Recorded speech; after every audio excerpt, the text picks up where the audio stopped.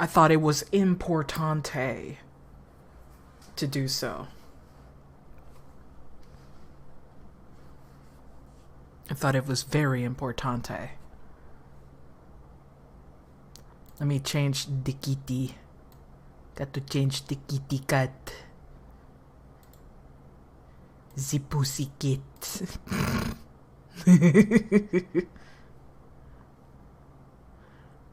Let's see.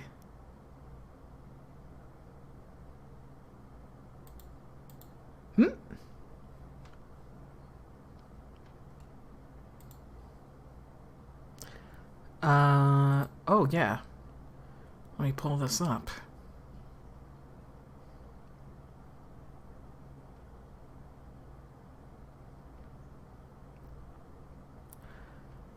Oh man, I'm so tempted to buying Doom Eternal for PC. So tempted. So tempted, oh no. Not gonna do it though, I actually need to save up money. Need to save up the money. Oh no, Scarlet Nexus is also freaking available, 80. Oh, come on. It's almost $40. I can't do that. I can't freaking, no. I really want to play that game. It looks cool. Even though it's a little kind of generic anime looking. I still want to play it. Can't wait to play it. Oh boy. I pulled this here. Perfect. Oh! Pee-pee, oh my god! Yes, it's me, hi. Streaming a little later today than usual, but hey. I needed to take a shower, man. I thought you weren't streaming. I'm not streaming tomorrow and Sunday. I'm definitely not streaming tomorrow and Sunday. But today, I did everything I wanted to do, except clean the car, I guess. But that's something I could do tomorrow, easy. It's only gonna take an hour of the day, so. You know what really sucks is having a brain that quantifies everything in minutes. It really sucks. Brain is always like, how long is that going to take? And I calculate how long it's gonna take, and I already spent like half an hour calculating it. And it's like, wow, I could have spent time doing that instead of calculating that thing. You just finished a quest in time to, oh my god. Perfect timing.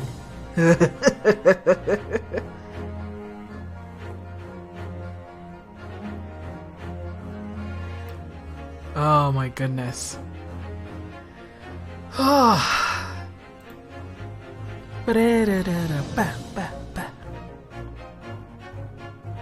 My goodness.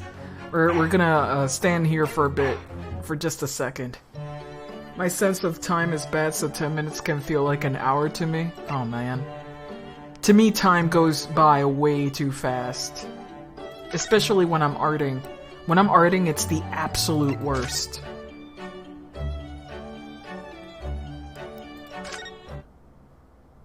Visual differ from that in actual game?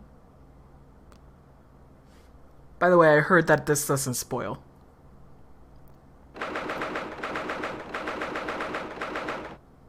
Alright. Not to mention we get to hear more of the Japanese version. Yes,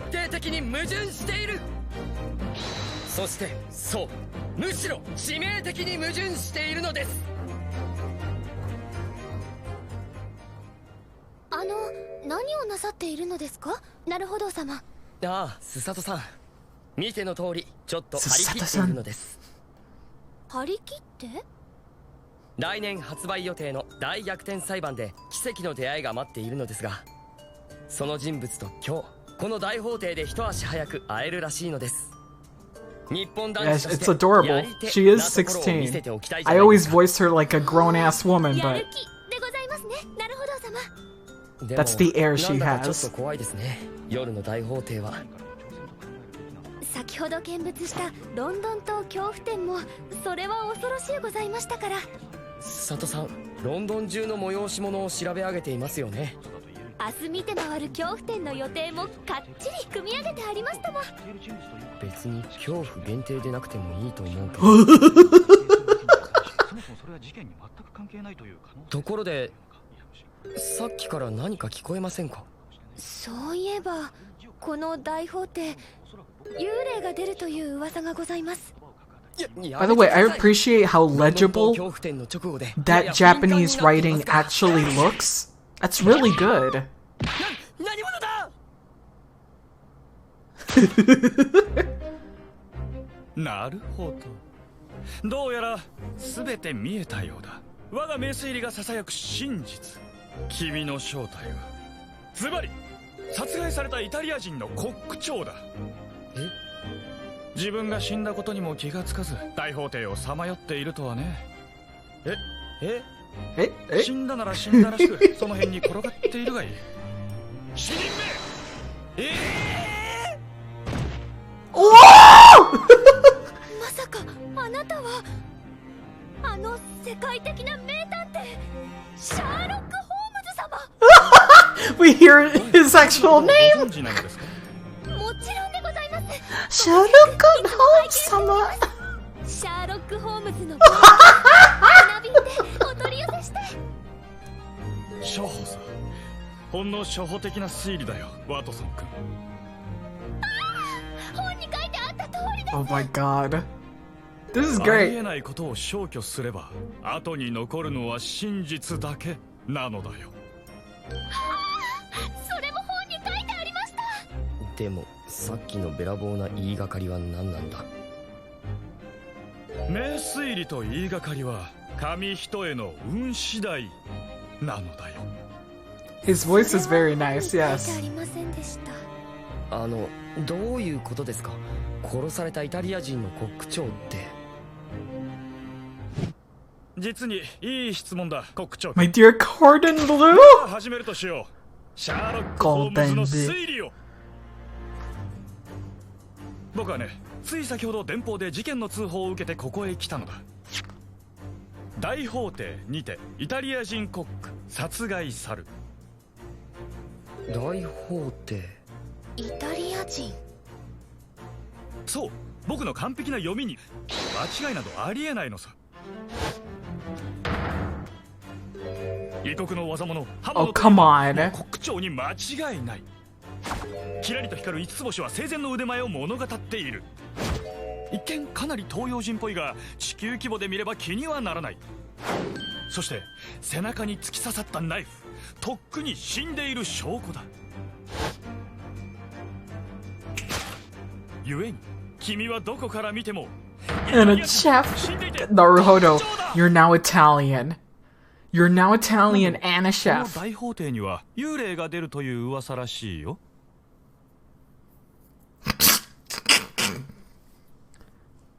Hmm. 今の名推理どこから見ても I don't know why it's always funny.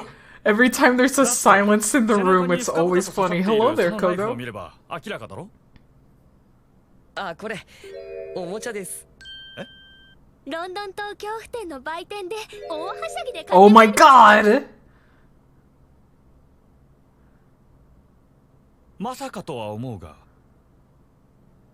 今さら死んでないなんて言い出すつもりじゃないだろうね。死んでません。しかしイタリア人の死んだコック長でないとしたら、君は一体何者なのだ？はい。僕は弁護士のなるほど龍之介です。大日本帝国から司法を学ぶためこの大英帝国に留学してきました。私は御言葉すさとと申します。なるほど様をお助けする法務助手でございます。というのは世を忍ぶ仮の姿。その正体はイタリア人のコック長と Justus. いう可能性はみじんもないのかな。ありません。ホームズ様、 This よろ is しけれ great. ばその電報見せていただけますか？これはこの電報明らかに矛盾している。え？よく見てください。大法廷ではなく大法廷。 Old Daily. 大法廷。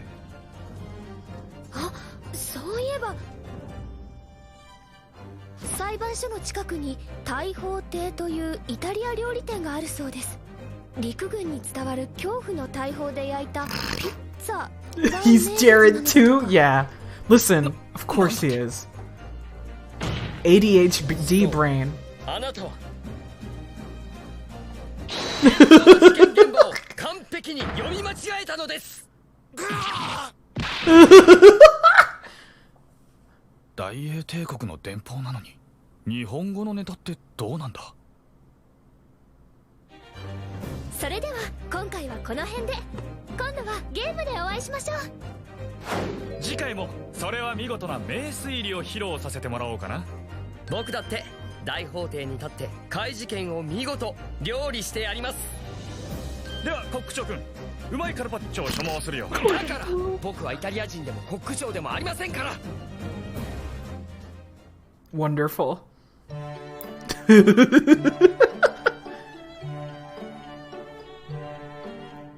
That was great.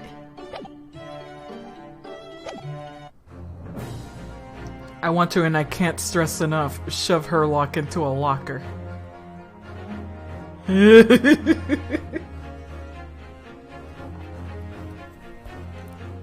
Oh man.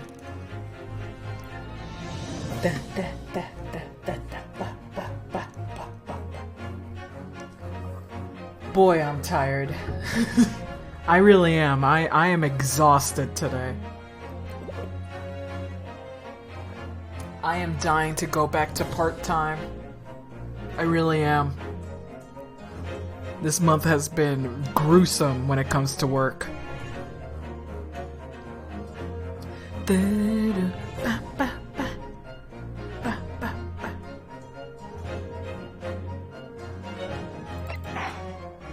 Just want to see a few things here.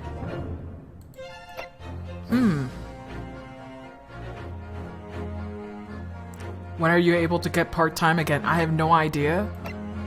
Hopefully they give it back to me on September, because that's what they told me. They told me, hey, we need you back to full-time in the month of August.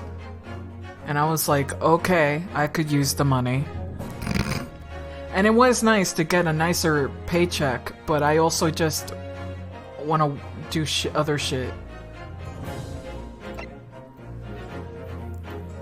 So hopefully by September I'm back to part-time. Just one more week of this grueling bullshit. Yeah, I'll have a talk with the manager and just go, hey, can I have Fridays off again? 'Cause I am tired.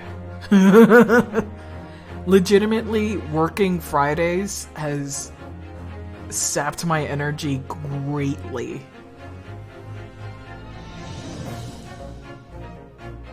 Because what I was able to do before is that, you know, I was able to rest one day without doing jack shit except clean. It's really hard to, 1, have wonderful hygiene, 2, have great sleep schedule, 3, have time to do art. I haven't done art in a while. Like, all I've been doing is like bits and pieces of art. And exercise. Like, all of this other shit. Like, I don't have time. They're not letting you go back to part-time. They asked me to do full-time for the month of August. But, you know, come September, I'll ask them, can I switch back to part-time? Because holy fuck.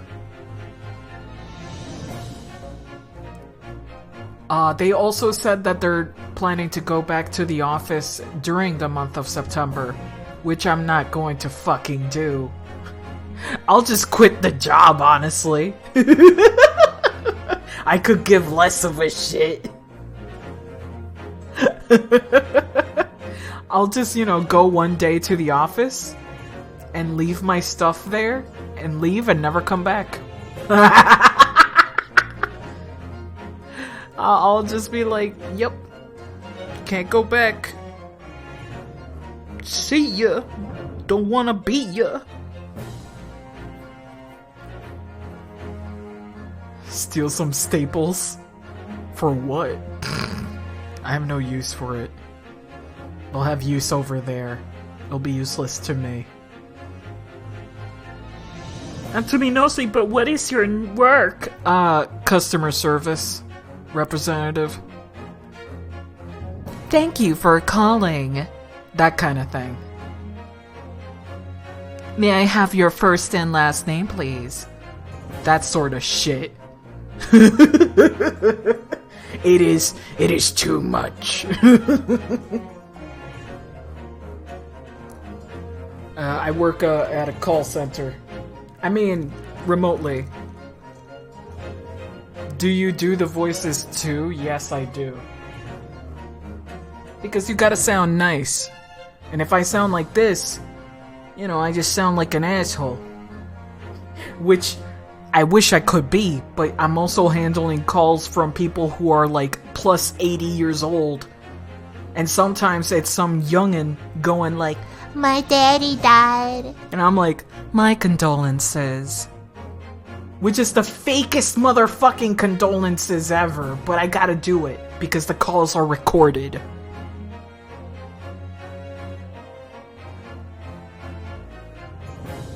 It sucks.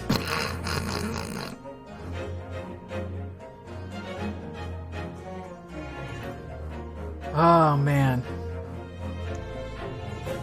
Today was an okay day. There wasn't any escalations of any sort, thankfully.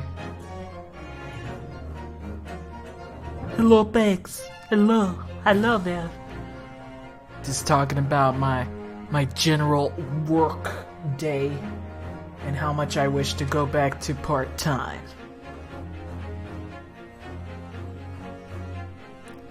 Because I simply can't do this for 40 hours out of my week.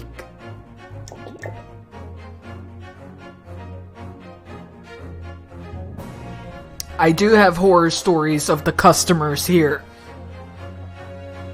So, for backstory, this is a pension, like a benefit center, where old people who were lucky enough to get pensions, like a 401k, but better, because it's a defined benefit.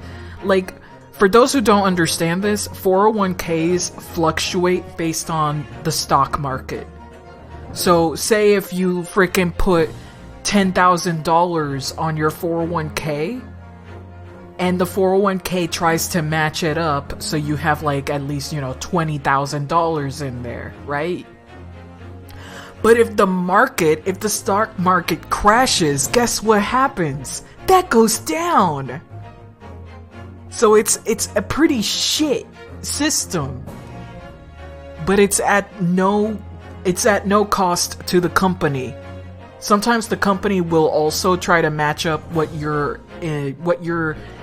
investing to your retirement plan.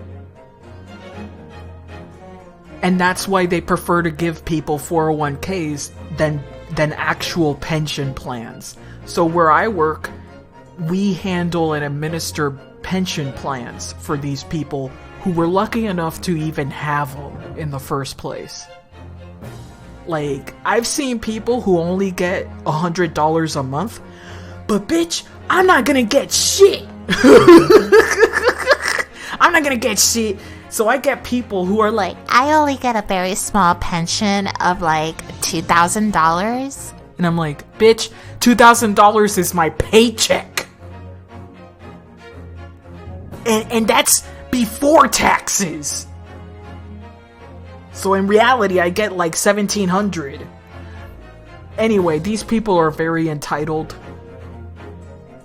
because they've worked hard and they're getting a benefit that honestly I don't feel sympathy for, because people from my generation do not have this shit. From the 90s onwards, they just don't have this shit. Like, freaking people who are in their 30s, I have not seen a single person in their 30s have this plan. It's always people in their 40s onward. And 40s is rare. rare to find someone who was born in the 80s that has one of these plans, okay? I spoke with one person only that was born in the 80s today. He was born in 1986. And he was able to work for this plan for, I believe it was 10 years. And I'm like, damn, you got in there early, dude.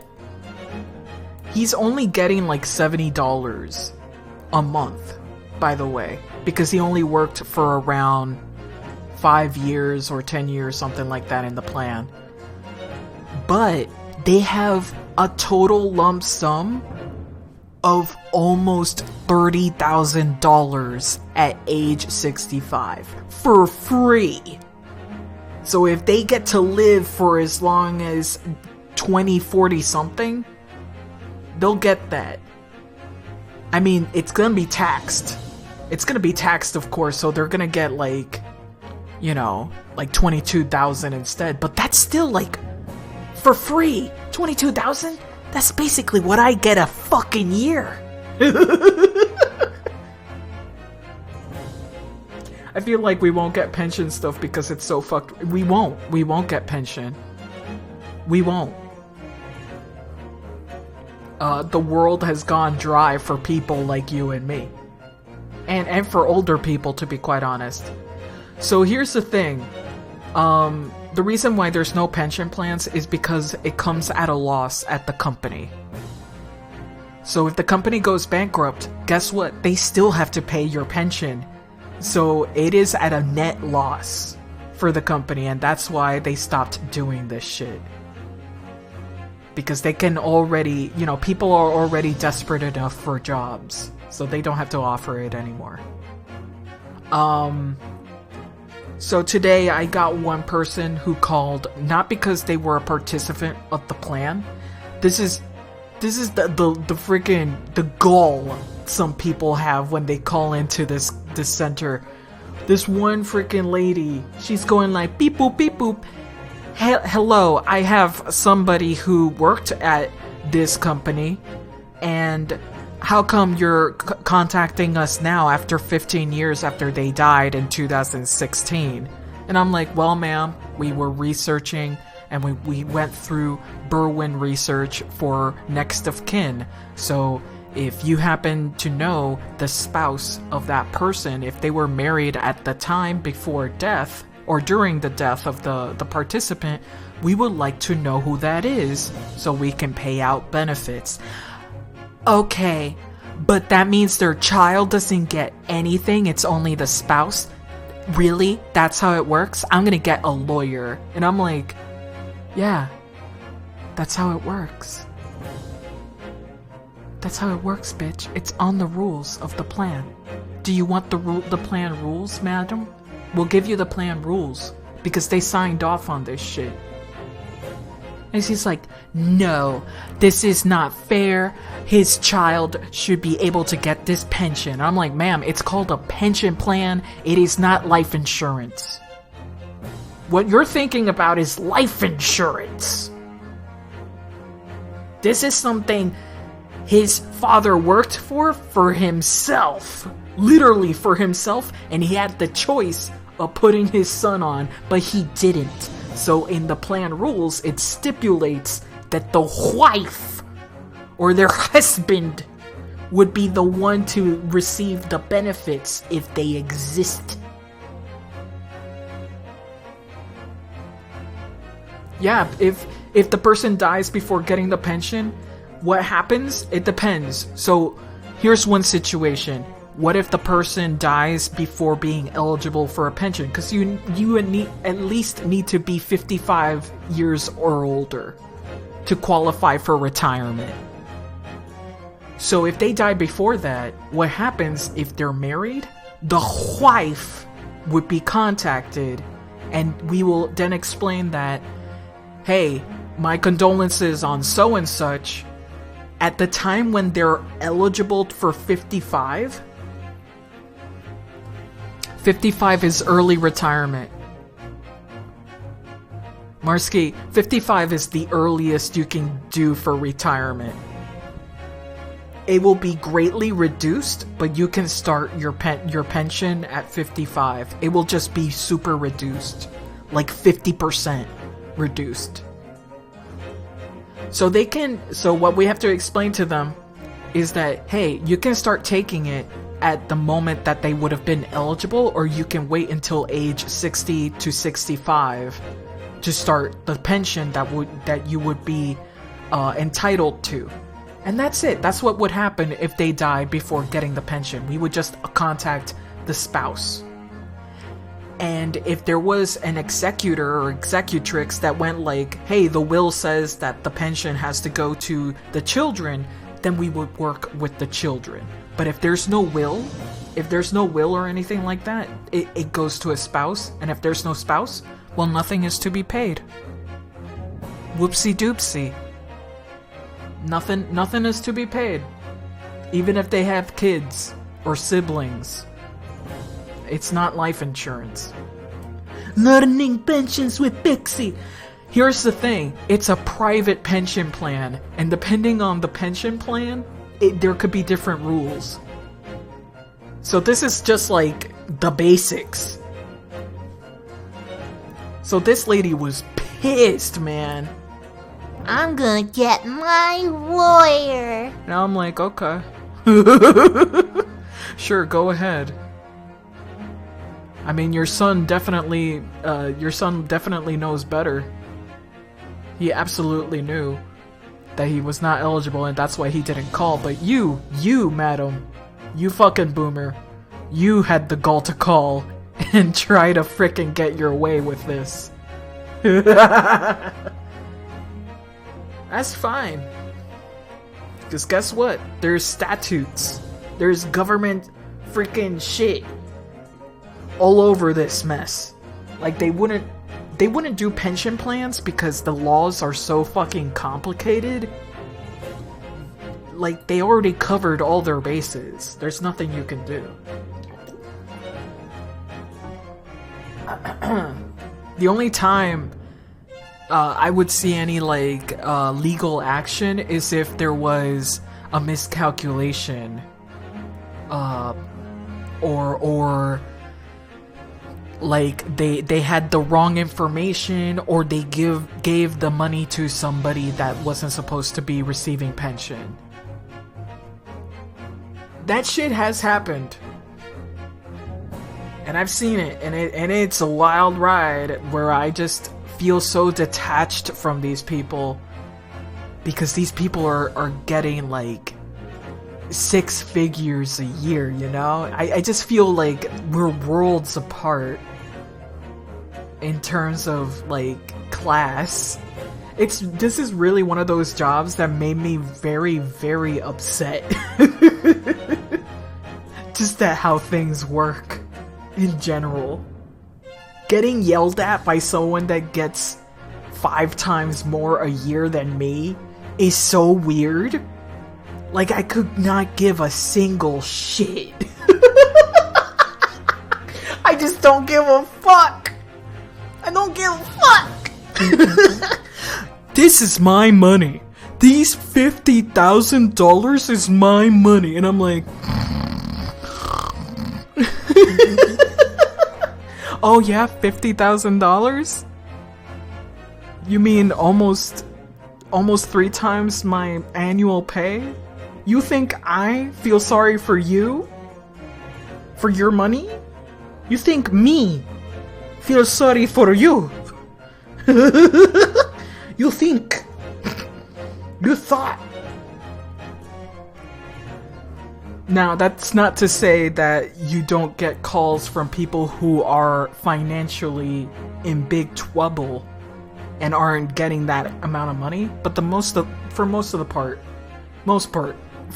most part, why can't I talk? Most of them are pretty well off.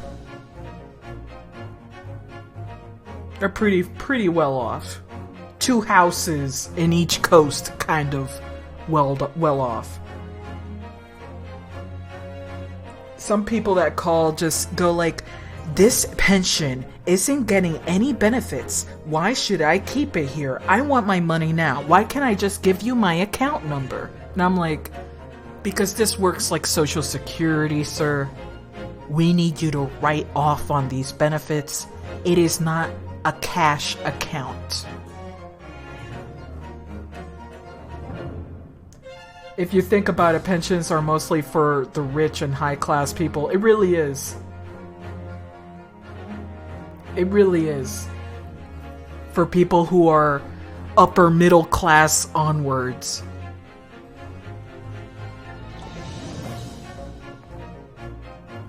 It reminds me that yesterday there was this TikTok thing that was trending about some dude and who has an Excel sheet about how much money his friends make. And he was so magnanimous. He's like, we all get different amounts of money a year, but we're still friends. And literally the dude at the bottom earns $125,000 a year, and he was called Broke Bobby. Broke Bobby. And the biggest one was $5 million a year. And I'm like, man, the lack of self-awareness in that TikTok is so wide.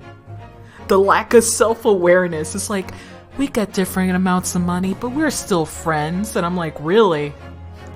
Try being friends with someone who is actually from a different hierarchy than you. Damn. Try it, bitch. Oh, that was great. Seeing that TikTok was really fucking wild.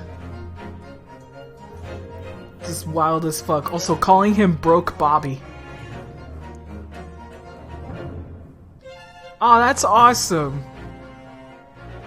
Cool.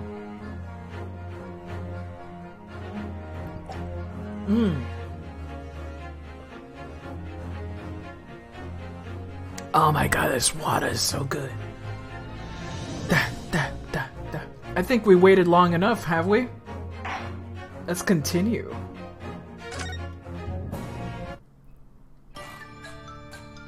Oh yeah, we left off here. We're gonna talkie. Stolen waxwork. I wonder what kind of waxwork it was. Herr. Herr. Tell us more about the stolen waxwork, please. It was some days ago now when I came here one morning. I immediately noticed that the waxwork was missing from the special exhibit here. It is your most prominent display. So, that's why the curtains were closed. And I found the ransom note in its place. The culprit must have broken in during the night and taken it then. So this waxwork was stolen. Is it a model of some horrible criminal, I suppose?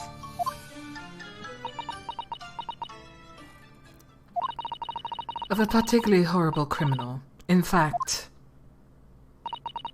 the killer who left a more profound scar on society than any other, I would say. The Professor. Excuse me? Not a name I've heard of. So, Mr. Mahodo, it seems the circle is complete. Sorry? The Professor case happened around the same time I was born. What? Are you... Get out! Get out! Full circles. Full circles. Guess what? Guess what, bitch? I'm willing to bet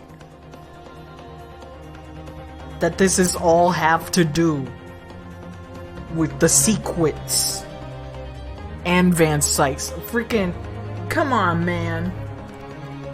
Why would you mention this dialogue?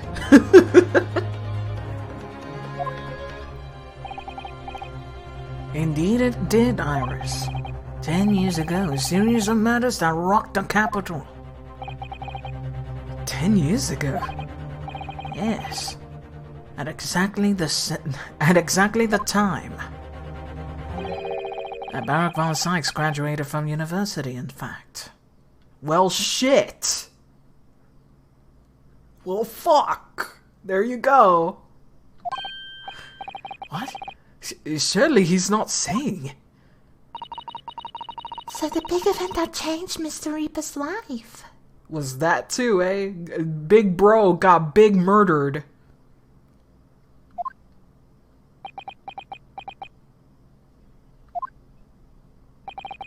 As you surmised, it was the Professor case. So many circles. Who was this professor then?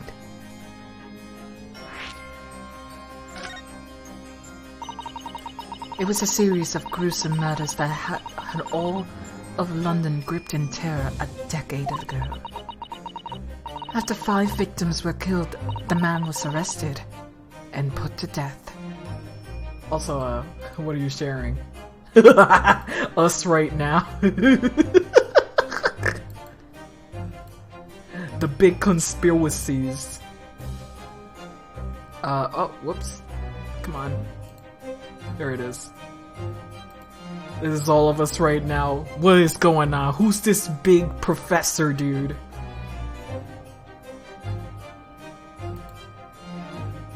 No, I don't think it's Mikotoba. Nah. Nah. Nah. He's drawn way too much like a good guy.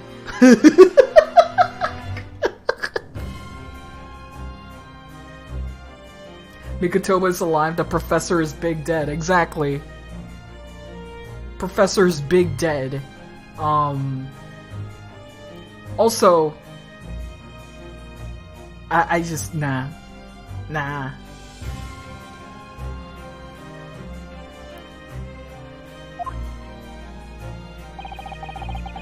Just nah. Let's stop making the hot people bad guys, please. Please. Now he's immortalized here in wax for all Londoners to admire and enjoy. Oh, of course, he happens to be absent at present on account of abduction. But I don't understand.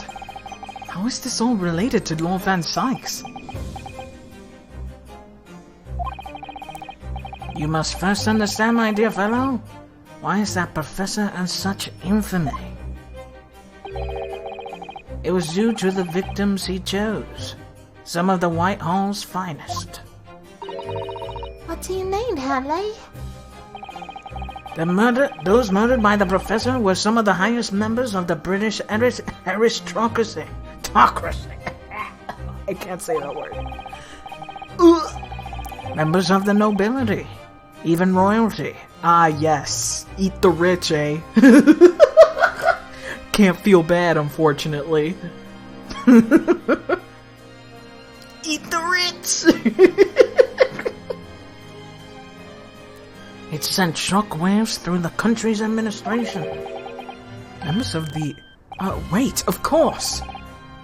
What Professor Harebrain said. Lord Van Sykes is from a family with noble blood. Oh gosh. It was the 5th victim that led to the professor's arrest. The last of the killer's prey was a young noble by the name of... Clint. Okay. Clint Van Sykes.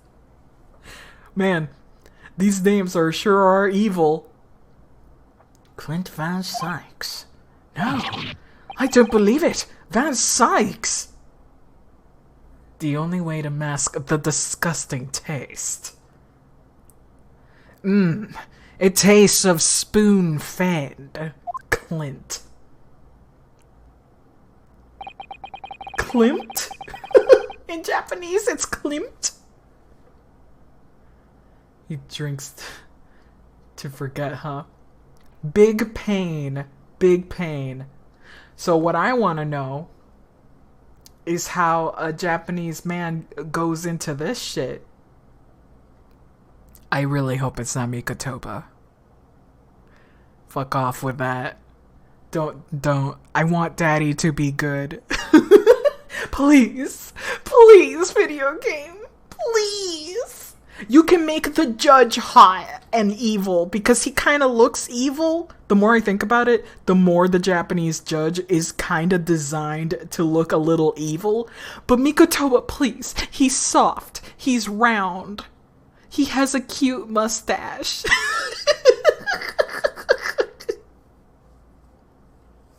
Do you want me to say, do you want to be surprised? I want to be surprised. I want to be surprised.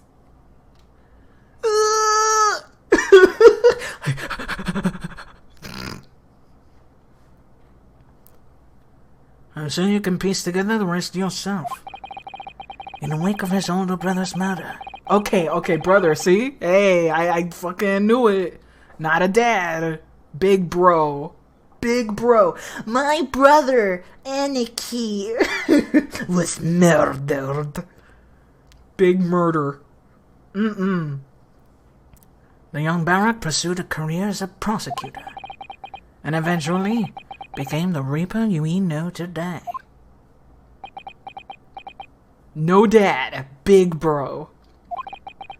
I had no idea Lord Van Sykes had such a tragic past. Ryunosuke, have you looked at the man? Of course he has a tragic past. You look at someone like Sasuke, and you go, oh, this kid got tragic past. You look at those kind of characters as like, oh man, this dude right here, tragic past. I know that you got to this part. You can look at the artwork and the special contents. It has Baby Barak with his big bro. I want to see that. I want to see that real big. I want to see that real big. I'm turning Super Saiyan at wanting to see that. Big brother.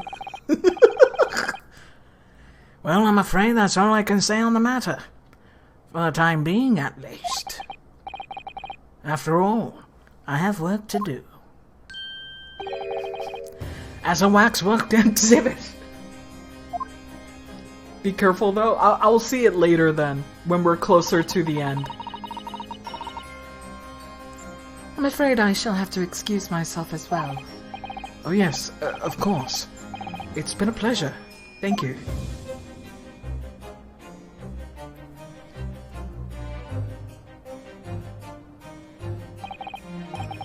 Well, none of the predicted scenarios I've been analyzing involved you coming to visit me here.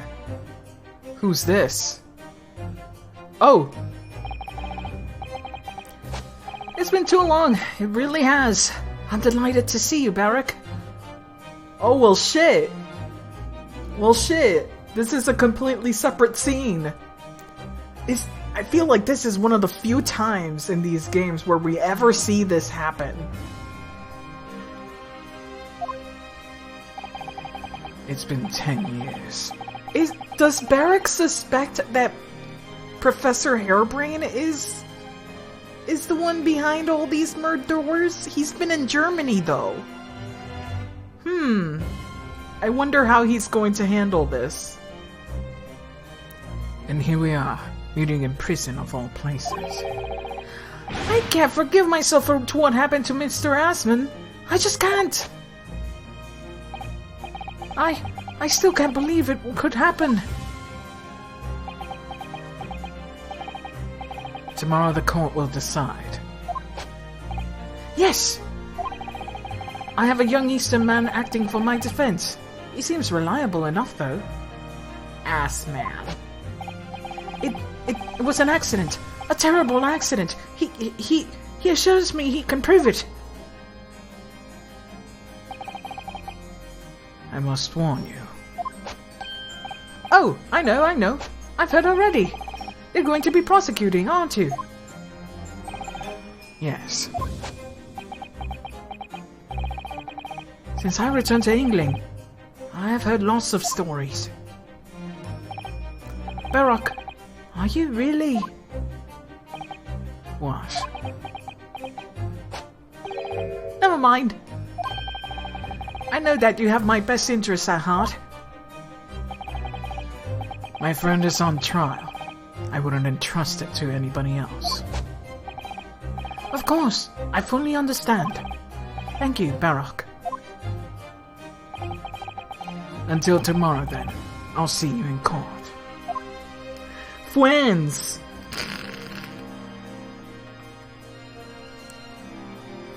Friendship. That's all I needed to do yesterday. But I was too tired. I was way too tired yesterday. Alright, trial part 1. That means there's a part 2. Shit.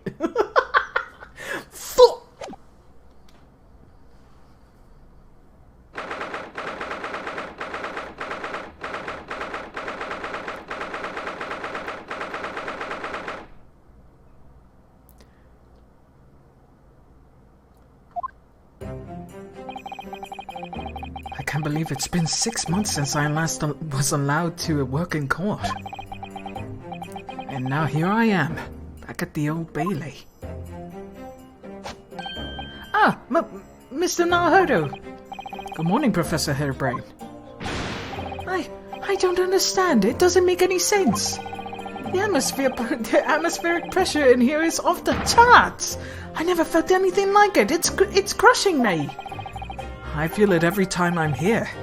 That gravity. Wow, this is Britain's highest court. But are you telling me it's fitted with some kind of device that can actually control air pressure? No, idiot.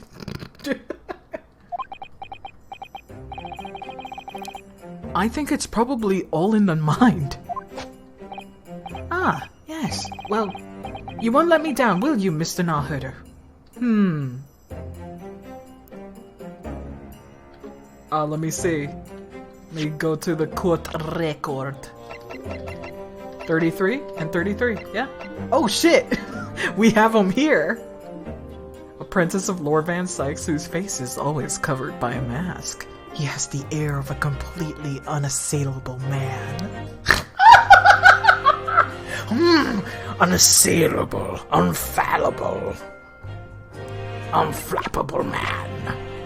Wow, wow, wow. Incredible. Oh, that's cute. 26.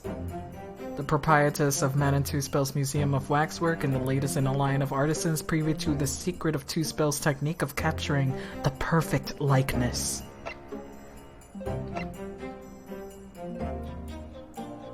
Wait a minute. Oh yeah, she was 17. Oh, fuck, my brain. I'm like, wait, she's 18 now? I thought she was the same age as Susato. No, she was 17 in the last game. So of course she'd be 18 now. Okay. But weirdly enough, Susato still hasn't had her her birthday yet. And neither has Iris. 53. Sweet Lord. I'm okay. Man who perished in the explosion on the experimentation stage. He was Professor Hairbrain's financial backer and the boss of a large criminal organization.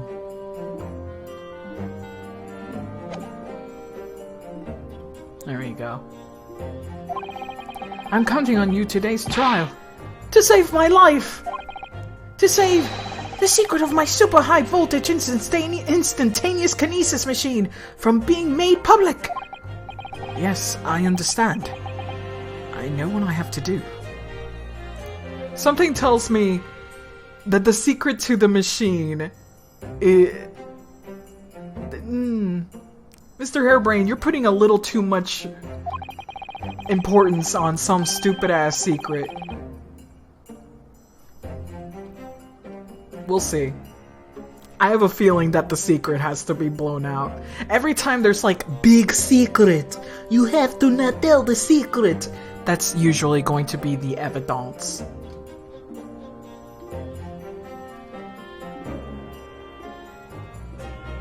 My theory is that the crux of the trial will hinge on that secret. That's my theory right now. I don't know what happened. I don't know how the machine works.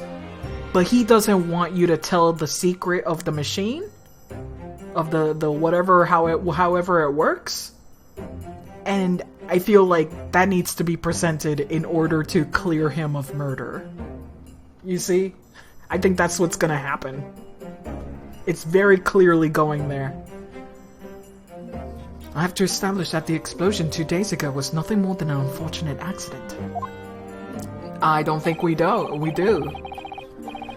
Well, I'm sure there's nothing to worry about, really. Justice will prevail.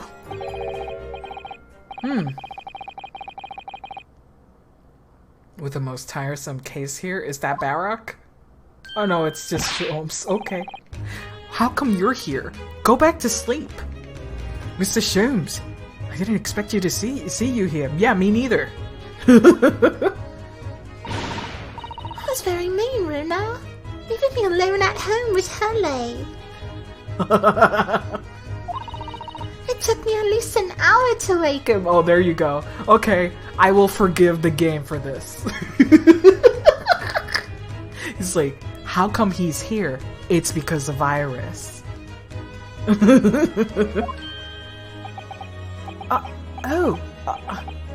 Is it... Are you... Herlock Sholmes? Indeed, sir. I am he. Herlock Sholmes. Oh, I've heard all about your exploits, even whilst living in Germany. Oh yes, Rance magazine is on sale in Germany too. This month's installment was sublime. Your deduction in the adventure of the Silver Blaze. Silver Blaze? Sonic the Hedgehog?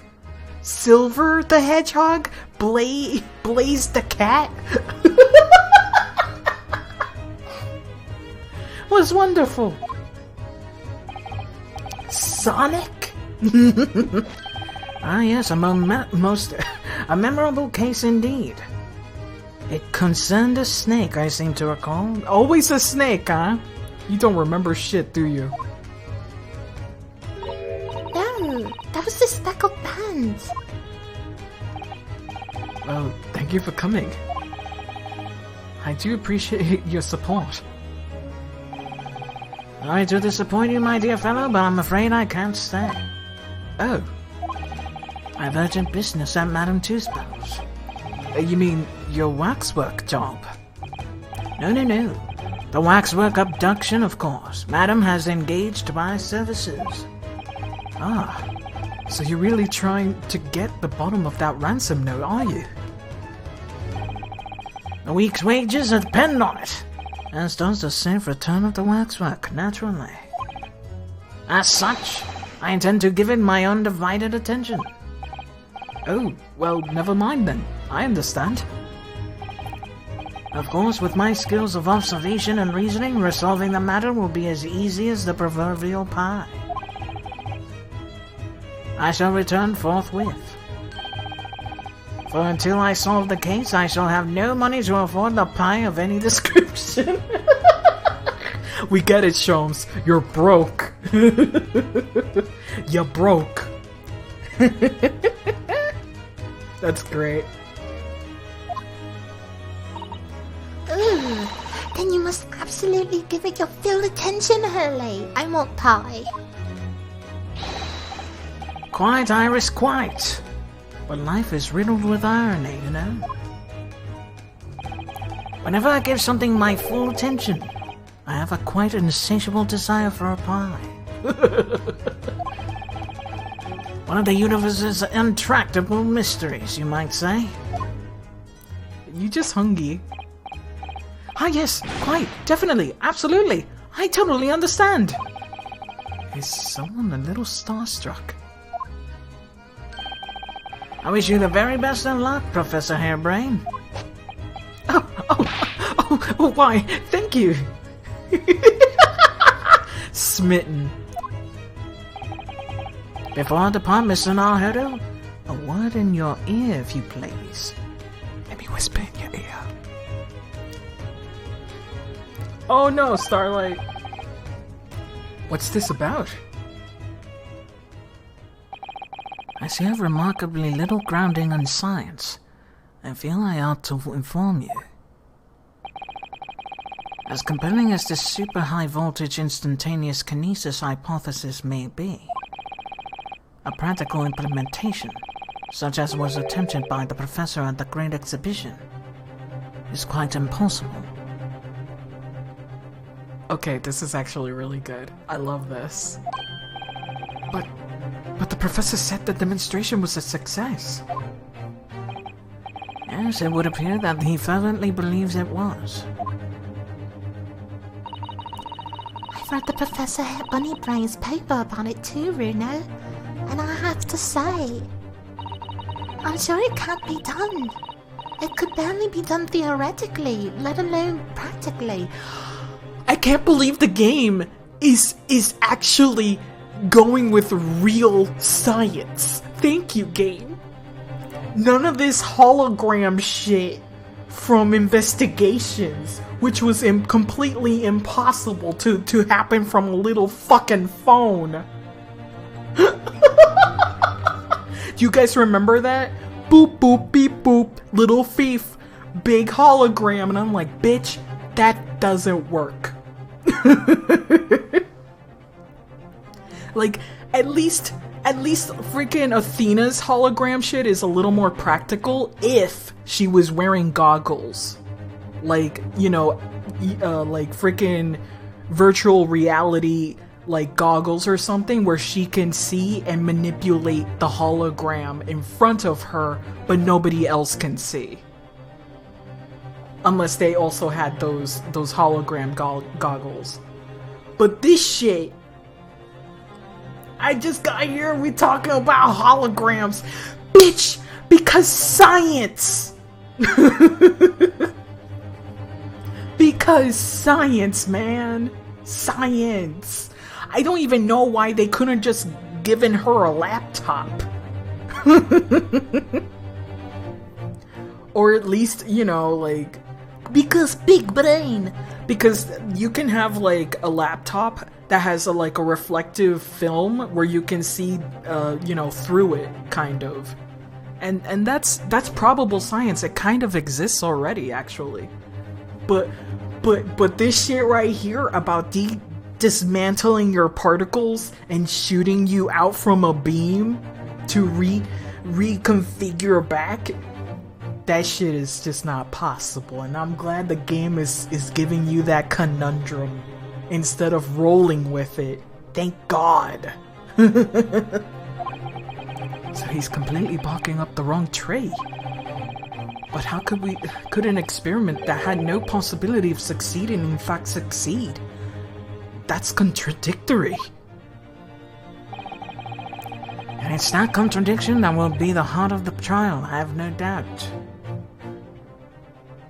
Yeah, we can beam a man, but not alive. Oh, absolutely.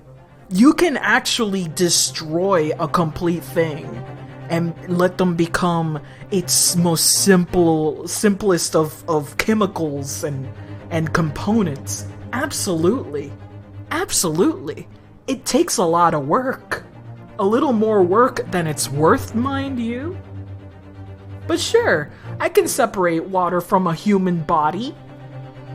Takes a little bit of doing, but it's possible. You could also slowly roast a body until it's shrunken up.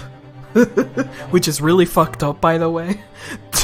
Don't think about it, please. It's really fucked up. You also have to suck out all their organs. It's really nasty. I think killing someone might be worth beaming a dude at least once. Listen, it's a fantasy of mine to do that to a bunch of billionaires. Just beam them out into Saturn or some shit. Just, hey, which is the closest planet? Oh, dude. Redistribute the means of production. Here we go. Oh, man. What's that supposed to mean? Exactly what it means, Ryunosuke. Now I must hurry along. I wish you the best of luck, my dear fellow. Bye. See you later, Hurley.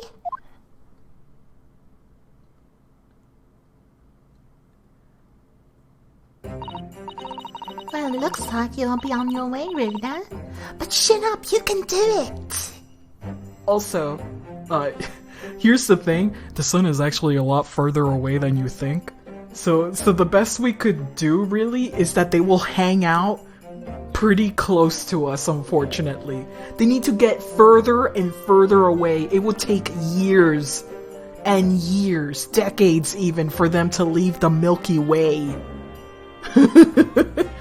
That's if it even has fuel, like a little bit of like a little freaking bit of air shooting out every few intervals. But yeah, yeet them, please. Yeet them real good. Hopefully the sun will eventually melt it out. Yeah, way more than that. Way more than that. I mean the solar system. I said Milky Way, I meant the solar system. A millennium. It is possible to leave the solar system, but it does take a few fucking years, man.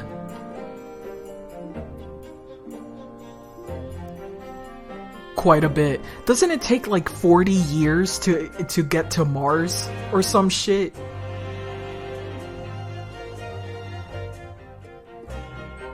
How many years does it take to get to fucking Mars? It was some bullshit like that. 3 years to Mars? Okay. Fuck. Fuck. Maybe 4. Maybe 11. Too long, bitch. Too long. Oh, man. Oh, what about you, Iris? Venus is closer? But isn't Venus like a gas giant? You can't land anywhere on Venus. Isn't Venus like a piece of shit? There's no land there. But hey, if we're just yeeting somebody that we don't want, I guess we can just throw them into the closest planet. Planet of suffocation. Just throw them in the closest places. Yeet. Oh man, honestly it will just be cheaper to just blow them up. Wow, that got dark. It's just cheaper, let's be cost efficient, boys. Sending a man to another planet, that's way too many resources we could be spending on real good stuff. On the good shit. Let's not waste our time. They can be compost for a good tree instead. Time for you to become fertilizer. There you go. 13 years to get out of the system. Oh, that's actually a lot shorter than I thought it would be. 13 years to get out of the solar system? That's not super bad. Summon Satan to to get rid of the world of the billionaires. Alright. What about you, Iris? Hydrate, okay. You should hydrate too. But that's to your own, at your own discretion. Voyager is the fastest man-made thing to have been sent to space. It's pretty impressive. Oh, that's pretty fucking cool. Didn't know that either. Oh no, I'm afraid I can't can't help. I have something I need to do. Wow, no Cole consultant? I see. It's going to be a surprise for you when you find out what it is. Wait, are you just gonna be my co-consultant anyway, Iris? That sounds ominous. Counsel for the defense and the defendant. Court is about to be in session. Make your way into the courtroom at once. We are on our way.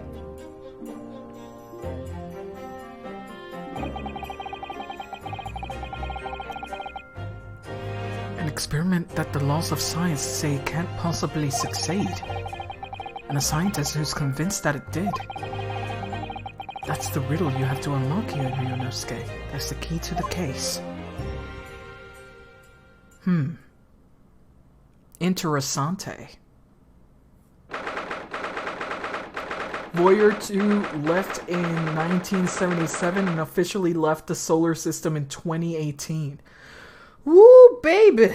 Ooh, baby! So, it's my original statement that it takes at least 40-something years, right? There you go, baby! Wow!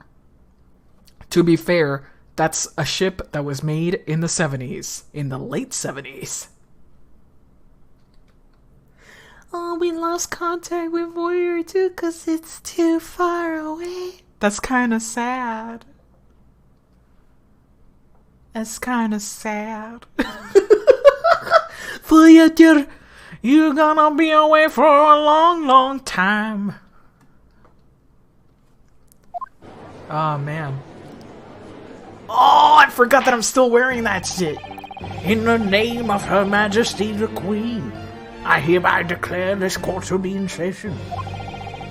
We are sitting today for the public trial of Professor Albert Harebrained. I now call upon the counsels for the prosecution and the defense to declare their willingness to proceed. Voyager 1 left in 2012. It's hard to understand space jargon. Yes, it is. The prosecution is ready.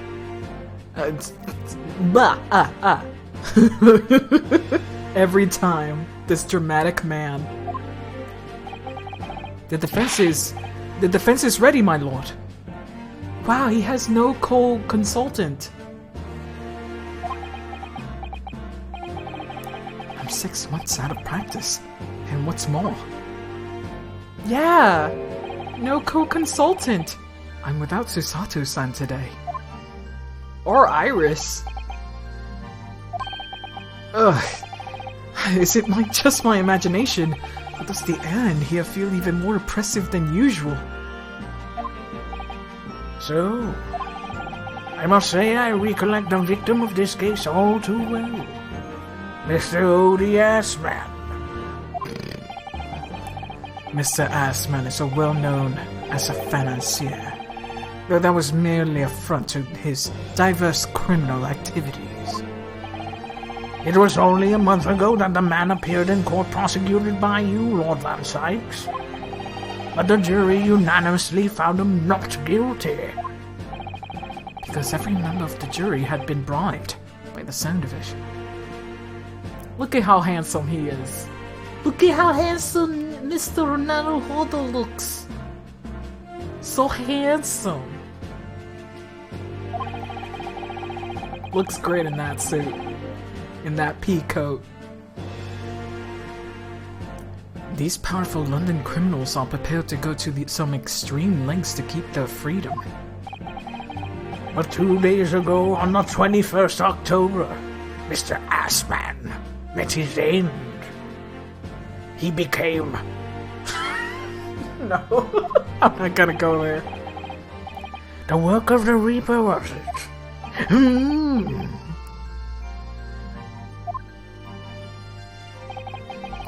If that's how your lordship would describe divine retribution. But the fact remains that Mr. Assman's death was a direct result of actions of the accused, Professor Harebrained. Very well then. Now, ladies and gentlemen of the jury, you have been selected at random to represent the will of the people. Are the 6 of you ready to fulfill your societal duty? Oh shit! We got new jurors, man. I am most gratified to have been selected to carry out this important civic duty, my daddy. Ooh! Hi! Wow, look at, Madam, your bobbies. Madam, your bobbies. Also, love your choker. So rotund. Wow. Wowie, wowie. To have a man's fate in the palm of one's hand, oh gosh, oh golly, it sends shivers down my spine. Wow.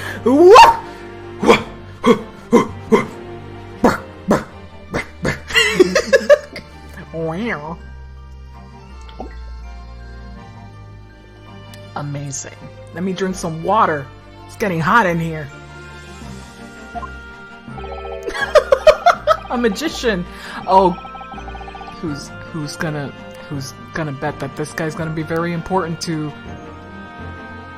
describe what happened?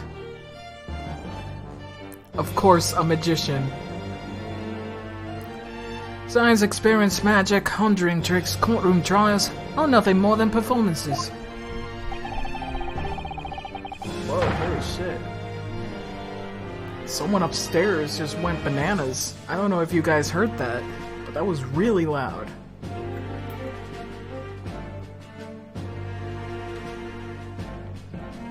No, you didn't hear that? Good. The whole room shook. That's how hard it was. Any specialist scholars that defiles the reputation of science deserves to hang. Wow. Oh my god. I have to listen to what's said on both sides of the fence. And then settle on one. That's it, is it? Oh, it's a sleepy dude from the... Oh no. A child. Babies in court. Also, the sound she makes. Like a typewriter. Child of the corn. Oh no, not the gun again. Yeah, sir, give me your gun. Give me your gun. Your trigger freaking discipline is awful. Get the gun out of here. He got a gun. Run. Wasn't like my day. Wasn't like this at all. That's the police killer Automo lookalike again. And he is exhausted as ever, it seems. Now, as I'm sure you're all aware, the incident that we're about to judge here today tragically took the place at the Great Exhibition shortly after its opening. Also, I got a burp. Oh, shit. Excuse me. Whoever that was, it wasn't me. The death toll could have been far worse. With the exception of the victim, no one was killed. Nevertheless, the dream of the science being exhibited rapidly turned into a nightmare for the spectators. It was the child of burp. A tragic turn of events, and such as the eyes of all London, no, of the whole world will be on this trial. It is our duty to reach swift and just conclusion, I feel. So, your opening statement, please, Lord Van Sykes. At the heart of this incident, the technology never before demonstrated anywhere in the world.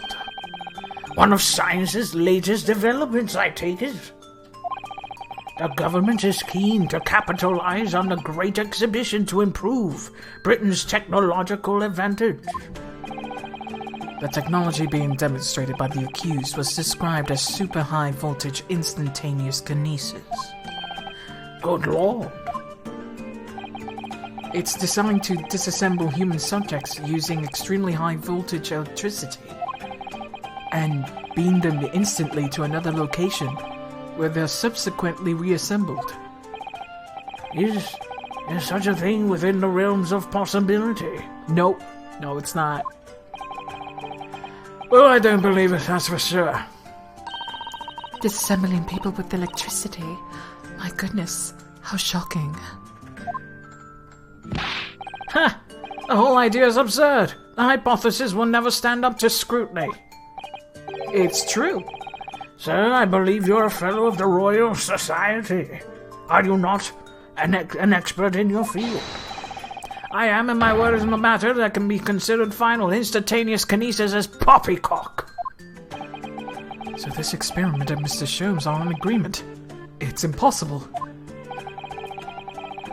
What is the prosecution's view on the matter? The prosecution would assert that the accused's instantaneous kinesis demonstration was a success. Oh shit. What? What rot? Order! Order! The professor's hypothesis is currently under investigation by the British government. If it is deemed to have merit, a substantial research grant will be made available. The accused made use of the invention built on his new hypothesis to take Mr. Assman's life, in order to be the sole benefactor of the grant. Oh, shut up! That's the motive we're going for? But... This disastrous demonstration was no accident. It was carefully designed from the outset to end the life of the victim. Okay. Thank you, Lord Van Sykes. The prosecution's stance is clear. But you will now bring forth witnesses to substantiate your claims.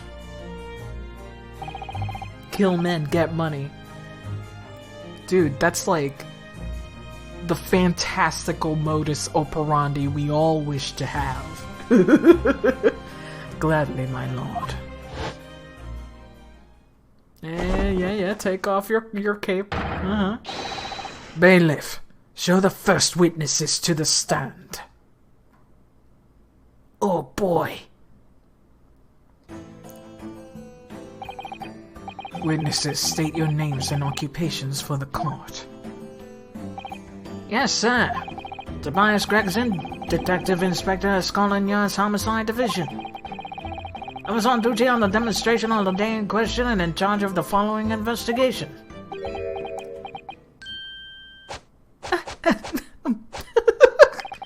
Albert Hairbrain's a scientist! You were born in England, but you've been carrying out research in Germany in recent years, correct? Yes, that's right. After graduating from university here in Britain, I went to work in Germany. I made an amazing discovery, which is what brought me back. I had to demonstrate my incredible hypothesis to the great exhibition. What you demonstrated was incredible, alright? An incredible explosion. But the science was a success. The instantaneous kinesis worked. Everyone saw it. They must have done. Yes, there was a terrible accident, but the demonstration of my hypothesis was a success. Okay. Well, how much is undeniable? As shown in this photograph taken by the forensic investigation team. Oh my goodness. There's already a few problems here. There's already quite a few issues right here. The explosion did not kill this man. The explosion quite definitively did not kill this man. This is strange. This was taken inside a crystal tower, I take it. A centerpiece of the exhibition, no less. Right in the titty. Right through the nipopo. It does look like a bullet wound. It sure does. That's right, my lord. Seems the victim ran straight into it. Tits exploded. Oh no! Titty fucking blasted. I see. Very well, submit the photograph as evidence.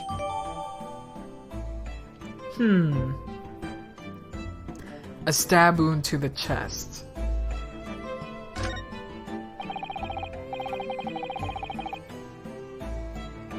Let's see.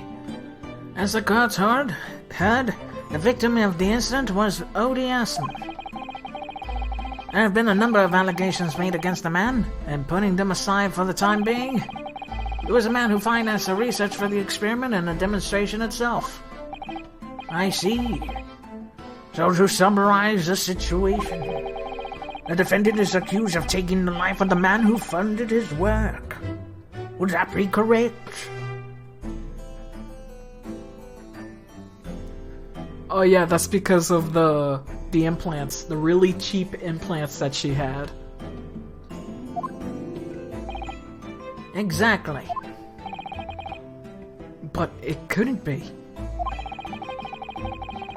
That the explosion was caused by some malfunction in the apparatus used for the demonstration. That's right! That must be it! My splendid machine! My poor splendid machine! You saw it yesterday, didn't you? We can't even examine the wreckage thanks to the Special Dispensation for Scientific Equipment Act. What? The wreckage? The wreckage? But that being the case, how can facts be established? How can it be possibly be determined whether this man was an accident or a deliberate and malicious act? Extremely simply, my lord. I beg your pardon? Isn't that right, witness? What? Sorry? Me? No, your neighbor. Yes, sir. It was murder, plain and simple. And we can state that with complete certainty. What? How can he possibly think that? Thank you, Inspector. I think we'd better proceed to formal testimony. You will explain to the court on what grounds you claim this experiment to have been a front for murder. For moida. For big moida. A front for murder. The corpse that went crashing through the crystal tower had a broken neck. Oh shit! Broken neck as well? Damn! I made a minor miscalculation in the angle of the beam projection, that's all. That was my mistake. Well, he was an asshole. His name is literally Odious Man. So, he was an asshole. He got it coming. He got money through shitty means.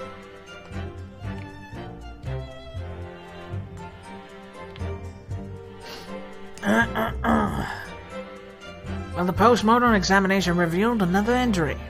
A fatal wound. There was a lesion in his chest where he had been clearly stabbed by something sharp right in the heart.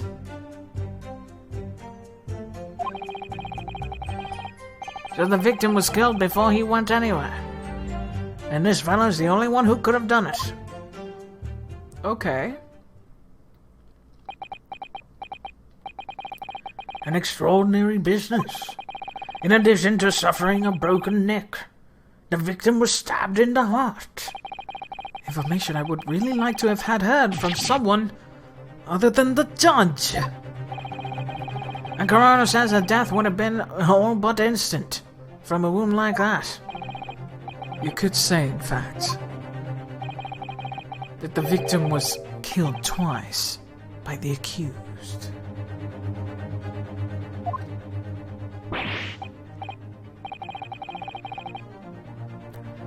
No, and no!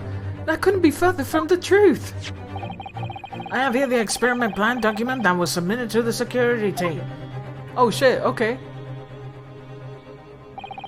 The victim stood himself inside something called the birdcage, ready to be beamed instantly.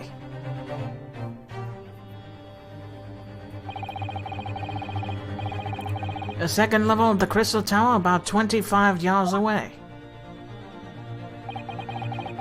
The experiment didn't go according to plan, however. So what happened? Where did it go? Oh shit, that was way higher. As the machine was put into operation, there was a large wait, that's Van Sykes. As the machine was put into operation, there was a large explosion. The blast caused the beam transmitter to point higher than intended. Oh shit. Accordingly, the kinesis resulted in the birdcage materializing in mid-air. Okay, that's really shit. From where it subsequently fell, crashing through the glass of Crystal's tower large round window. My word. One assumes the victim's neck was broken upon impact with the tower then. I'm so sorry! I didn't mean for this to happen! The machine was just too powerful! But honestly, really, I swear, it was just an accident! A terrible accident! Unfortunately, an excuse can't save you. No, not considering the sharp murder weapon that pierced the victim's heart. Murder weapon? What are you saying? It is the autopsy report submitted by the coroner. The prosecution would like to be entered to the court record. Your request is granted, counsel. Give it to me. I'm going to read it. I want a big read it. Was there a person, you know? I saw the whole ludicrous performance. Before you continue, sir, we already know that there was this big weapon. And then there was also this. Very interessante. Very interessante indeed. So let's read this. Coroner Courtney Scythe.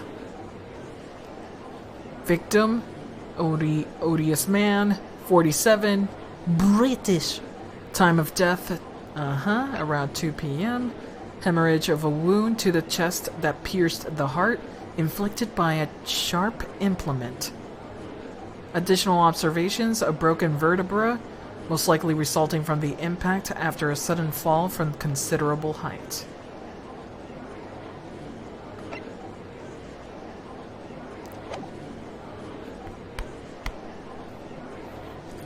There we go.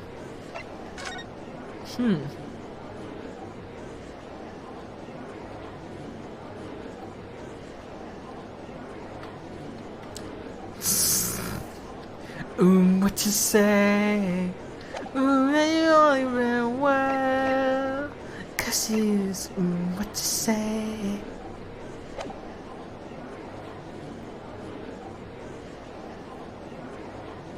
Maybe that's why the cloth is green. We'll see.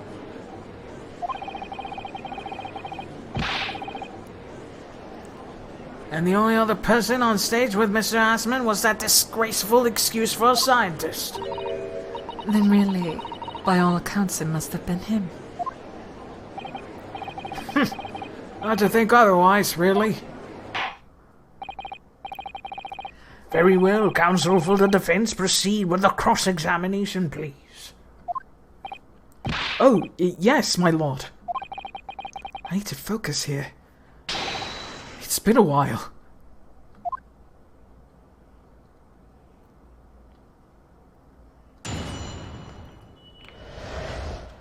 Alright, time to press everybody and everything. Hold it! Are you suggesting that's because he fell from considerable height? Exactly. Which highlights something about this whole rum business. What's that? The fact that the instantaneous kinesis itself was a success. After the explosion, the cage with this fella inside suddenly appeared out of nowhere in midair. So although the experiment ended in disaster, a so-called instantaneous kinesis did actually occur. Remind us, Professor. What was the cause of the fatal disaster?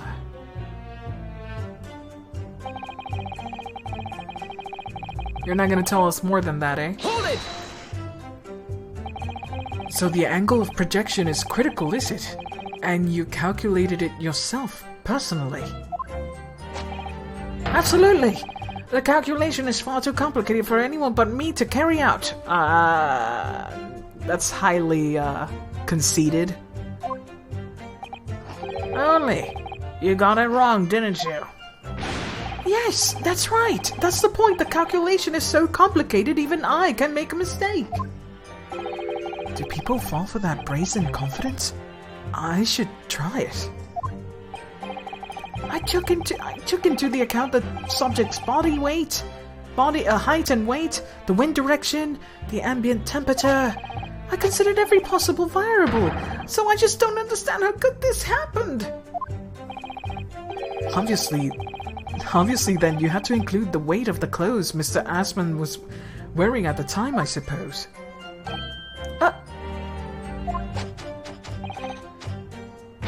Crackling comets! The answer should have been 3! 3? So much for safety first. The 3 must be for the safety third. 3! 3! It was 3, my lord! Pick 3! 3, my lord! Felonious. Felonious. You fairy tale creatures are ruining my perfect world. Why do I love Farquaad so much? Some of you may die, but that's a sacrifice I'm willing to take.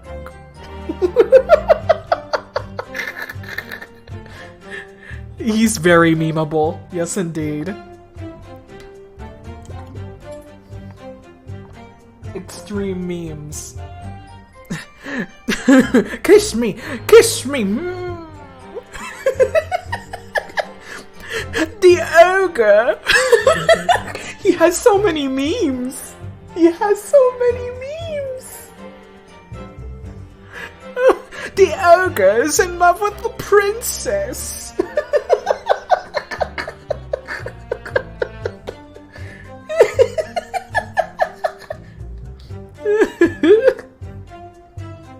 Oh my god.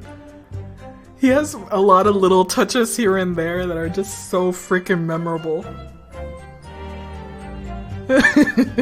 Farquaad. Oh god. Let's see. Hold it! Another fatal injury, you say? That doesn't make any sense.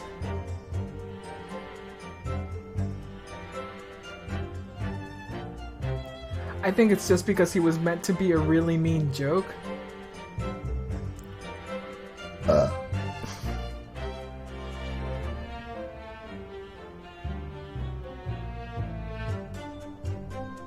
Not sure what you mean by that.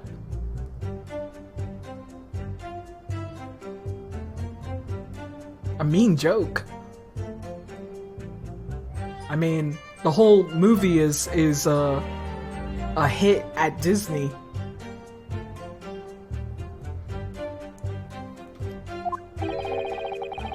I didn't think I had to spell this out, but here you go. Just because there was 2 fatal wounds doesn't mean they were saying... I'm saying the victim had 2 lives to lose, does it? They made him, to make fun of the dude in charge of Disney at the time, so they hated him. So they made him really laughable. Yeah, I suppose.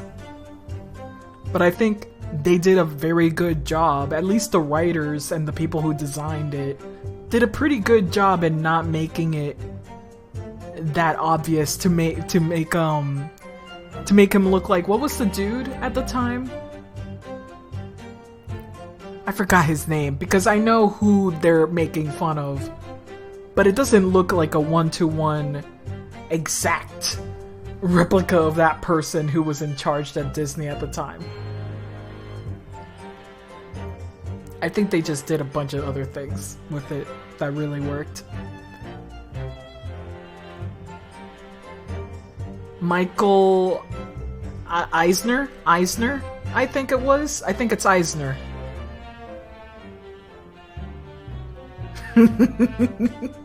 Michael Eisner. He was in charge of Disney for a good chunk of the 80s and 90s. Yeah.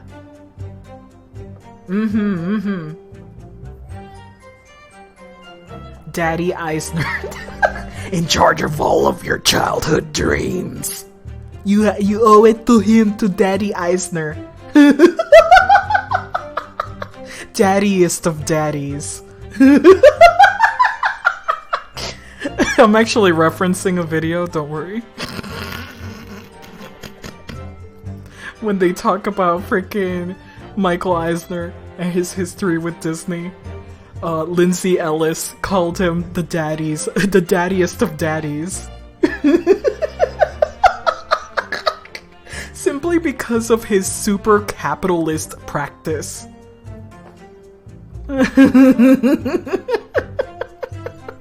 I need to see it. Wait. Give me a second here. I need to find that video.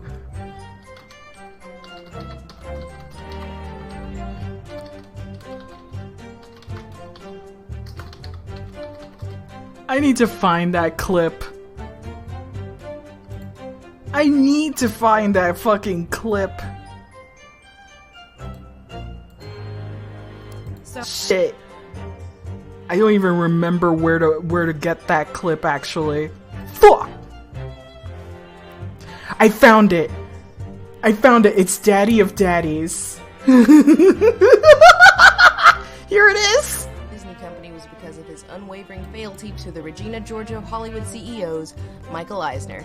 Daddy of Daddies. Cave Daddy. Lobster Daddy.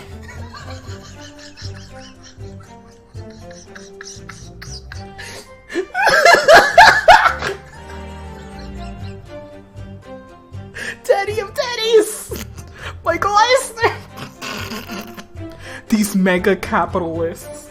In a 1981 letter, Eisner wrote to Paramount. So this is about the Beauty and the Beast remake. And she goes into detail why she fucking hates it. And why everybody should hate it, really. Oh god. I don't know, that picture of him just being called Daddy of Daddies is just hilarious to me.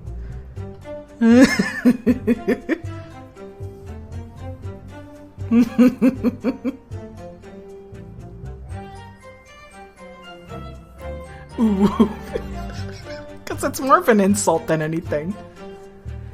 Alright.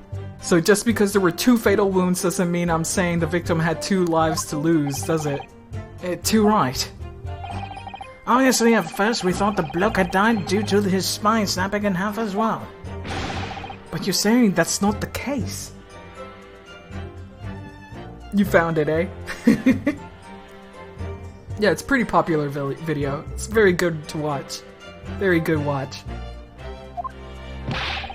You'll get your answer once I'm finished my fish and chips. You don't get to be butting in. You don't get to if you don't keep butting in every few seconds. But we all know that's a bottomless bag.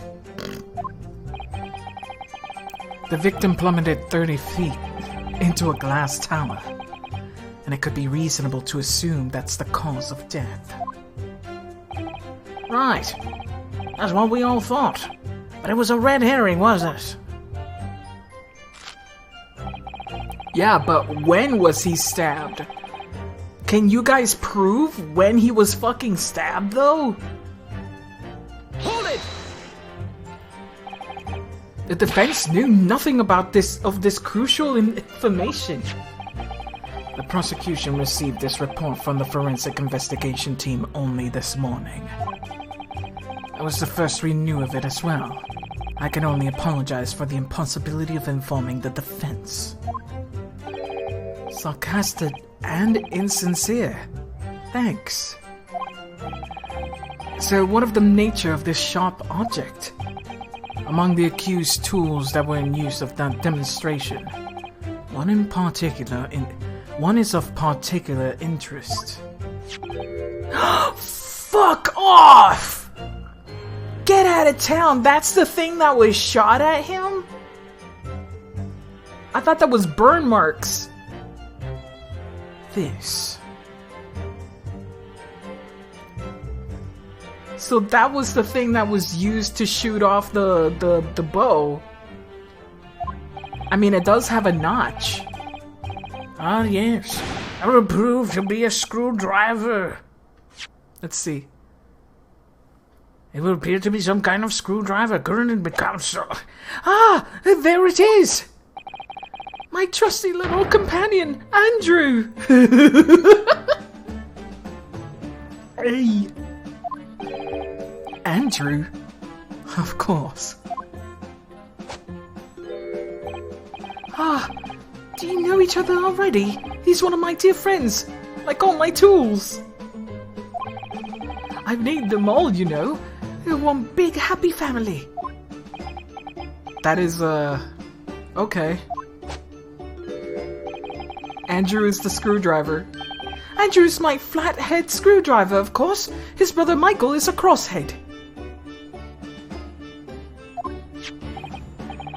Well, it would appear that your beloved Andrew has a red stain on its shank. Oh shit. Can I get that? That isn't... It's blood, beyond all reasonable doubt. No. And that's not all. The long sharp edge shape of this Andrew fellow is completely consistent with the victim's wound. Yeah, it was in the machine. We found it, and Gregson was like, oh, evidence, like an asshole. The court will enter this friend of the defendant as evidence. So one of Professor Harebrain's tools is the murder weapon. Great. Just great. Let's look at it right now. Oh shit, that really is blood. Fuck. Look at that. Very interesting.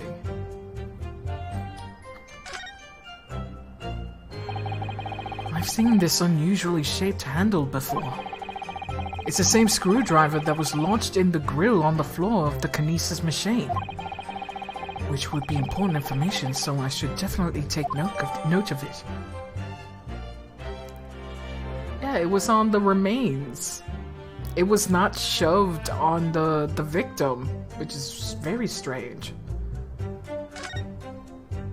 Let's see.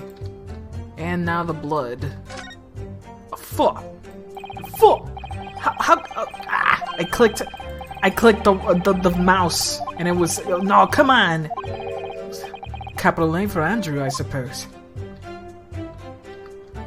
Ah! Alright. This is blood. Mr. Assman's, no doubt. This is the problem with looking at murder weapons. Alright. Nothing else here to take note.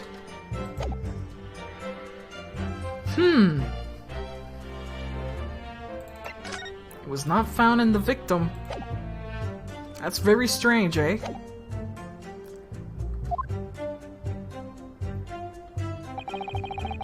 And here's the last thing.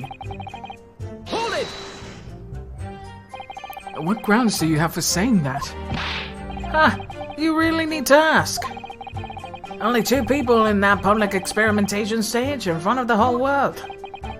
The victim, Mr. Udiasman, and the accused, Professor Hairbrain. Like guns don't exist. Bows don't exist, in other words, crossbows in this case. And we know for certain that that before the experiment, the victim was alive. That's right, I saw him with my own eyes. Furthermore, following the explosion and kinesis, nobody went anywhere near the body. In other words, Wait. Great Scott! Great Scott! in other words, only someone else in the stage where the victim could possibly have done it. Excuse me! Let's see what's happening here. What's happening here? Professor Hairbrain, do you have some information that might be relevant here? Professor!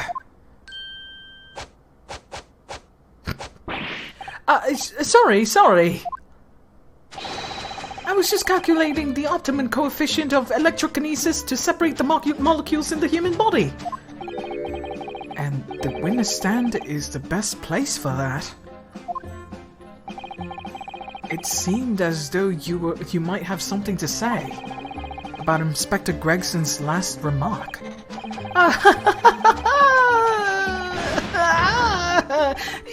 Yes, that's right, of course. He just said that nobody else could have done it, didn't he? Yeah, that's right. What else could have stabbed the victim, eh? I don't know, but there's no way I could possibly have stabbed Mr. Asman, as you say. Huh? Explain, please, Professor. Of course, this cold-hearted policeman may not be aware, I suppose. But humans are warm-blooded mammals with blood running continuously through their veins. I had heard. Then surely you see, if I plunged something the size of Andrew into the man's chest, the whole stage would have been a bloodbath. No, a blood swimming pool. But dozens of Londoners were watching me at the time, and yet none of them claims to have seen a swimming pool of blood.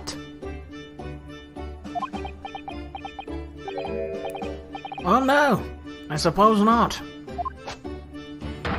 You see, not one. True, I didn't see anything like that, but there was a smoke screen. I think this guy is referencing somebody. I can feel it. Also, wow, it just changes colors magically.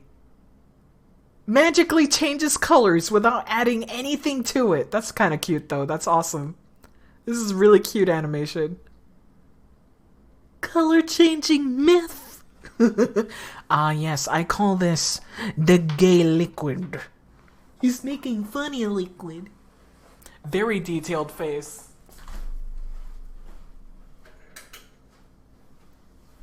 Very detailed face indeed. I already put this here. So I wonder if he's like being referenced in some way.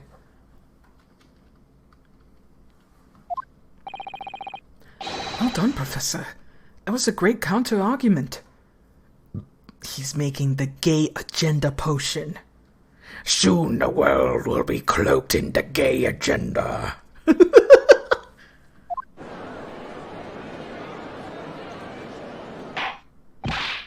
Order! Order!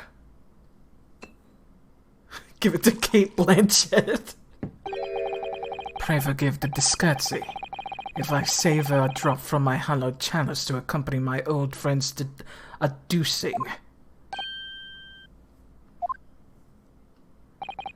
Here's to you, Albert. Oh, you're too kind, Varric. But I'm not really not a patch on you. Fuck. No, you're not. Oh my god. Can you imagine? Can you imagine doing that to somebody? That is such a fucking baller move. Like, pray forgive. I take a sip from my hollowed chalice, and I pour myself a nice cup of wine. And then they say, oh, thank you.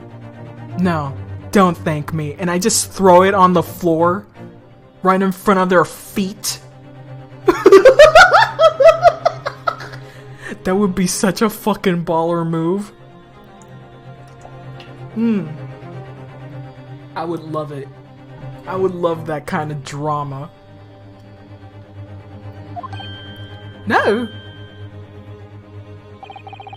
You neglected to mention one crucial possibility. I have? A particular situation in which very little bleeding would result from a stab wound. Ah, of course. Inspector, enlighten the court, please. Yes, sir. Where are they going with this? Very well. You will amend your formal testimony now, Inspector Gregson. The weapon the victim stabbed with must have been left in his body while it's beamed through the air. Oh, we know that. That's not true. We know that's not true. That is not true at all. So, I shouldn't even press this. Let's move forward, baby. Let's press E.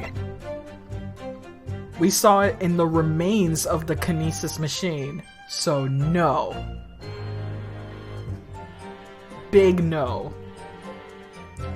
But before I do, let me save anyway. Let me save anyway, just in case.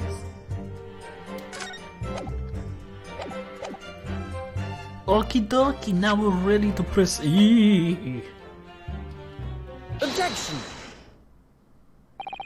You say that while the weapon remains in the body. There's very little bleeding. Is that unequivocal? What? Unequivocal? Unequivocal. Why is that so hard to say? Unequivocal. Look, there was no blood in the experimentation stage, even though that's where the fellow was stabbed. Unequivocal. The only explanation for that is that if the screwdriver was still in his body, stopping any heavy bleeding. It's a common medical knowledge, my lance friend. Even on your side of the world. Yes, but this screwdriver... The thing is, we actually saw it at the scene ourselves. On the experimentation stage. What? It was on the floor by the wreckage of the machine, poking through the metal grill. I went to pick it up, but the detective here stopped me. Isn't that right, Inspector Gregson? Well, now you come to mention it, yes. Inspector, are we to understand that you permitted the defense counsel to investigate? You son of a bitch!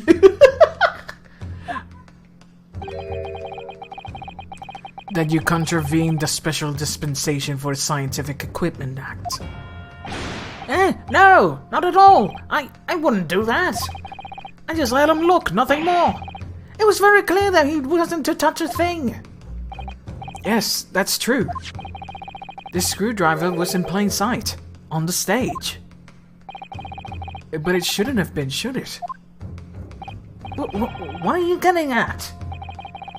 If this tool had been in the victim's body when the victim was beamed away by the machine, then it shouldn't have been on the stage. That's right. It should have been beamed across the Crystal's tower along with Asman.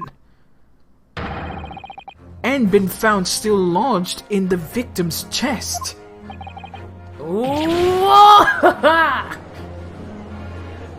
There you have it. Order, how do you explain this, Inspector? I don't... It looks as though everything that the victim had on this person moved with him when he was beamed. If the screwdriver was still in his chest when the instantaneous kinesis occurred, obviously, that should have been beamed to the destination as well. This is a strange situation. Even though people are saying that this instantaneous kinesis is a scientific impossibility, we're still basing arguments on the assumption that it did actually take place. Yeah, that's going to bite us in the ass, isn't it? That is definitely going to bite us right in the beehole. Alright, time to tighten the screws here. My lord, if the prosecution is unable to explain this inconsistency in its argument, we can only conclude that the testimony given in support cannot be relied upon.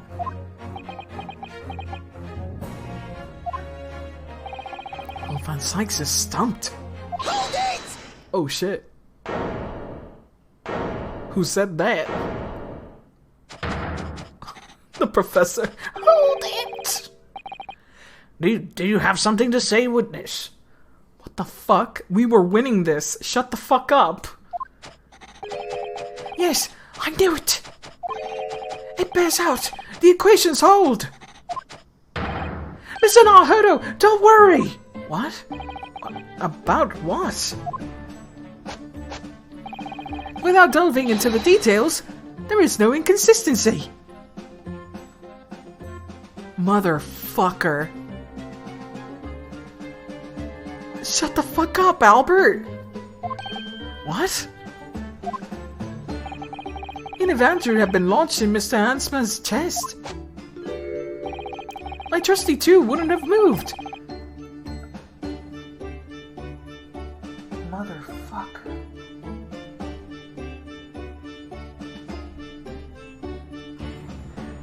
You fucking asshat. You fucking dumbass.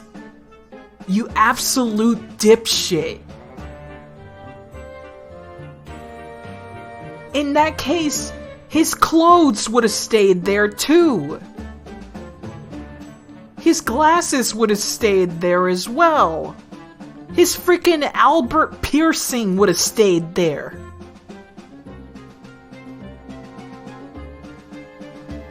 Can you imagine transporting a man who has like a dick piercing? And we don't account for it because he didn't disclose that he had a dick piercing? So we just... And he's like, wait a minute, how come, where's my piercing? It wasn't calculated, sir. You didn't say you had a PP piercing.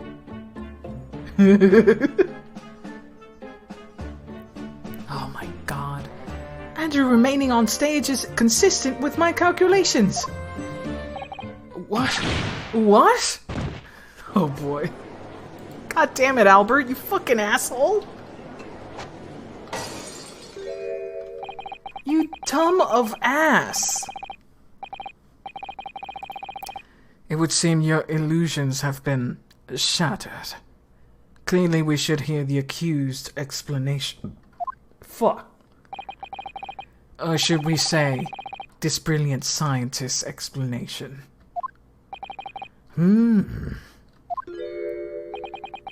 Just when I'd found an inconsistency in the prosecution's argument. Scientists. Very well. The defendant will testify again. Provide us with scientific explanation as to why the inconsistency asserted by the defense fails to hold. In the name of Apollo, I will, my lord. Good God. What a dumb of ass. To To be clear, I'm still in the stage of gathering data in my research. My hypothesis states that the kinesis cannot transport metal, though. Hence, the metal weapon would have been...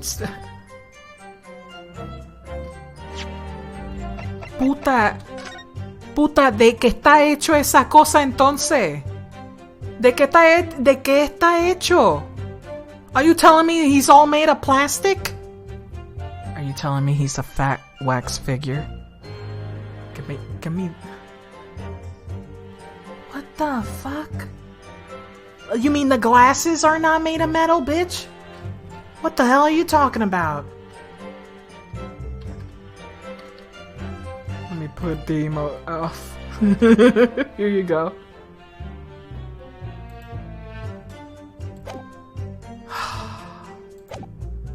I'm going to kick this guy's ass. Hence a metal weapon would have stayed put. In other words, the point just raised by Mr. Naruhodo isn't an inconsistency at all. Mr. Assman was the patron of my research. Without him, my work wouldn't have been possible. Now I have a duty to protect the incredible machine that we built together. This Albert is... wow.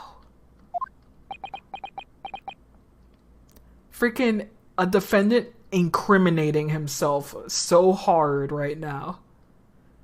Incriminating themselves so hard. This is why you have the right to remain silent.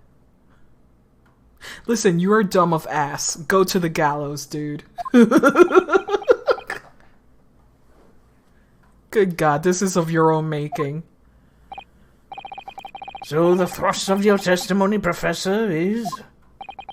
That based upon the hypothesis, metal objects cannot be moved by this method of instantaneous kinesis. In other words, since the screwdriver is made of metal, even if it remained lodged in the victim's chest, its subsequent discovery on the stage, despite the victim being found elsewhere, is not an inconsistency. and therefore... And therefore, Professor Albert Harebrained could still have been the killer. My great hypothesis holds, you see! We had to make a cage used to contain the object from wood. From wood for that very reason. I was not addressing you, witness. Professor Harebrained. Yes? Whose side are you on here? I don't take sides, Mr. Naruhodo. No. My only interest lies in upholding my hypothesis. I'm a scientist, after all. Okay, here's the problem. You're a shitty scientist. You're not supposed to be upholding your hypothesis. You should be challenging your hypothesis. You should be challenging whether or not it fails or it is true, and what measurements do you need in order to either not ever get there or succeed at it. Not upholding it. You're a terrible scientist. This will not uphold in the land of science. If this guy ever makes a vaccine, it would actually kill people. Oh! You see, mercury kills all the bacteria in the blood. So if I inject it... like, dude, no. Is it peer-reviewed, motherfucker? To be fair, I don't know how things were reviewed in the scientific community back then, but I bet it was a very much of echo chamber of sorts. Like, fucking eugenics existed. So, you know what? Maybe he's just talking to himself and he's like, oh, I am absolutely correct. Because me. Maybe they didn't have that kind of thing. Except the Royal Society of Science or some shit. Which were all just men. Oh, thank you.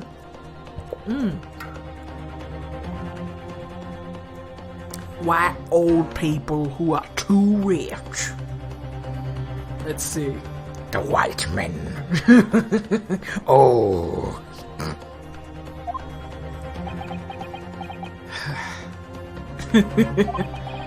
Is he working for us or against us?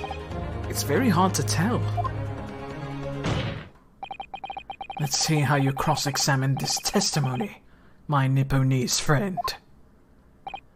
Yes, fire away, Mr. Naruhodo. Alright. Gladly. Let's press this guy.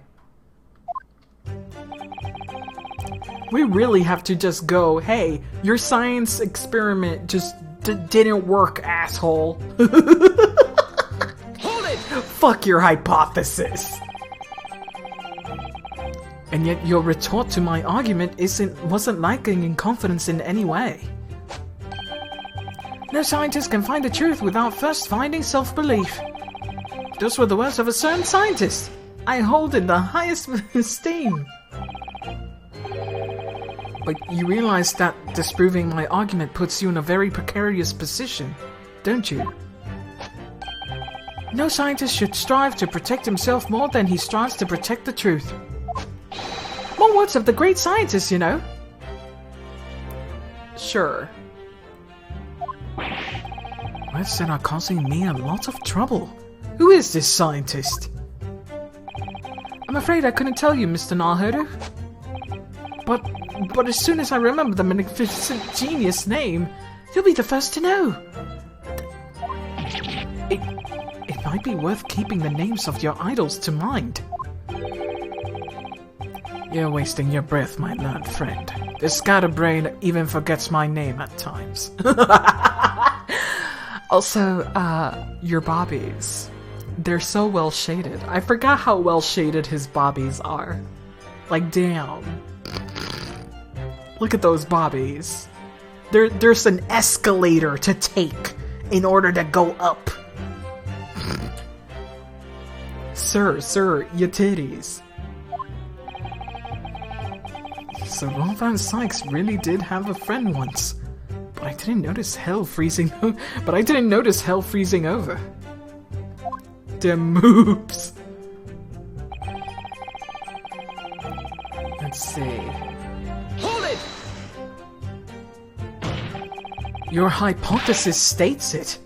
So this isn't proven then. Also, do I have something about that? No, I do not. He did not put in the court record the whole hypothesis thing.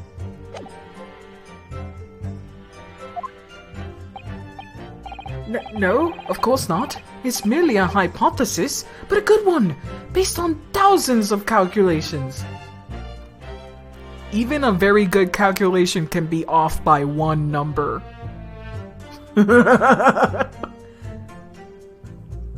You could go hours and hours on one calculation, one number in it wrong, the whole thing is fucking wrong. We'll touch Vance's tits even though he would throw me at the wall like his wine glasses.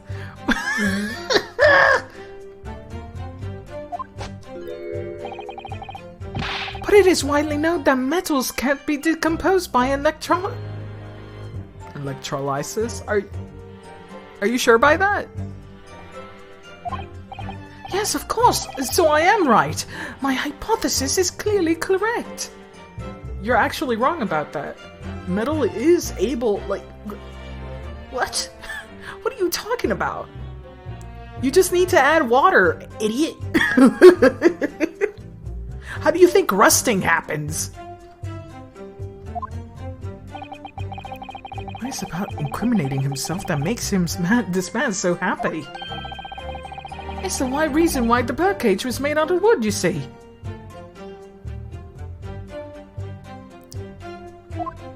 This whole science experiment makes no sense. It does not hold to scrutiny. At all. Sorry, the birdcage. Yes, that's what I call the Kabusta. Sea obtusa cage. obtuse. In which Mr. Osman was placed for the kinesis. I see that the claps are also made out of wood. See obtusa.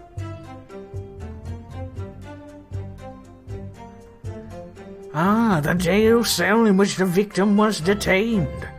It does indeed seem to have made of timber of some sort. I'll thank you for not to be referring to an instrument of incarceration, your lordship. In short, any weapon lodged in the victim when he was beamed away by instantaneous kinesis would have been left behind on the cage as if it were made of metal, correct? Yes, that's it, yes! It all fits perfectly with my mathematical model. Well, the ultimate conclusion, then, is that the defendant alone had the opportunity to inflict this fatal injury on the victim, is it not?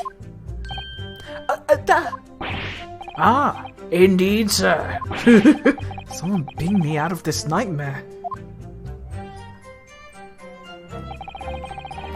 Beam me up, Scotty. Hold it! You seem to be pleased by that. Yes, another example of my hypothesis holding true. But I sense some sarcasm, Mr. Naruhodo. Are you not pleased? No.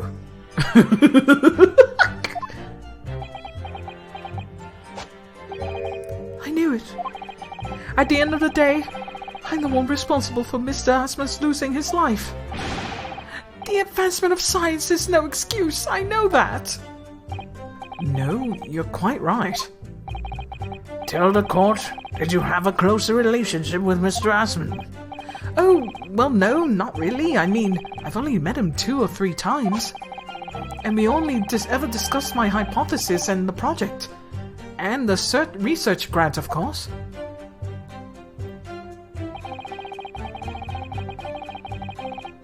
Hold it! How did you come to know Mr. Asman in the first place?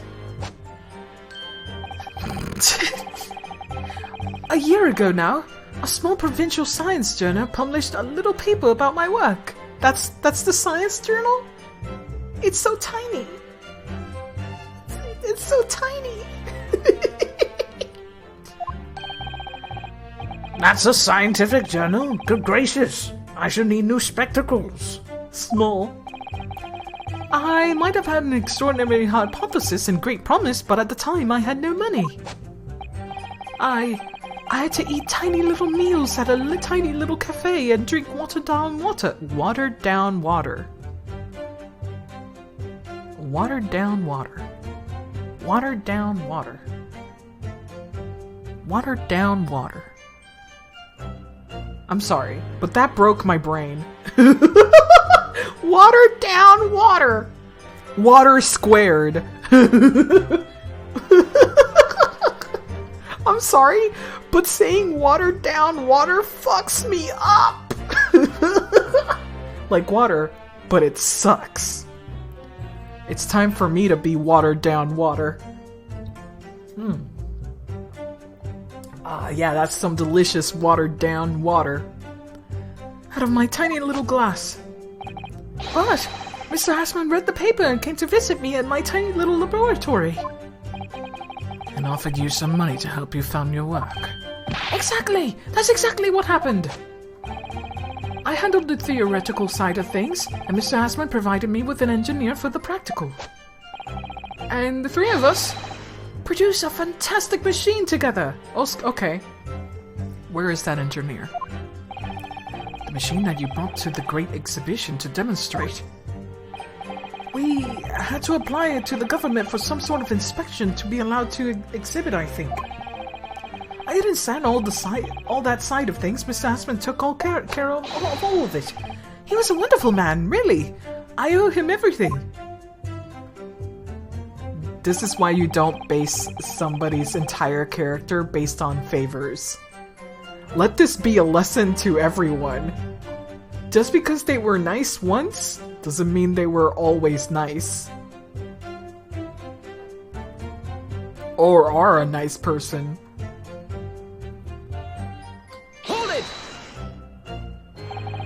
When you say that you built the machine together, does that mean that you were involved in its construction? Yes. Well, not exactly. I'm not good with practical side of machines myself, so the physical construction was made by an engineer. Little remains of your creation now, though, following the explosion. Repair will no doubt be impossible. Yes, I realize that, but still, if someone were to gather all the broken parts, they could discover the secret of my hypothesis.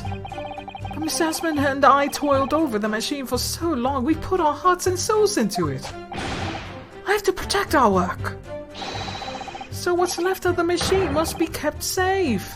That's only fair, because of what happened was an accident. That's the extent of the testimony, then. Thank goodness for that.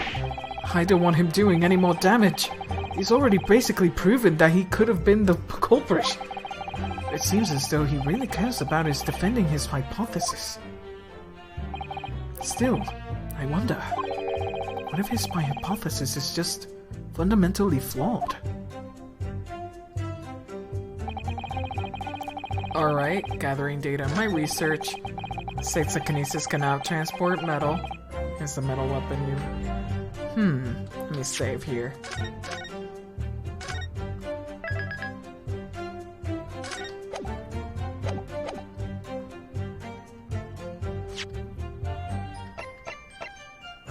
This is not a thing. This is also not a thing.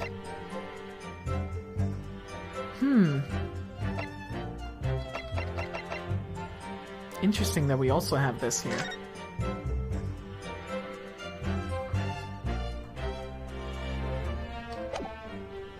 Yeah, that's what I'm wondering. Should I point out that the glasses may be made out of metal? Wow, and they magically just stayed on his face.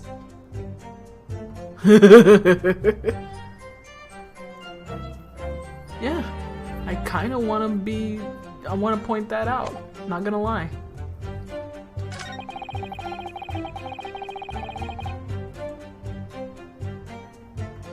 Yeah, I guess I'll try.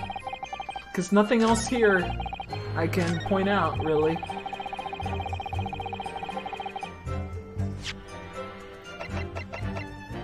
Alright. Objection! Yee! That's what we had to point out.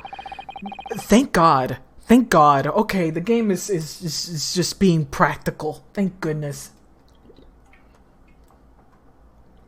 I'm glad that I pointed out, but his glasses, though! Professor Hairbrain, you say that according to your hypothesis, nothing made out of metal can be beamed by instantaneous kinesis using the machine you made. Is that right? Yes, that's right. Spot on. Exactly correct. In that case, I'd ask you to have a look at this photograph that was taken at the scene. He has metal buttons and glasses. So, let's see. In particular, I'd like you to pay attention to the victim's face. You can clearly see that Mr. Asman is wearing a pair of spectacles with a metal rim. Metal? What? No, metal can't. That's not. Metal? No! We've already established that the proposed murder weapon, the screwdriver, was found at the stage. However, if your hypothesis is correctly predicted that outcome, it should also have predicted that the metal-rimmed spectacles would be found at the same place. Ah, my hypothesis! My hypothesis! Professor Hairbrain, this isn't easy for me to say, but your hypothesis is clearly flawed. That's right, eat shit. Order! Order! Counsel, what is the implication of this? That the machine didn't actually work. If, on the day in question, the alleged instantaneous kinesis never actually took place. Cry harder. Cry harder. then it's entirely possible that the victim was killed somewhere other than the stage. And in that case, someone other than the defendant could have been the culprit. But my hypothesis is sound. Yes, he definitely needs to go back to school. Maybe not in Germany. I proved it that day. The experiment was a success. The experiment was proof of all of my work. If I could say something here, my capacity as a fellow of the Royal Society... Yes, juror number 4, go ahead. As a man of science, there's one thing I simply cannot abide. And that is a fraud who pretends to be a fellow man of science. What? Wait! Great Scott! Are you suggesting my science is suspect? It's just been disproved, hasn't it? In front of all of us. In other words, the whole demonstration was a complete nonsense from start to finish. Believe me, my fellow jurors, I tell you that this man is a heel, a bounder, and a fraud. I say the wreckage of that machine. Oh, holy shit, use the newspaper. Should be stripped down and thoroughly examined. No, never. That machine is the essence of my entire hypothesis. It's protected by the Special Dispensation for Scientific Equipment Act. What the devil is all that blasted about then, eh? Who made up such daft rule? I don't like the way this seems to be going. What's the best way for me to help the professor? I kinda wanna have him get blasted. I kinda wanna have him get blasted. I know, get blasted, Professor! Get blasted! Maybe I should watch and wait for the time being. My feeling is that the machine requires a thorough examination. But what is it about this special dispensation that's been mentioned? Oh gosh, this is all too much. If it's determined the machine itself was the murder weapon, I think you'll find that act won't apply. Of course it was a murder weapon. Everyone can see that, it's plain as day. Bully the nerd. Juror number 2 is too hot. So we're all in agreement, aren't we? And the machine should be stripped. If I don't do something, they'll... Objection! Professor Hairbrain has yet to perfect his invention. That would seem to be the case, yes. But even so... Yeah, it doesn't matter. Naruhodo is gonna raise an objection anyway, but we got to read more stuff, which is fine. Even so, what? Going to such trouble and expense to create a fake machine to display in public. He would have absolutely no reason to do such a thing. You forgot about the grant, did you? Objection! He had an obvious reason to do exactly that. For the research grant money. If the government was foolish enough to have deemed this man's ridiculous notion plausible, he and his conspirators would have received a handsome sum indeed. Conspirators? What would be the value of such a grant? £10? In an order of magnitude out, Madigan, £500 a year! Holy fuck! Oh, you live so awesome for that much for years.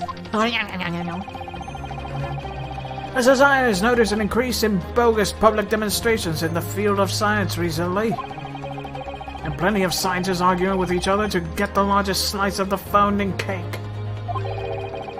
People's greed is plenty motive enough for murder, I assure you. No, I haven't deceived anyone. Least of all the government. My hypothesis is sound! The science is sound! Please, you must believe me! Objection! No matter how unbelievable this hypothesis may seem to you, ladies and gentlemen. We were just talking about pensions earlier, I know, right? The fact remains that the victim was transported instantly to the Crystal Tower. Oh my goodness. I put back my earplug here. Ow, ow, ow. There we go. Which means that the experiment was a success. Yeah, but he's also like... This is also against what we need too.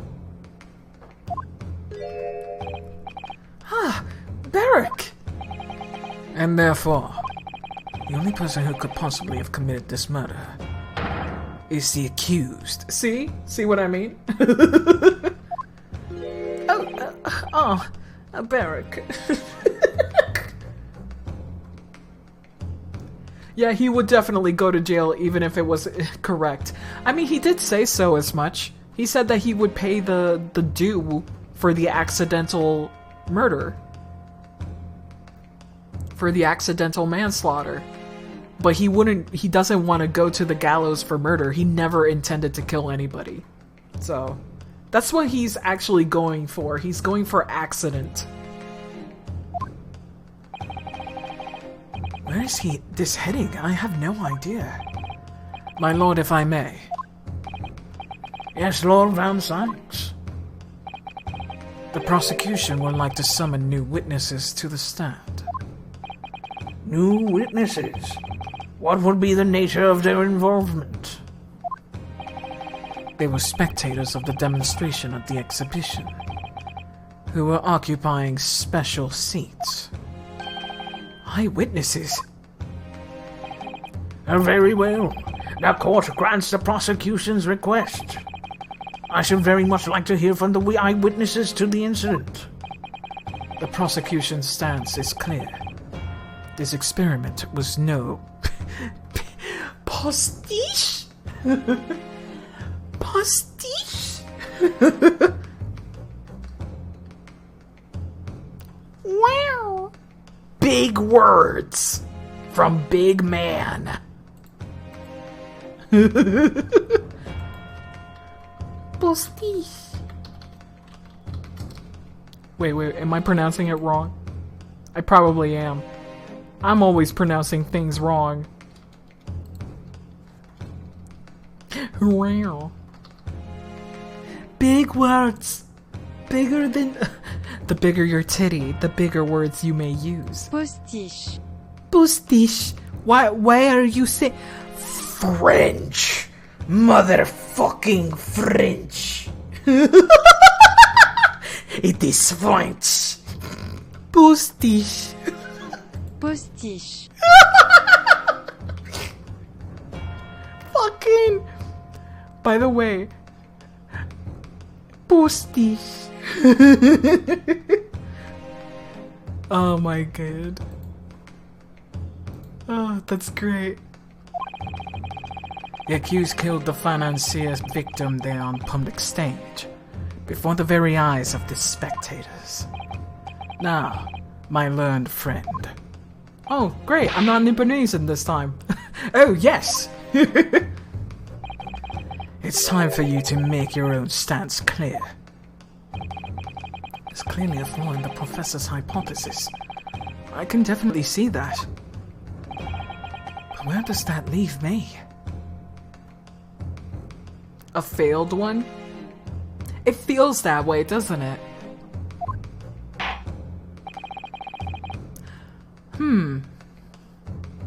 It definitely feels that way. But I'm not sure. We shall take a short recess now, during which time the prosecution will prepare its new witnesses to the stand.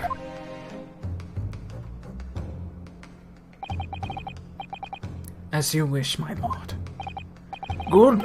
In that case, court is adjourned for 20 minutes.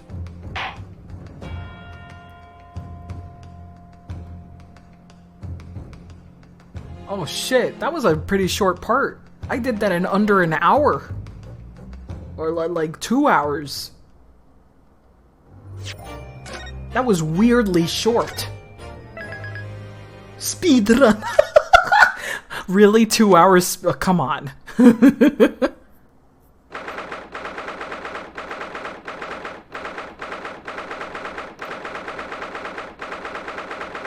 Amimir uwu. No. Tomorrow's Saturday, baby. Compared to, like, fucking Soseki's case? Absolutely. Yes.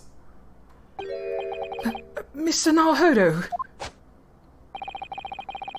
I wonder if Secret Kazuma saw it. I really wonder where Kazuma has been this whole fucking time. This whole fucking time. Was he just in that room wearing the freaking stupid mask? Kazuma be vibing with Seek.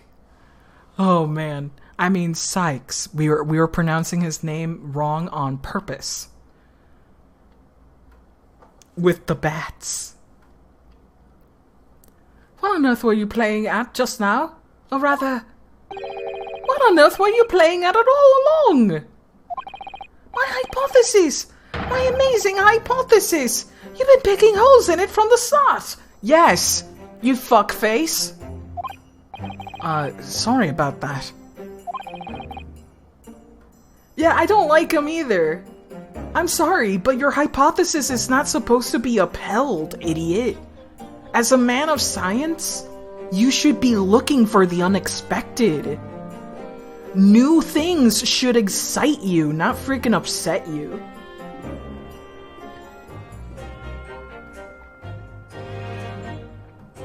Oh man. Yeah, he does feel weird. Yes, indeed. But you promised me! You said that you proved that tragic explosion was an accident, not a murder. You said you keep my precious invention from falling into anyone else's hands. But all you've done so far is try to undermine me. Well, you could have just stayed quiet, honestly. You could have stayed quiet. Yes, I did make you a promise. You're right. I said that I believe in you and fight for your freedom to the very end. But I also told you I was no scientist. I don't understand your hypothesis. Yes, the fact is, there's an undeniable flaw in your logic, isn't there? But if I just run through some equations... Yes, you see, it's because my work is incomplete. Perhaps it is. Nevertheless, a man died as a consequence, didn't he? Oh. Oh no!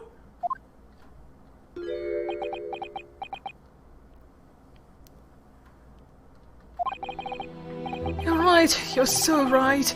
It's all my fault. And I have no right to blame you for my failures. I'm a disaster. Not just as a scientist, but as a human being. Well, that might be a little over the top. And while we're on the subject, what about Barak? He's being awful. He's being fair. Barak is being fair, to be honest. Claiming his old university friend to be a murderer, you mean? He's a disaster! Not just as a prosecutor, but as a human being! Oh, but no, wait! He's a Ripper, isn't he? Perhaps he's not classified as Homo sapiens anymore. Glad that's cleared up.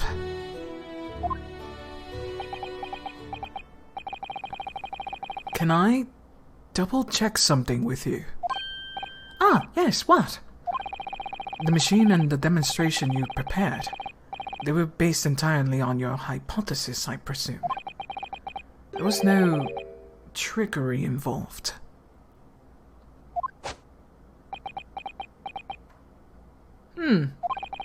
I drew the plans for the machine with my very own hands.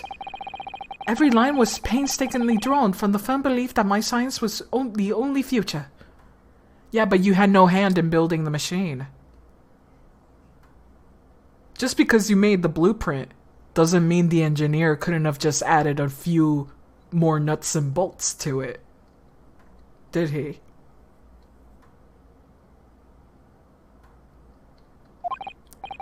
So yes, it's true that my hypothesis hasn't reached maturity yet, but please, Mr. Naruhodo, you must believe in it.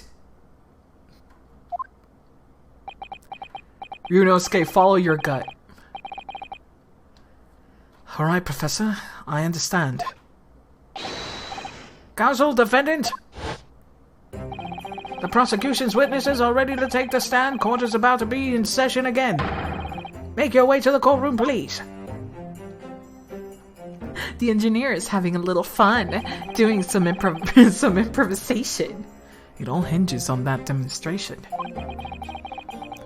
If the professor's hypothesis is as sound as he claims, it leaves him as the only person who could possibly have killed the victim. But on the other hand, Mr. Sholmes was adamant. A practical implementation such as was attempted by Professor in the Great Exhibition is quite impossible. So really, what should I be trying to prove here? If you believe him not to be the murderer, you should just prove that he just didn't kill him. That's what matters. Fuck his hypothesis. Hypothesis, come on. It's like, just follow the truth. You should uphold the truth. This hypothesis is whack. Sholmes may be stupid. And, you know, the ADHD kicks in real hard sometimes. That's not his fault. But he knows his shit. In the name of Her Majesty the Queen, I hereby reconvene the proceedings of this court. Counsels for the defense and prosecution, are you ready for the new witnesses to testify? The prosecution is ready, my lord. Ask the defense, my lord. So, Lord Van Sykes, I believe these next witnesses saw the demonstration on the day in question with their own two eyes. Their own big old spectacles. Indeed they did. And as luck would have it, one of them is a police detective. Don't tell me Lestrade is gonna be here. Is Lestrade gonna be here? So the testimony we're about to hear can be considered highly reliable. Perfect. A detective of all people. The prosecution's stance remains unchanged, though it ended in tragedy.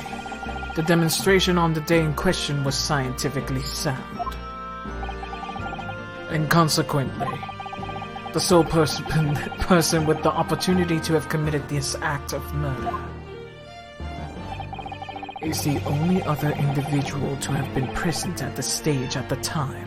On the stage at the time. The accused. Thank you, counsel. The prosecution's position is clear. So bring forth your witnesses now. Bailiff, show the witnesses in. The witnesses whose proximity to the incident on the day in question will clarify the truth unequivocally. Vocally? How do you pronounce that word? And there's Lestrade, of course.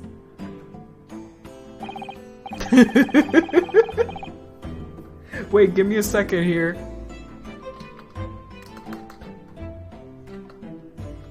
Let me just get all these freaking tabs out. Damn. Unequivocally? That's too much. Shorten it, please.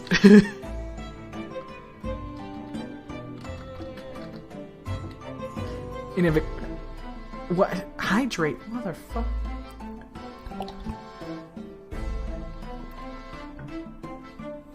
Unequivocally. Learn how to speak, Paxi. Sheesh. Unequivocally. How do you have an O and sound like an I? Unequivocally. Unequivocally. Was it Unequivocally. unequivocally? Unequivocally. Like I said, but wait a minute. Let me actually pull up the history here. Yeah, unequivocally. So I said it right, but my brain is like, there's an O there. Because once you take out the equi, if you didn't have that first part, it would be vocally. Unequivocally is what I hear instead. Unequivocally. I fucking hate English.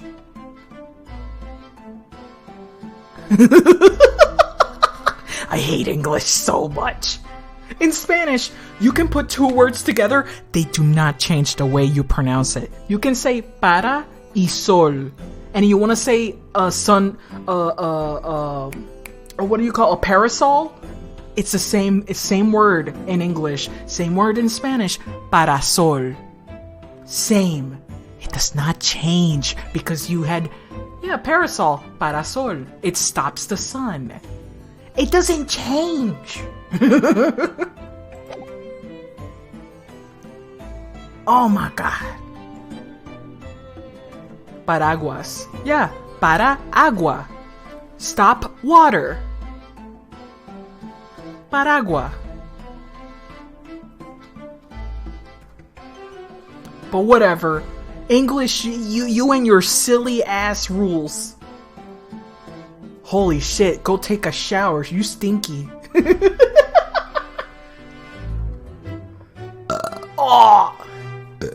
Oh no, I'm dying. I'm alive. Witnesses, state your names and occupations for the court to hear.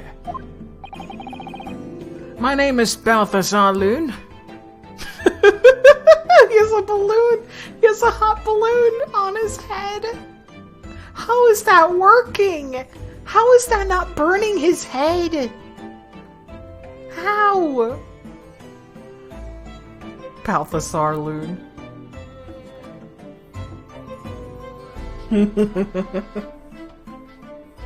So it's balloon. Balloon, yeah. Ball loon. God. I'm the impresario of the hot air balloons in the vicinity of the experimento stage. Hijo de la luna. My name is William Gottsrick Sigmund Armstein. We got a German boy here. Time to destroy this little German boy. Get out of here, Gotts. German. It's the Germans. Wilhelm. I'm going to see Great Exhibition OCV from the home in Bohemia.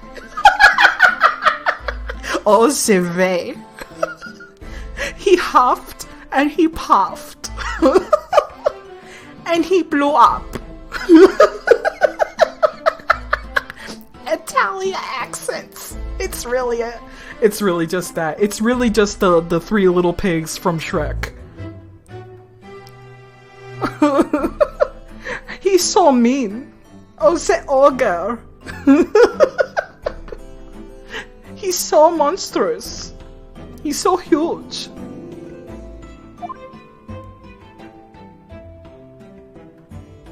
Oh my god. I'm very rich. I see. Inspector Gino Lestrade, Scotland Yard.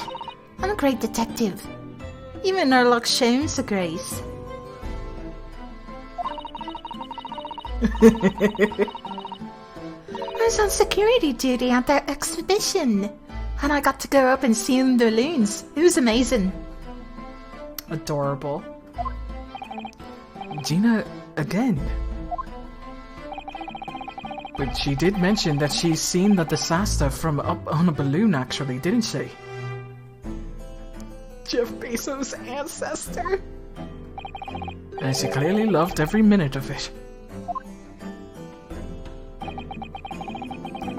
There were 3 balloons flying near the public experimentation stage when the incident occurred.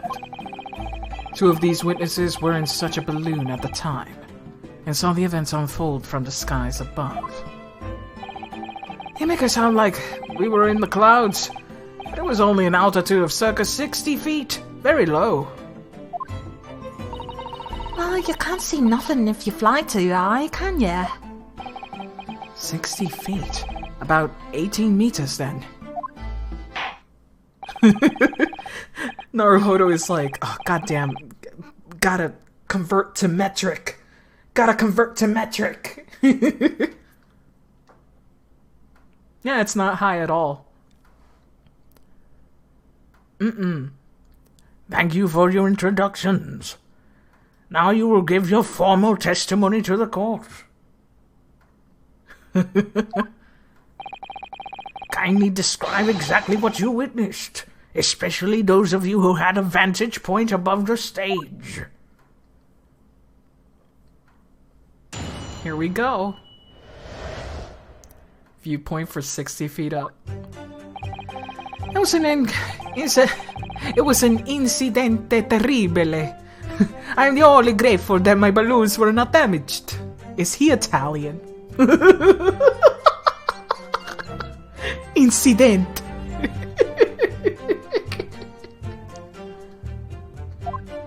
Terribile. This is huge bang from the stage. And then the next second, another bang in the sky beside us. Huh, another bang. So, is that the other piece of cloth that we have? And from amid the smoke, a cage appeared out of nowhere. I can't do German accents, I'm sorry. As it just fell from the sky like a stone. It crashed into this crystal's tower. I didn't get a good look inside the cage, but no one went near it after it crashed into the tower. Okay. 2 bangs. A most extraordinary collective account, I must say. Can I just clarify something? There's a detail in the witness's testimony that I've not heard any mention until now. Specifically, that there were 2 explosions. More precisely, 2 explosions in 2 separate places, yes. When the demonstration began, the balloon carrying the 2 witnesses was around here. There were other balloons in the air nearby at the time carrying other passengers as well, be clear. Then the power was supplied to the machine for the demonstration. The first explosion occurred.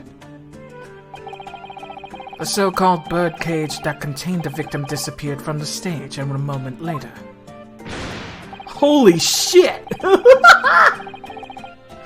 The second explosion occurred, directly adjacent to the balloon carrying the witnesses.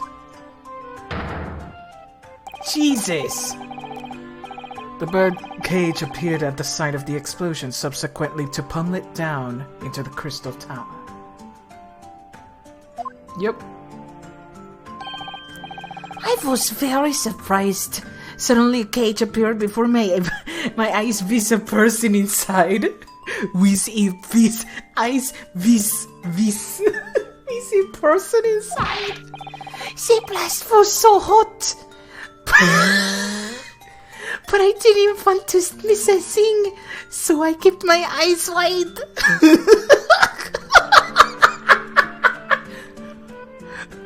This kid is like, someone's gonna die? Hell yeah!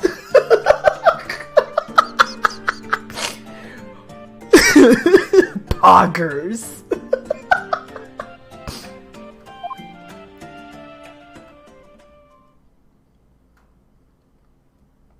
Oh my god. I should love some money. Incredible. Precisely who is this curious infant?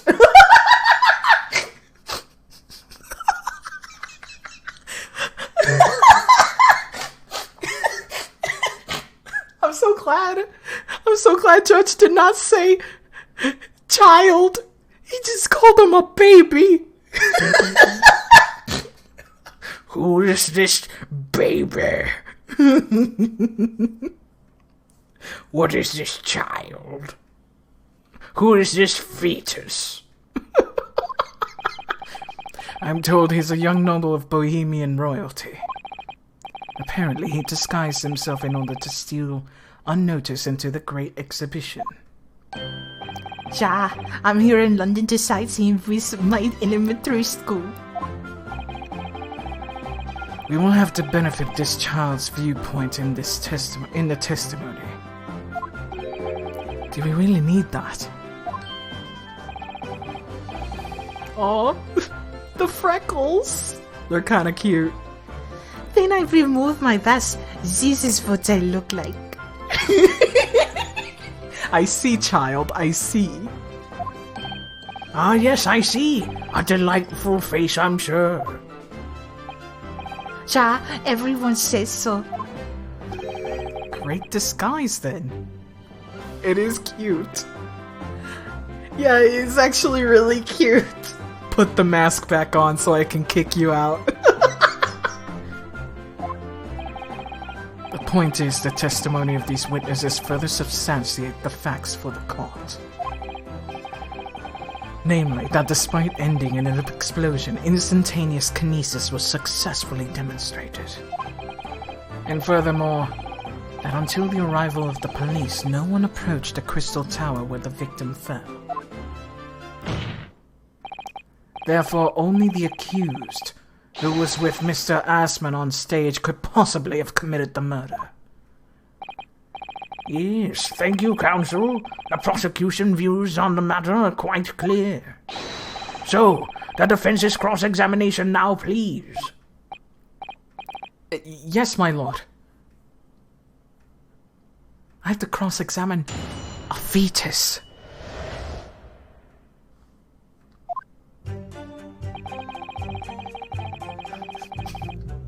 Let's see. Hold it! There were 3 balloons flying above the experimentation stage at the time, I understand. Si, all 3 of them. Bellissimi bambini. He is Italian.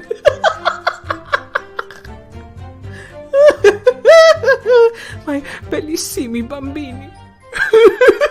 Did he just call him beautiful?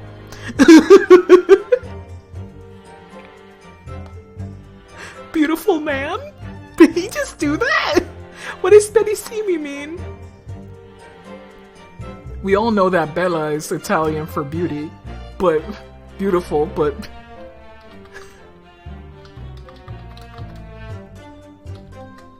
bellissimo is very good. Yeah, bellissimi means beautiful.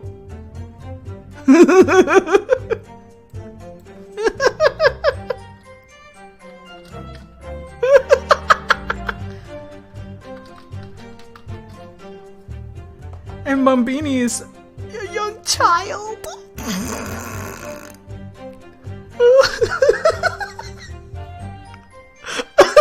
What is this guy up to?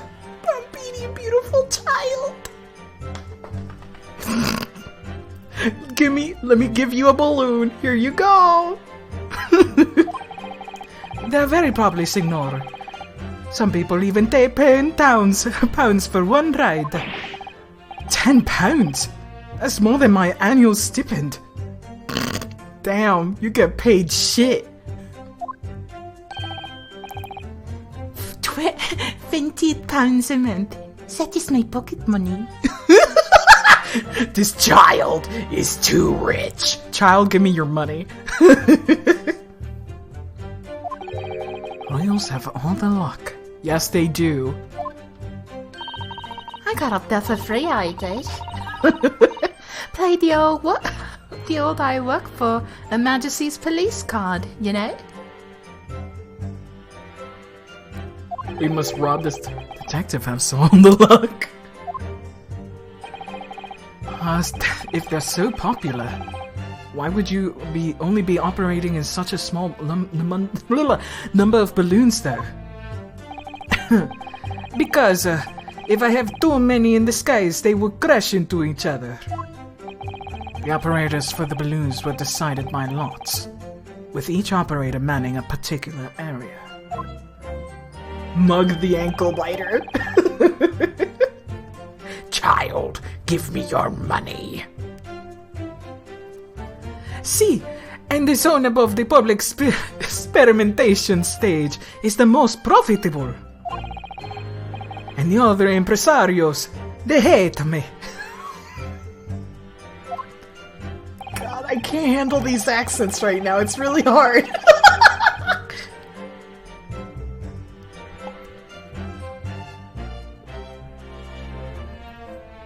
Do the Mario. Swing your arms and then again put up, do the Mario.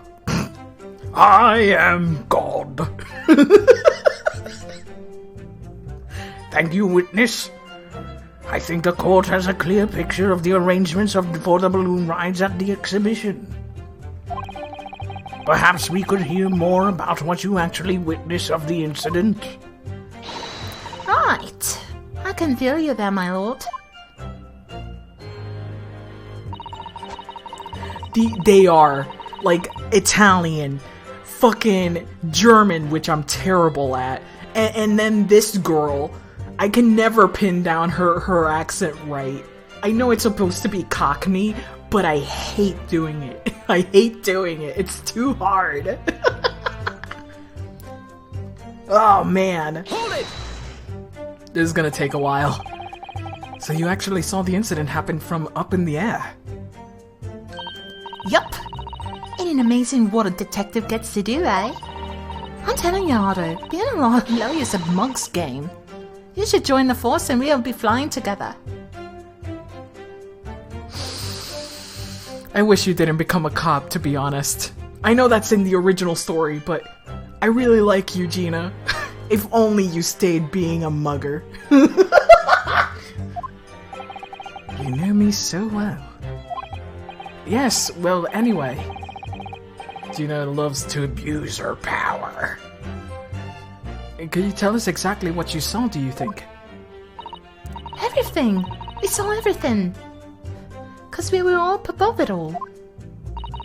That dodgy cove climbing into the stage and that dodgy professor pulling on them levers. And that's what happened! That's when there was that massive bang and the cage disappeared. Just like that. You're describing the moment the subject's body was decomposed by electricity, I believe. I didn't know what to make of it. But then there was another bang right in my ear. I looked around and there was a huge great fireball right next to us in the sky. And there was nothing there before. Okay. Excuse me. What do you want to say, child? Baby? You fetus, toddler. Spermatozoid. Master Gotts, does your memory of the day differ? Main teacher elementary school said that when you meet someone for the first time, you should always use their full name. Yes, what was it again? Wilhelm Gottschalk Sigismund Ornstein. Just the four names, then. The point is, do you have something to say? Something to add in response to Detective Gina Lestrade's last remark, perhaps? Oi, get it right, Odo. It's Inspector Lestrade. Why does everyone have a problem with how I address them at the moment? That is not what I saw. Oh. Ja, there was a second explosion was right beside the balloons, that's true. But I'm sure... Which is what I said, ain't it? 1 minute there was nothing there. The next massive explosion! My teacher at elementary school said that when someone else is speaking, if you're rude and not to interrupt, you must have the most awful life imaginable. Listen. I have some manners. I have some manners. Are all Bohemians brought up to be so full of joy?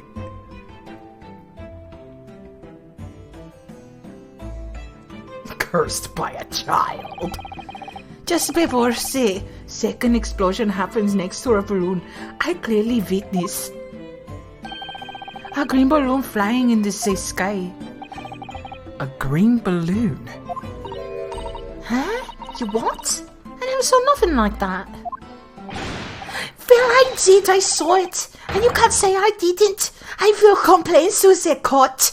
I will cry and I will scream. Go, child, go off! Go off, child! My testimony is the truth. I am Bohemian Prince. I do not say it's a lie. That is not allowed. I like this baby. Playing the bleeding loyalty card, aren't ya? Typical.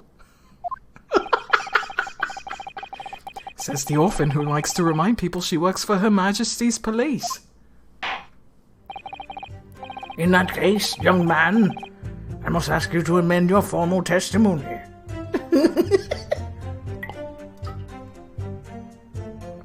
I don't know what it is about kids. When they throw their little tantrums like that, it makes me laugh. Especially when they go and they fall on their ass, it makes me laugh hard. It makes me laugh real good. I can never feel sorry, especially when it's about petty shit. Like, I want cookie.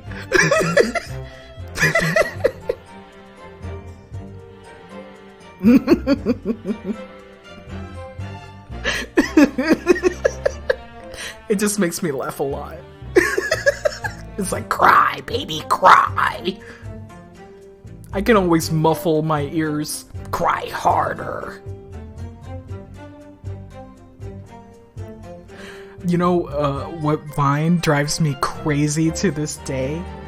Do you guys remember the one Vine where this fucking child has been looking videos of gay kissing or some shit, and it looks like her big sister found out, and she's like, don't tell mom. That makes me laugh every time.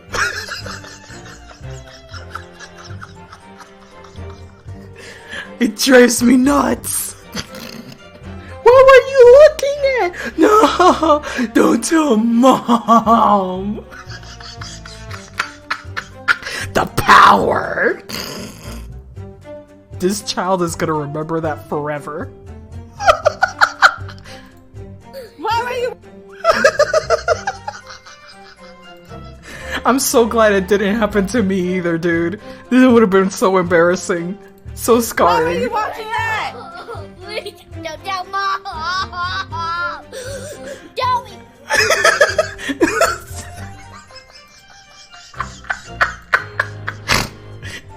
What were you watching? Child. Oh my god. Oh, it's so funny. It's great.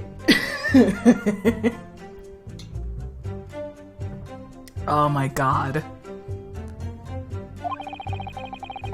In the interest of the cordial national relations between Great Britain and Bohemia. Okay. No, they scared that exploded. It was a green balloon. Oh boy. Let's question that. Oh fuck. Hold it! Drinking just makes me gassy, I guess. A green balloon, you say? Oh, you fuck. Give me a hot second. Okay, I feel better now. A green balloon, you say? Are you sure about that? Of course I'm sure. I'm proud Bohemian Prince. Ozzy All the questions? Why put the Q there if he's just gonna say questions? Or just questions?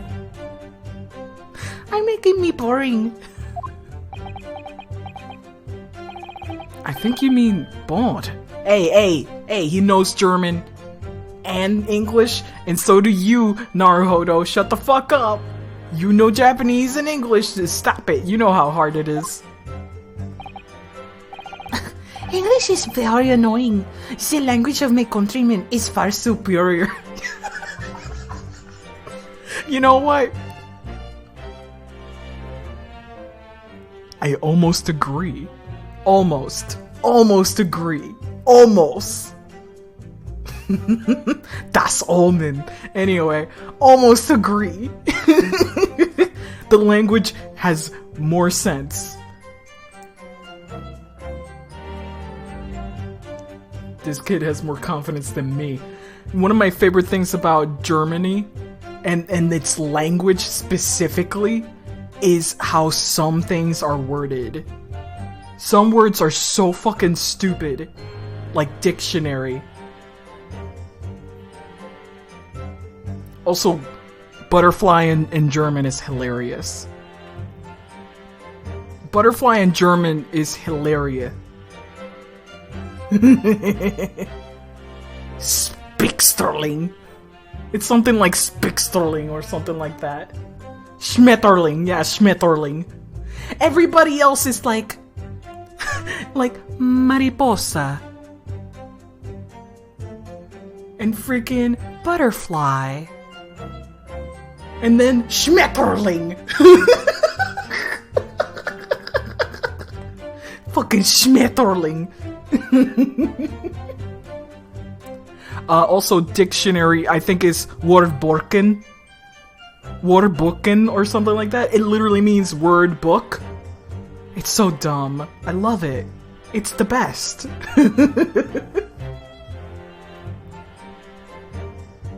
Oh my goodness. The stream pic was the gay porn vid from what that we watched. Good. Okay, we're done. It was on my PC phone, won't show it though. Good.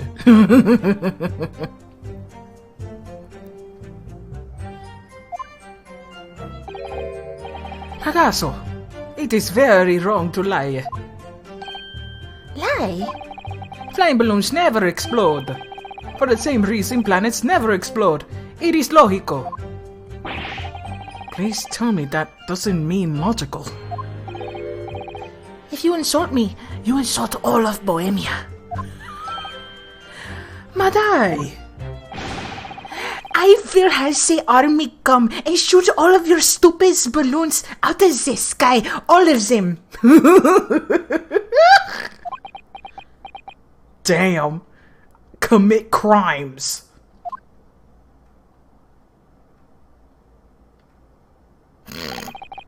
Here you are, Your Highness. If only all international incidents were so easily resolved.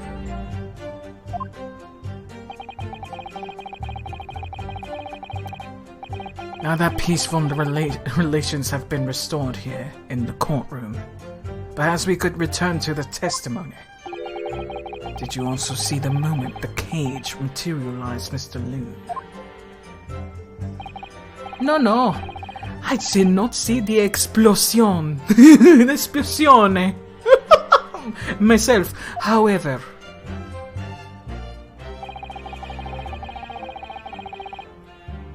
Hold it! 99 of balloons. Somebody send that kid to the corner. Don't worry about it. Did you actually see that happen? No. In reality, I did not. I saw after it hit the tower. There was a grand confusion. Confusione around the stage. I ran to see what had happened. I was terrorized by the idea that one of my balloons had crashed. I suppose they are his livelihood.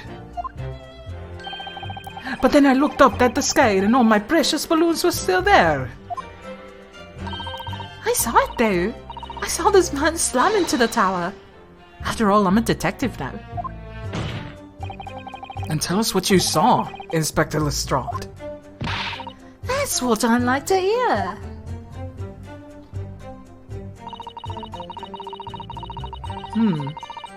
I know what to indicate. It was definitely a different balloon. Hold it!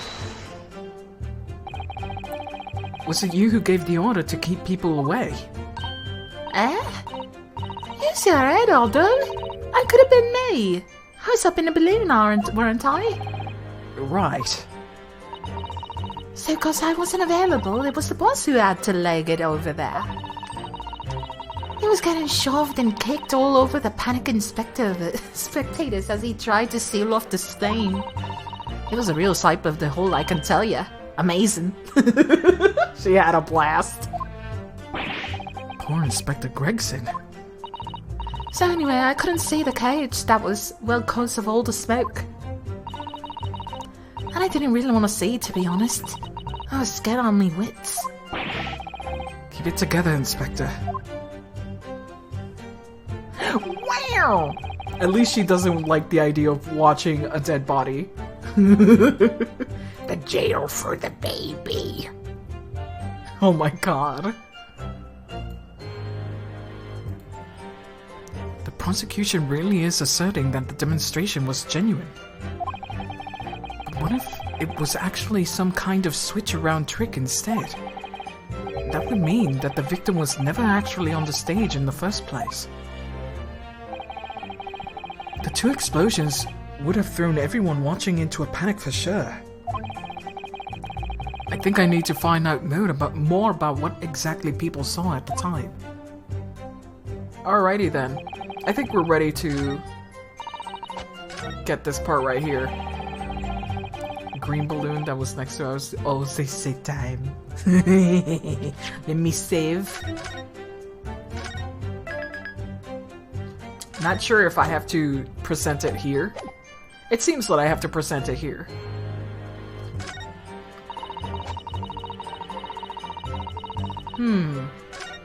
Let me drink some water.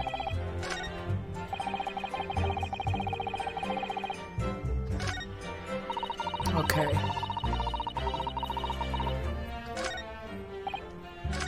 Let me go back. And the sky that exploded was the green balloon. There's a huge bang from the stage, and the second another bang in the sky beside us. It was in it. Okay, I think that's the only one that we have here that we can press on. Okay. Yee! We gotta present this.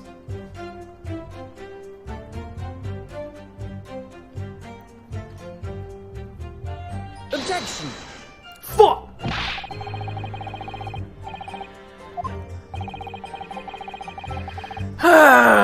Okay. Alright. Finest allowed to return to Japan. I wouldn't be back to give the court an answer for about 4 months, though. Rest assured, we should be happy to carry proceedings forward in your absence, counsel. He sounds so serious. I have to prove my worth before he really does send me back home.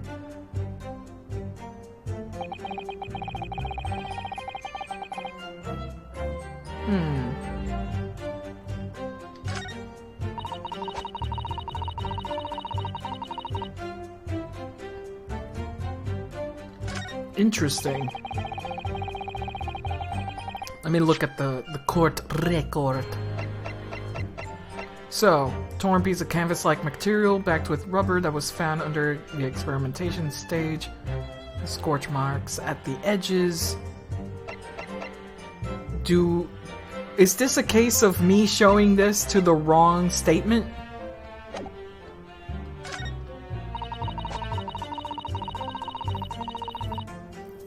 Let's try it. I already saved, so I'm good. Nothing else really jumps to my brain. And I already pressed that statement, so I didn't get anything else from it.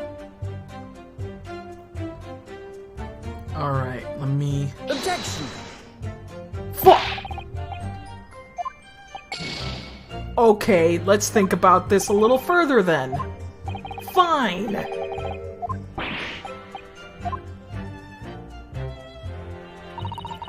Okay. Beside us, it was not the sky that exploded, it was the green balloon that was next to us the whole time. Let me press this again. A green balloon, you say? Are you sure about that?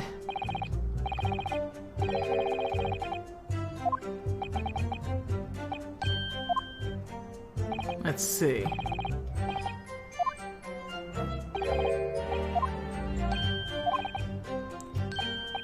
For the same reason planets never explode.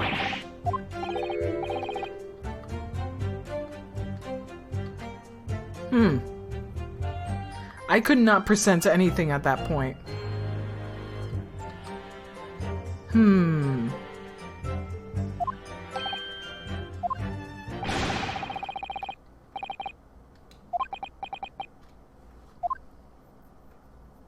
Interesting.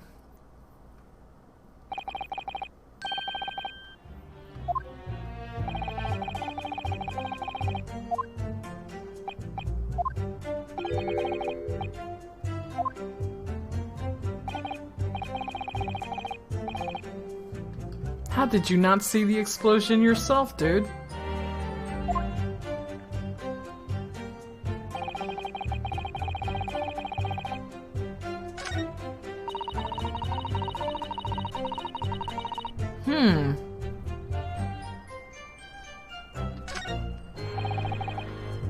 Hold it! Let me press on these again, just in case. So after it hit the tower.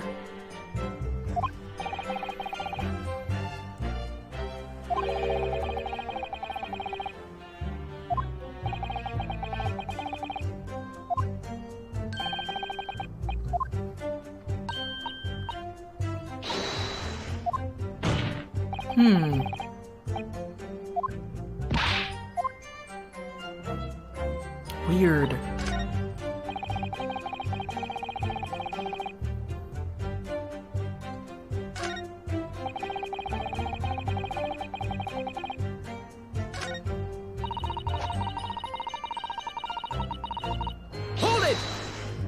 Maybe I have to actually press on her because it's the one that activated that change over there.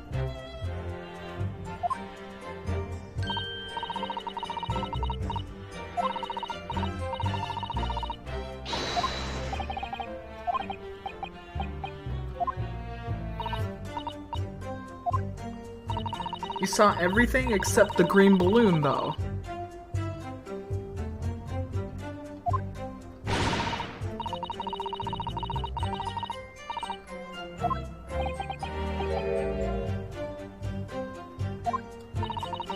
Okay. But then there was another bang. Looked around and there was a huge, great fireball next to the sky. And there was nothing there before. And what appears out of the flames to Cage. And that description sounds like it's a moment a man has beamed instantaneously through space. It's mind blown, innit? And that's the 20th century for you, I reckon. So the people who actually saw the demonstration with their own eyes really believed they saw something miraculous taking place. That did not add anything. Huh. Interessante.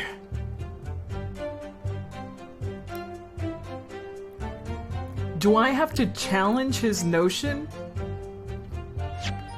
Do I have to call him a liar?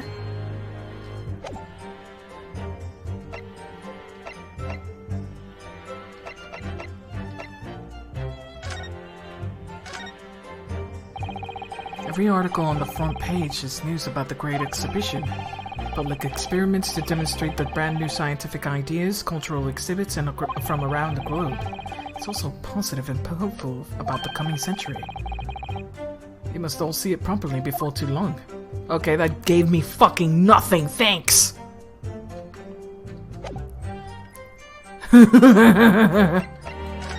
Don't tell me I have to do this. I had to do this, huh? Let's see. No. Oh. Nope, nothing new. It says here, rubber found in the experimentus, scorch marks at the edges. Huh.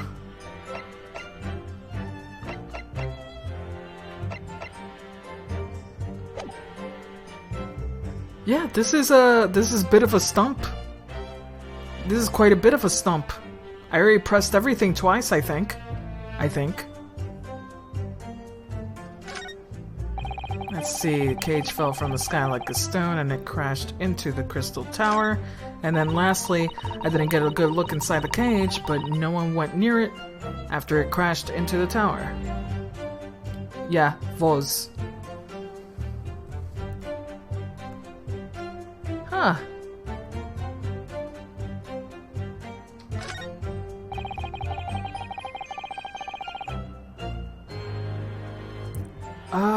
Do I have to... Did I show it to this guy?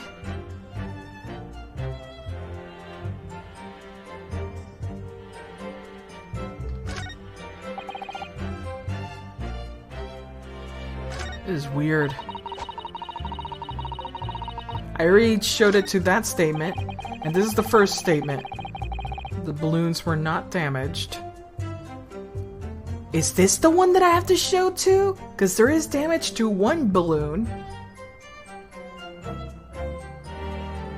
But maybe not one that he owes. Let me just press. Listen, let me just do it. Let me just do it.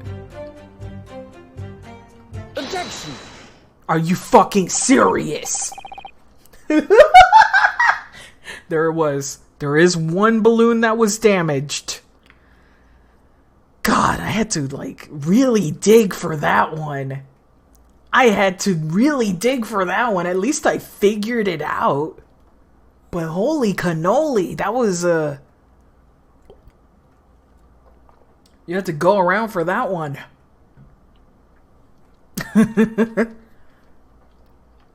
Mr. Loon, in your testimony, you said that all 3 balloons you had operating at the same time were undamaged. Si, that is correct. And if they had been caught in the explosiones, it would have been terribile. I wonder if you might know what this is. Ah, I think it may be. Si, part of a balloon. A burnt piece of the fabric of the envelope. Sorry, the envelope? Pardon. That is a large round part of the balloon, which becomes filled with hot air. It is made from a very thick fabric lined with rubber.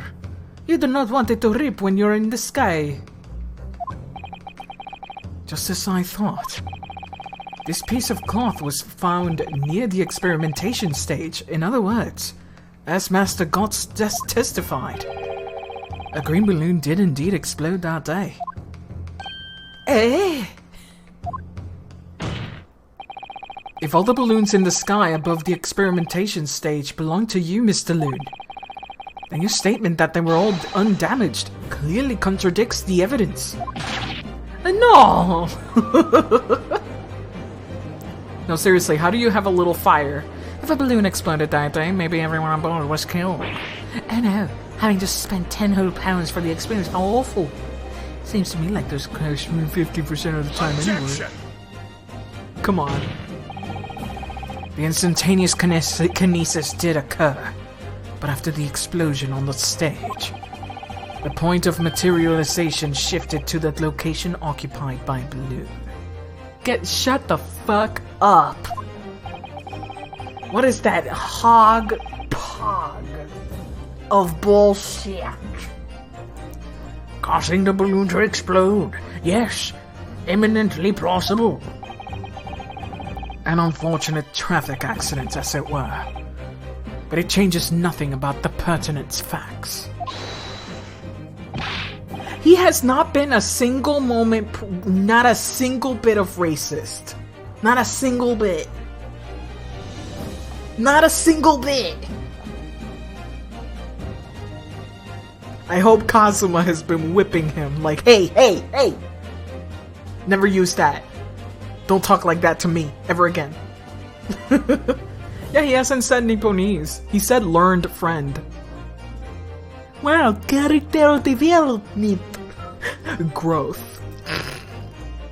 He said learned friend. I don't remember if he said Nipponese though.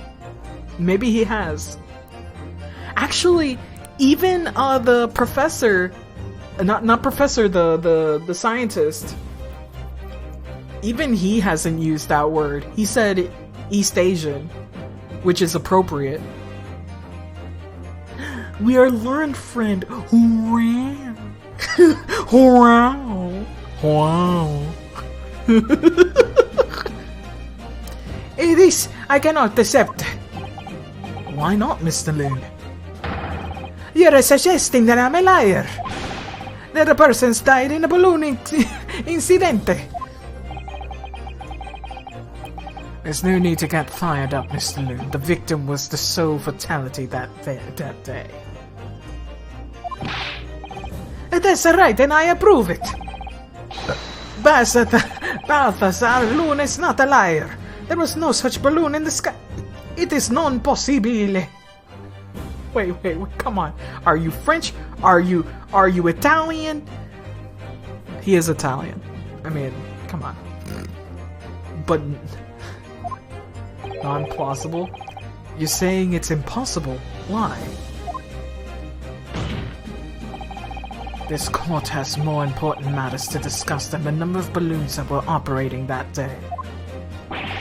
Hey! Wait, no, we gotta learn about this. Van Sykes, you shut the fuck up, we gotta investigate. But we can't ignore the fact that nobody appears to have known anything about this other balloon until now. My lord. You thought he was a Spaniard? No, he said signor. And bellissimo. Bambino. Those are Italian words, so he's Italian. The defense calls for further testimony from Mr. Loon. I concur. There is clearly more to the truth here than meets the eye. It's imperative that we clear up this issue of this phantom balloon, I feel. Witness, you will give us supplementary testimony about the balloons that you were operating at the exhibition. Grazie. See, it's Italian, my lord.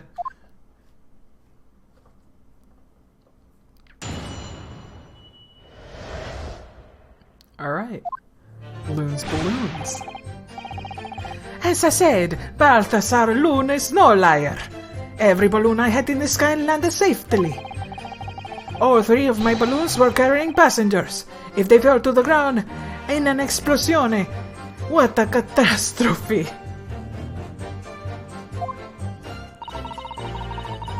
A crow with a mouthful of yogurt? That's Judge. Oh, I'm trying to eat this yogurt. Excuse me. My favorite is Go-Gurt. What's that yogurt with what was it called? It had animals? What was it called? It was like this fun animal yogurt or something like that. It had like little cartoon animals on it. Danimals! I never had one. I never had a Danimal yogurt. But it looked cute. Oh no, never mind. They used a freaking patrol pups, whatever the fuck that thing is called in there. I used to love Danimals. I never had one. I had Go-Gurt though. That was cool. For a bit. But you can't get away from the fact that you burnt up a bit of cloth that was found in the scene, can ya? The coppers at the yard reckon it was probably some debris from the explosion on the stage. This stupido ragazzo is mistaken. My balloons have the red and blue zigzag stripes anyway. Okay, they're all supposed to... I like that he's hangry and his balloon is like convulsing. It is freaking undulating, growing. Fucking, did I say debris instead of debris? Fuck! I feel like once or twice and oh my god, so sugary. Very sugary. I love yogurt. The tube. The tube makes it tastier. So your assertion is that the balloon this child saw was not the one belonging to you? Pulsating with rage. Sí, exactamente. If we even saw a balloon in the first place. I do not like the sound of it. It is very bad for business. I have a good mind to sue the land of Bohemia. Oh my god.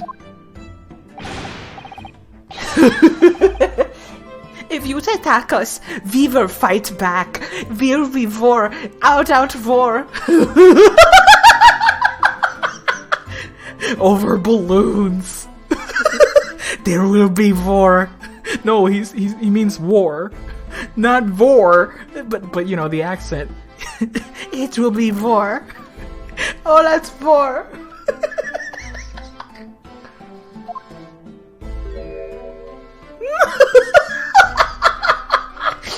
This is great. I love these witnesses. What's happened to the whoa. Balloon war. The saloon certainly doesn't appear to be lying. But that doesn't change the fact that the testimony and the evidence are contradictory here. If the defense is unable to find fault with the witnesses' statements, the court must consider them the truth. Think long and hard on that, my learned friend.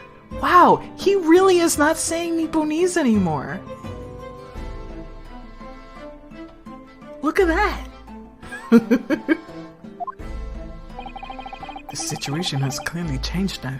I have to get to the bottom of what's happened here. No matter what it takes. Counsel, you may now cross-examine the witnesses. Hell yeah, more cross-examination. Nipponese is kind of a slur. I mean, it's not appropriate. It's not appropriate. Kind of like saying Oriental, even though the Orient is a thing. The Orient is, in fact, a thing from the Orient, but saying Oriental is like kind of, you know, what do you call that? What do you call that? It not demeaning, but it diminishes your identity. It was interchangeably in Nippon and Japan for a long while.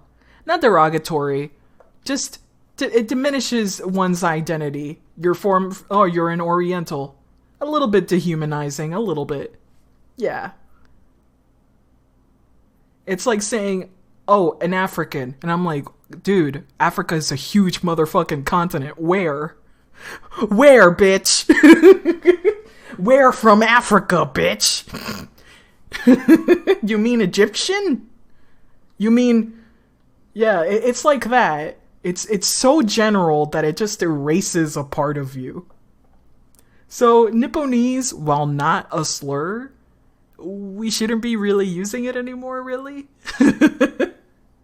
We say Japanese. That's the appropriate term at this point. East Asian is also fine. Even though that's more wide, of course.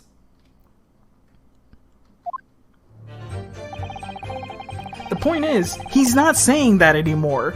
He could say Japanese friend. Yeah, not proper. Pretty much. It's like transsexuals is no longer a proper term. That's just not proper anymore, even though that was the only word that existed to explain that at the time. Definitely not a slur, but no longer truly appropriate or describing of that person. Language! Wow! It keeps growing, baby. Oh hey, Wikipedia, there you go, it is a slur. Oh shit! It's slur! And I've been saying it wholesale. Actually, no. Actually, no. It doesn't have it. Actually, no. It doesn't have it. Read it. This is the slur. This is the slur. I don't think... Oh my god. It can become a slur. But this is not the slur. I mean, let me check. Let me check. Oh god, this is awful! Oh no! Ah! Oh no! Oh no! So this is why we say Japanese. Oh no! Let me see. Blah blah blah blah blah blah blah blah blah blah blah blah. Wow! Wow, George Kenny, go fuck yourself. Holy shit! Cancelled. Oh my goodness, that's really bad. Oh jeez. In a manner to evoke further anti-Japanese agitation. Oh my god, this is awful! But see that Nipponese is not here. So... it's definitely the shortening of it that is, really bad. Really, just like, you know, Japanese, if you say the shortened version, it's also a slur. Kinda bad. It's definitely regarded as an ethnic slur, though English-speaking countries to a further degree, they consider the term offensive. What do you mean, English-speaking countries? You mean the Japanese should fucking say whether or not that's offensive, you fucks. Wikipedia, what the fuck? Okay, in the States, Japanese Americans have found the term offensive. There you go, shut the fuck up with this first sentence. But yeah, because of this, look at that, that's why it's offensive. Because of this. Awful, man. Remember, you guys, America had concentration camps. For anybody of Asian descent.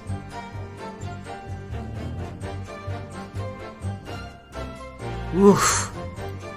Woof, man. Woof. Woof. That's rough, buddy. Oh, we were trying to figure out if Nipponese is really a strong slur.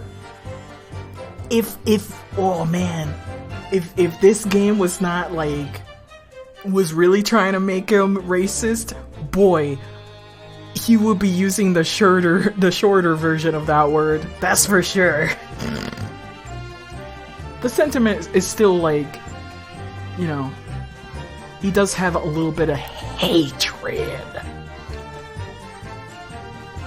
Ah, great. What fun. They could have gone way further with it, and I'm glad they didn't. Because he would have been a little unredeemable.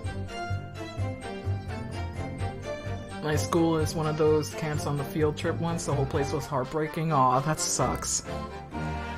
It's not a great time, let me say. to go to a museum of tolerance. It's always very somber. If you're comparing the badness of two words and you're not even saying one of them, that's the worst word. Exactly. Exactly. I'm comfortable unless an actual Japanese person would tell me, hey, no, bed. I'd be like, fuck. Big apologies.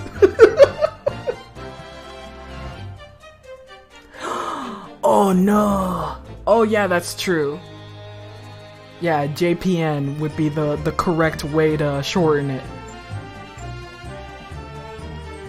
Yeah, I also didn't know that me saying a shorter version of raccoon, you can guess which part was a slur. I did not know that until I was like 24. And I was like, fuck! I think I was like 22 or 24, something like that. Yeah, I didn't know. I legitimately didn't know, so I was saying it a lot. And then someone in the stream was like, hey, that part is a slur towards freaking black people. And I was like, oh no! Ah! Though I was drawing a raccoon at the time, so they knew, yes. I was drawing a raccoon at the time, so they knew I was not using it in that context. So, Big C gets cancelled. Yeah, that is. Yeah, that is, yes. It is. Do not risk the confusion, exactly. I can just say raccoon. There. It's a raccoon. There are a lot of slurs that honestly didn't know. Just didn't know because they're just out of fashion for so long, which is great. That whenever they do come up, you just don't recognize them as such, right?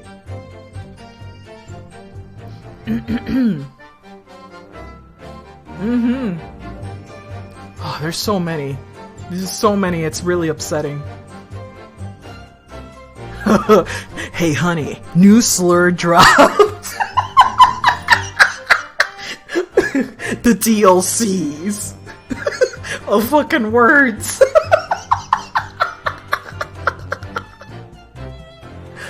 Oh god, it's so awful. What a terrible joke. Oh my god. Anyway, I need to fucking question this guy.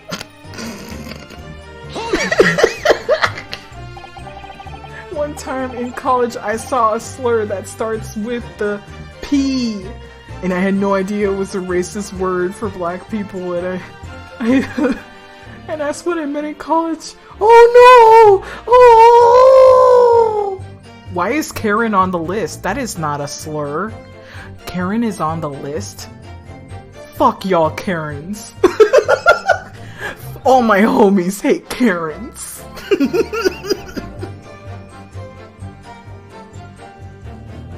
Oh my god. Why do people butcher my language like that? It uses common words as insults. Oh yeah, that one's pretty bad. Oh yeah, that one's that's not good. Ooh.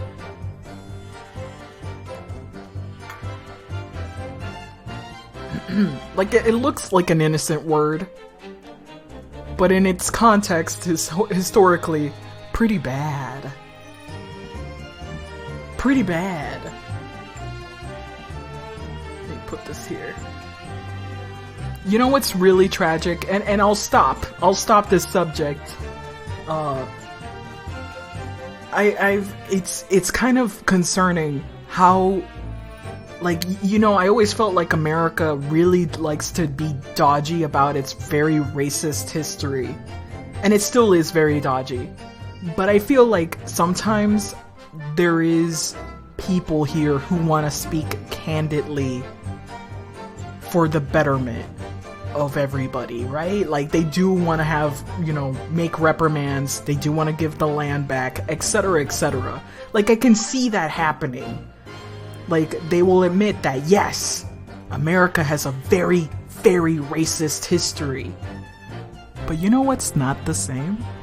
If you look at British people's reaction to racism, it is the most wildly different culture shit I've ever seen.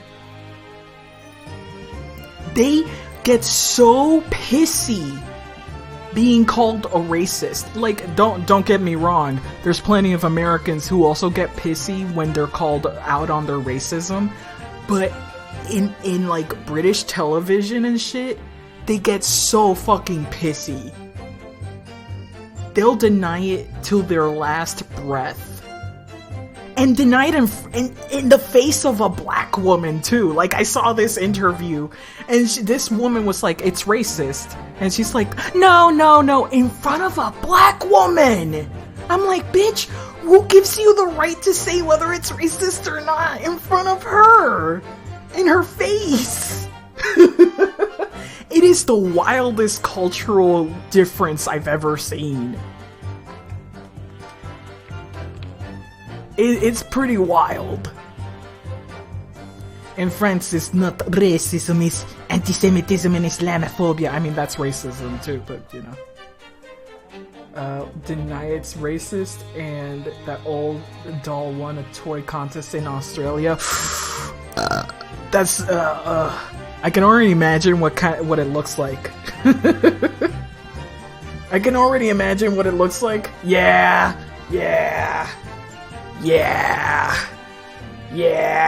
just as I thought. Like a minstrel freaking image. Damn. That's pretty bad.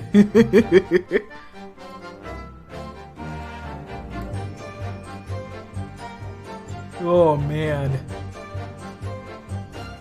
I wonder if Whoopi Goldberg has one. Did you guys know that Whoopi Goldberg collects this shit? She does. It's really wild. She has a whole, like, closet room filled with minstrel, like, dolls and shit. Also, there was a old doll brand that had... Oh.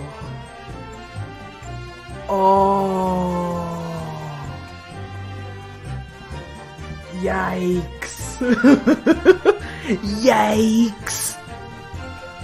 This is also how kids are brainwashed into racism. It doesn't even have to be that deep, honestly. It's not even that deep. Kids don't even need to be brainwashed. It is caked into the system. Have you guys seen that one video of children being shown a bunch of kids in a gradient of colors, and they had to choose who's the good kid and who's the bad kid? And like 6 times out of 10, the white kid would point out that the brown kid is the bad guy, and it's like, oh, it's just caked into the system. It's just caked into the system because the parents are obviously not bad people. And even the parent was shocked, and she was like, you know what? She's just not exposed. She's just not exposed. And that's the problem, right? That even though we're technically in a non-segregated country, we're still segregated people. The barriers are now invisible, pretty much.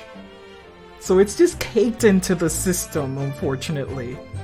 So you don't even need to try that hard to brainwash a kid to being racist.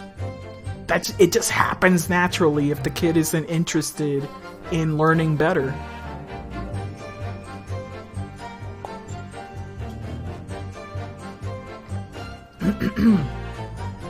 Very important to educate.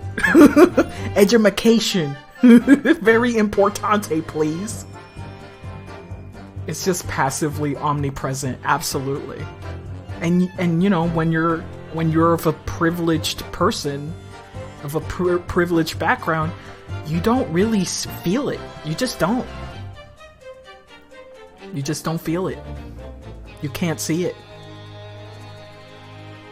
You need to be actively exposing yourself to it.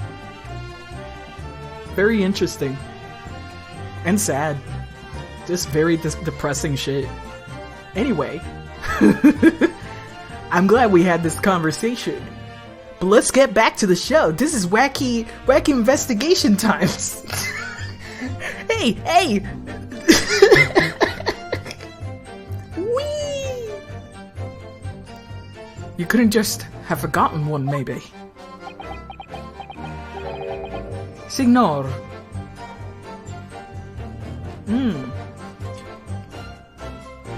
Delicious water.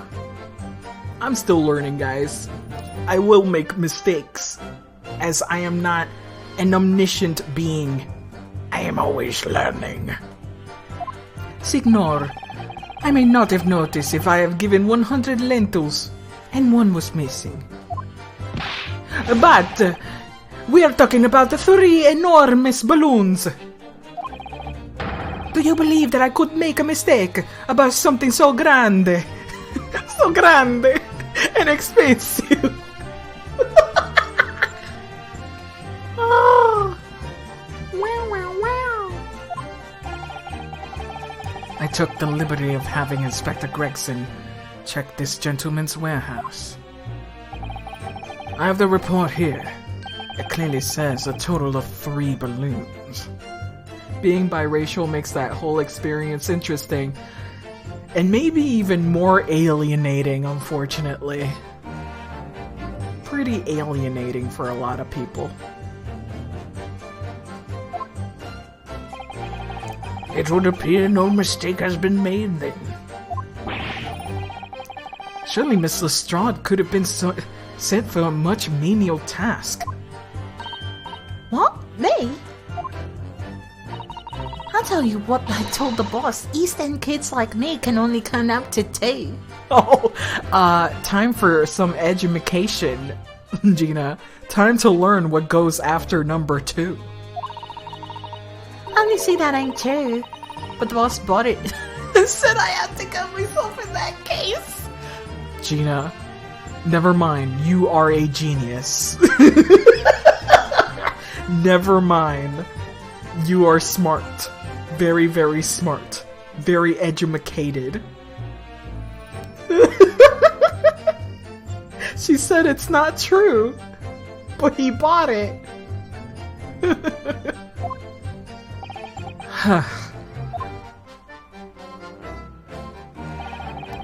He bought the lie. No, she can count. She just said that us freaking Londoners cannot, like, the orphans cannot count past 2, which is a lie, but Gregson bought it and went himself to do the work. That's the joke. She can count. She's just a liar. Or can she? Hold it! It would be quite a catastrophe if they fell to the ground for any reason, I think. On that note, Mr. Loon, tell me, what is it that keeps those balloons in the sky? Are you an idiota? Sorry? That is like asking, why does a candle burn bright? It burns bright because it burns bright. And a balloon flies because it flies. What else? Do you know what helium is? I must be Italian. That must be Italian for I don't know. There are 2 types of flying balloons. Hot air balloons and gas balloons. Hot air balloons work on the principle of hot air being less dense than cold air, whereas gas balloons derive their lift by using a gas that's lighter than air. Thank you, Van Sykes. You're so smart. See, and my balloons are filled with the magic gas, I believe. Hydrogen, lighter than air, but highly explosive. Good lord! I do not permit the smoking and the cigarettes in any of my balloons. The magic gas does not like fire. If it a small spark of static electricity could cause the entire balloon to explode. What is the matter with you, signor? All that comes out of your mouth is esplosione, esplosione. I tell you, my balloons are perfectly safe. Or they have to be, or I cannot eat. None of my balloons exploded that day, and I am completely sure. But if you say that it has happened, you must show me the proof. Alright, so Mr. Loon had 3 balloons in the air that day. If none of them were damaged, then what was the one that exploded? It always cracks me up.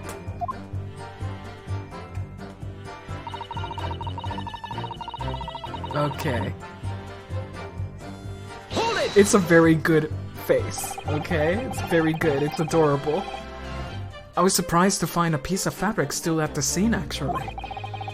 Didn't you search the area surrounding the stage for clues? No, I'm not into picking stuff up from the ground, eh? Always works out better diving into people's pockets instead. So much for the new career path. Mind you, the boss is and he's picking up all kinds of rubbish from the floor. Thing is, though, the cage went crashing into the crystal tower, didn't it? So that's where most of the investigating was all going on. Even so, I would have thought someone from Scotland Yard would have gathered it up as evidence. Go listen to you! You stumble across an old balloon and suddenly you're the best investigator in the world. Pardon? Oh, you ain't got a badge, have ya? Like this one. I could arrest you with this if I wanted to. No! I wouldn't put it past her. Come to think of it, there was a talk of scorching on the ground when the meeting we had about the investigation.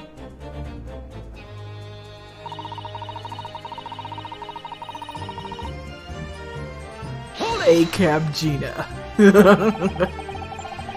There was considerable damage on the stage and surrounding area, wasn't there? Yeah, some of the cows were watching the experiment we caught in the blast and injured. Good job old contraption didn't kill over, eh? Go to jail. Do not collect $200. I haven't even considered that. It seems there was a great panic after the incident occurred. Nevertheless, the police shouldn't have missed a torn piece of envelope from a balloon. Inspector Gregson can expect repercussions. Oh no, his salary. His salary. Like me swiping all his fish and chips, eh? The man's sole pleasure. None of this matters. Fuck! That's the wrong accent, Paxi. A scrap of balloon envelope is nothing. Niente.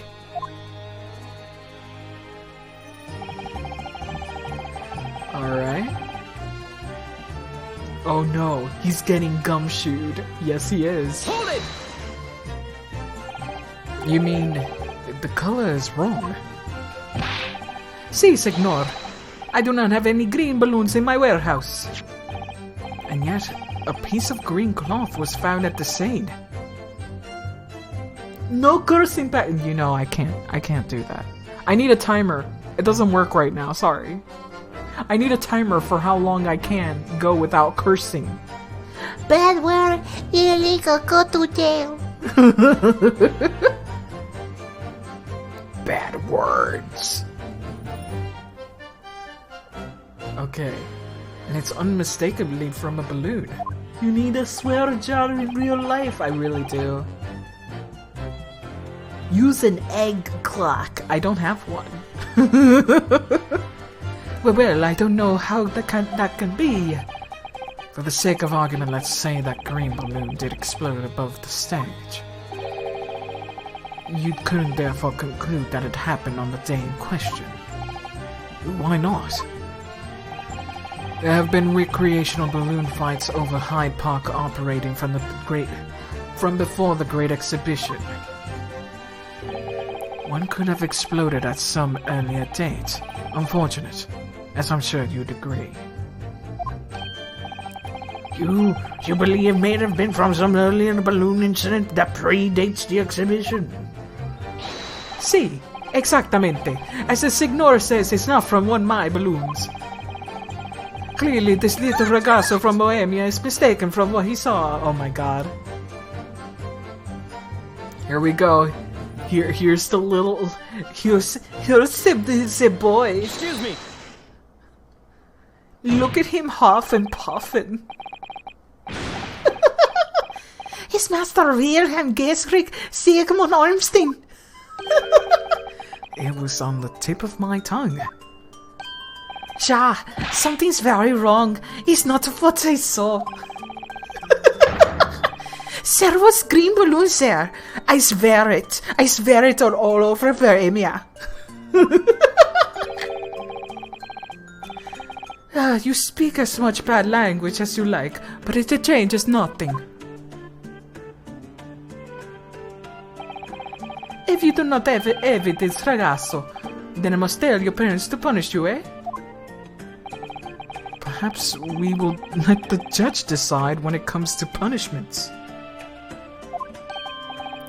Evidence. What is this evidence? To give a simple example, young man. A photograph, for instance. Some tangible proof of what you claim. Well, why didn't you say so sooner? I have the photograph here. Well, shit. Good gracious. What? I have not been in a balloon for a little while, so I was very excited. I love this kid. Give me the fucking photographs. I took lots and lots of photographs. Of the Crystal Tower, of the Bohemian exhibit, of the streets of London, of that art ear cellar, the balloon. And the instantaneous kinesis experiment. Did you take a picture of that? I love this baby. This baby boy. He's 11! The baby.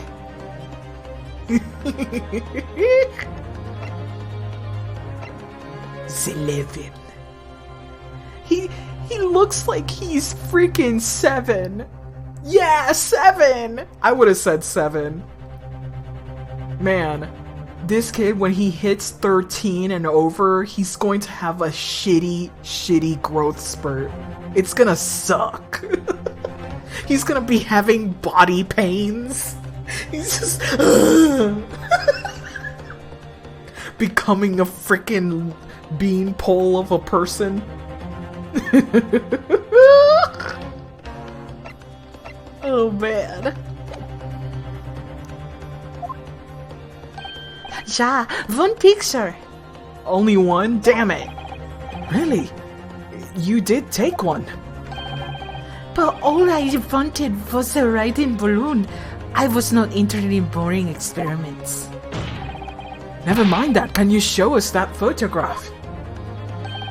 Of course. And then you will see. You will see that I'm not lying. That I really did see a green balloon.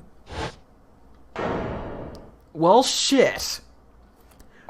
There, the shot is in the photo. The shot to the balloon. Oh, this is great. This is good. This is good shit. The good shit. Not all of them. There are some color photographs.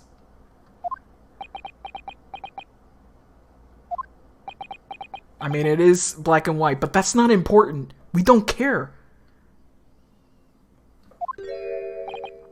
Well, I see you are too shocked to speak.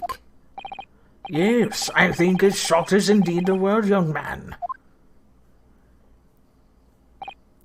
Ja, perhaps you cannot see it for some green balloon from this photograph, but... But that's not my fault. It's the fault of the stupid person who made the camera. Cry, baby, cry.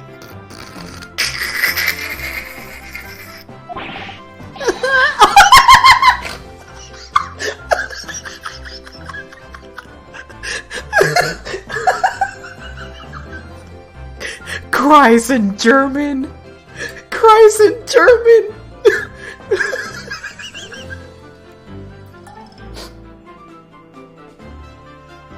Guten Tagen, this is not.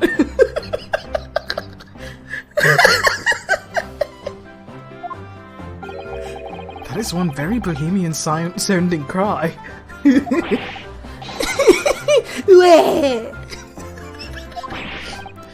Very well, the court will accept the photograph as evidence. He tried his best. He tried his best. I'm proud of him. It's not my fault. It's the fault of the person who made the camera.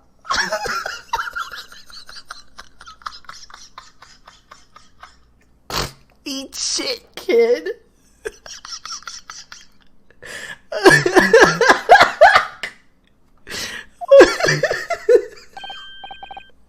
Well, never mind. I'm sure you have plenty of wonderful sepia memories to take home with you. In any case, when exactly did you take that photograph? Well, it was on the day of the big explosion.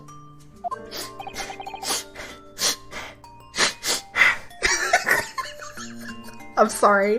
I'm sorry that I'm laughing at this kid's misery. I just find it really funny. I can't help it. You missed the cries in German.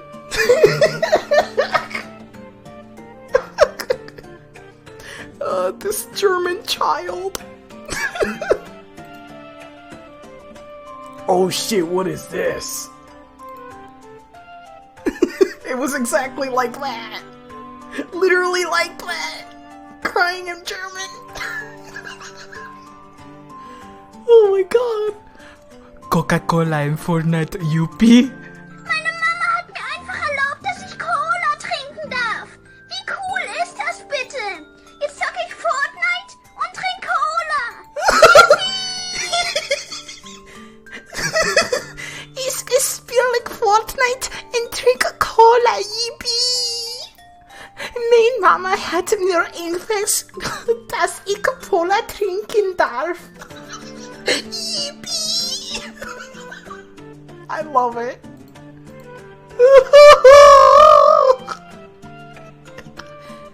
Ah, das Morgen.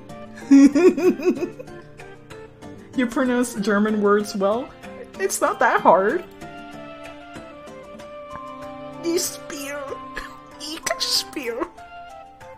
Just like I can pronounce Russian words pretty well, as long as I hear it a few times.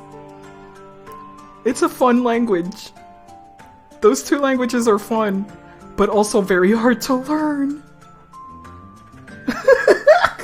His mom let him drink Cola.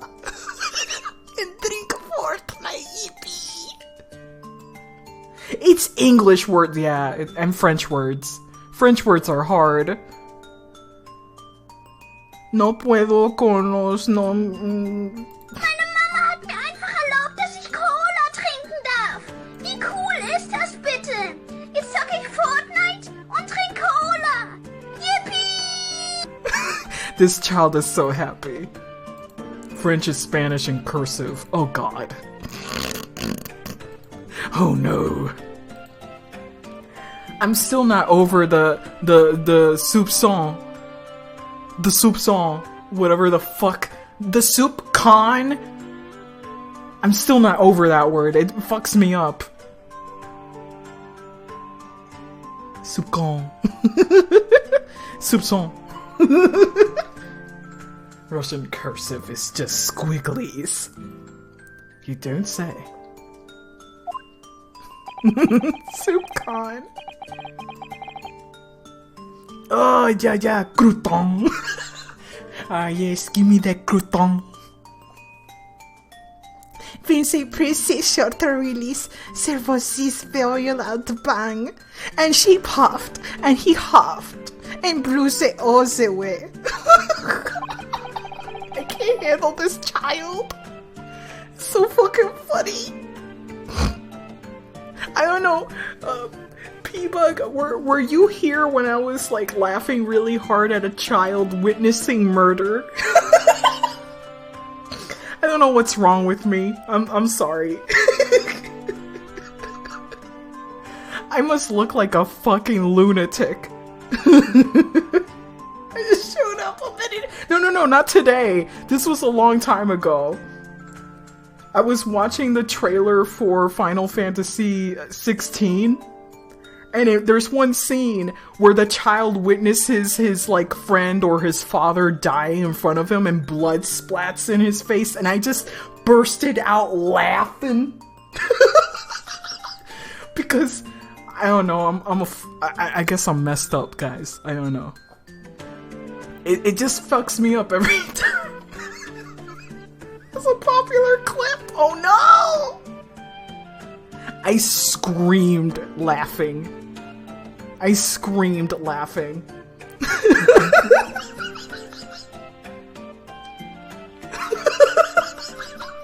Sorry.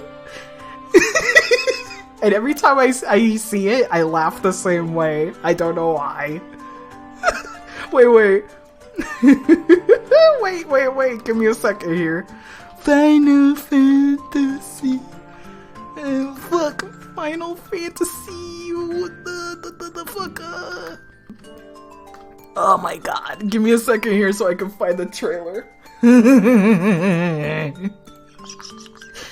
Every time it makes me laugh. I'm gonna watch it again because I don't remember it very well. Give me a second here to... Oh shit, don't click on that. Don't click on that. Don't be a dumbass. How to make me play a game? A child cries. Beautiful. Have you heard of Hell of a Boss? Yes, I have. I've only seen one episode though. It's alright. From that one episode. You all know the target. Shiva's dominant. Oh, look at me. That's how I talk in this game. Dominant. How do we even know the girl will be among us? Our kind do not question orders. Orders. Are you going to play Final Fantasy? They've summoned their icon. Yeah, play Final Fantasy, mate.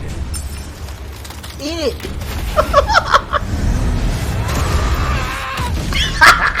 Man, that scream is visceral. Our foe will not relinquish their mother crystal easily. This will be a bitter fight. It's Tuesday, innit? You should not be out of doors. We have discussed this. Come, Joshua. Your father will She's be like, oh, the peasants. It's Tuesday. I'm sworn to protect him. And look at this cool freaking... I want this game, honestly. This part is awesome. What do you mean you refuse? Did you not pledge your swords to our cause? It's awesome! It's an action game? What does it matter? It was the Dalnex who drove back. It is giving me, like, Vagrant Story / Final Fantasy Without Online. the blessing of the Mother Crystal, we cannot defend our realm from the spread of the Blight. Gives me those two vibes. Also, this awesome shit. Yeah, me too. On sale, baby. This is Final Fantasy 16. Sentient dragoons. Imperial vipers. Do they really mean to invade us? Hell yeah. Awesome. Sorry. Sorry. There it goes. I'm never prepared for it.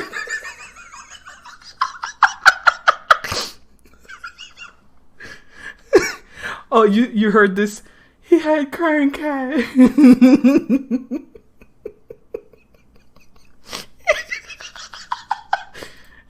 Crying cat face. Who had crying cat face? Imperial vipers. Do they really mean to invade us? What? Is that why it's making me laugh so much? Sorry, kid. Look at those shiny crying eyes. God. But honestly, I am excited for this game. It looks awesome.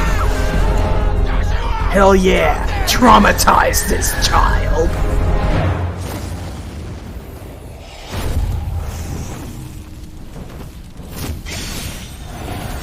Not once, but twice. It just comes out of nowhere, and I don't really care about the character because I don't know him.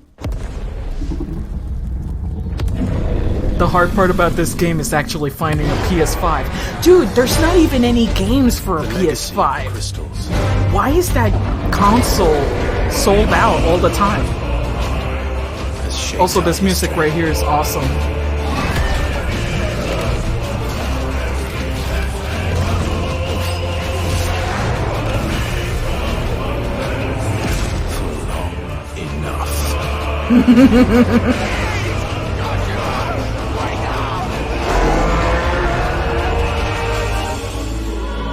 Also, this freaking logo right here is awesome. Not this part. You get away with it. This logo is freaking cool. If it's the last thing I do.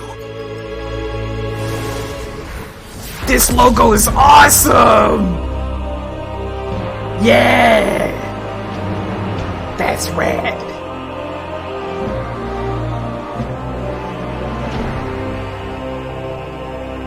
That's a very good illustration for that. I never play Final Fantasy.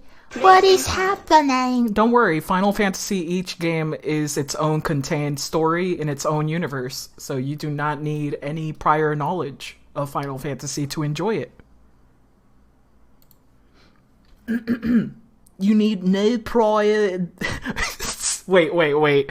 Fuck me. That's not the best trailer Final Fantasy has. Because we all know Chaos is the best trailer. Chaos.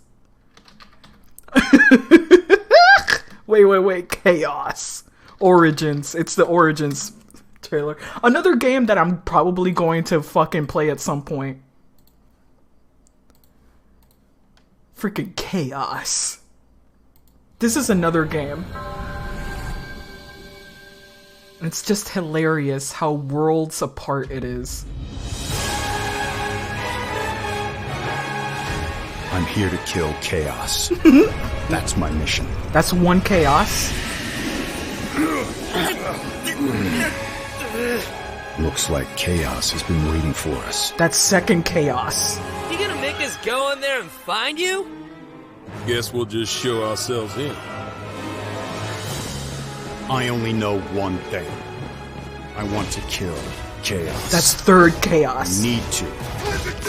It's not a hope or a dream. It's a thirst. Thirst. It's like a hunger or thirst. You sure Chaos is here? Fourth I Chaos. can only squash monsters for so long. I hate doing pest control. This is the Shrine of Chaos. Fifth Chaos. We just have to hunt him down. Feel the pain!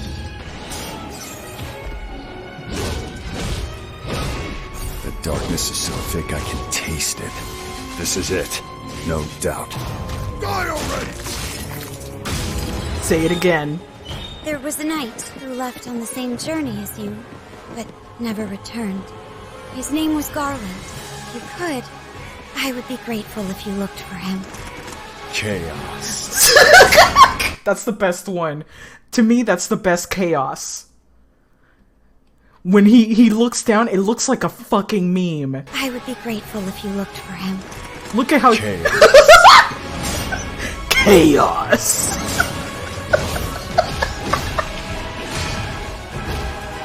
Oh my god. Push you! Know when you're beaten! And who are you? We're here to kill Chaos. Seventh Chaos. Prophecy's very own Warriors of Light. Real. He always wore such splendid armor, with a helmet that was terrifying to behold. It's Garland! No. I become Chaos. In a short span of 2 minutes and 16 seconds, they said Chaos 8 fucking times, dude. 8 fucking times. Whoever made this trailer needs a good talking to. 8 times in the span of 2 minutes. Good lord.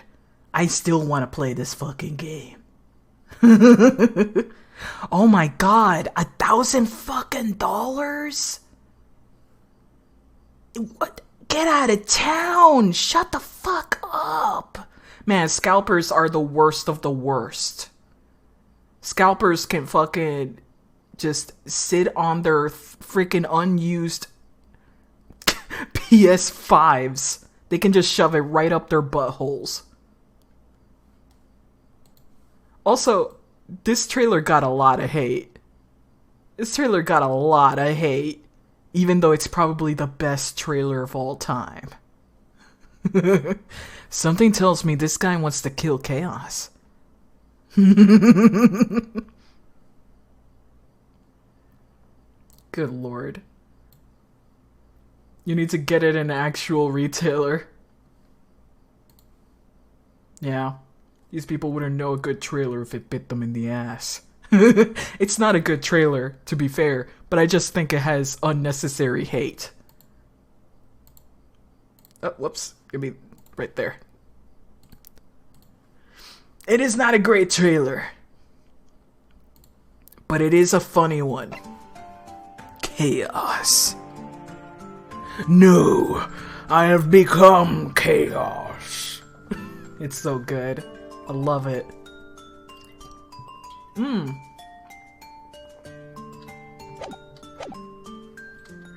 Yeah, just like I did with the PS4, I'll just wait 5 years.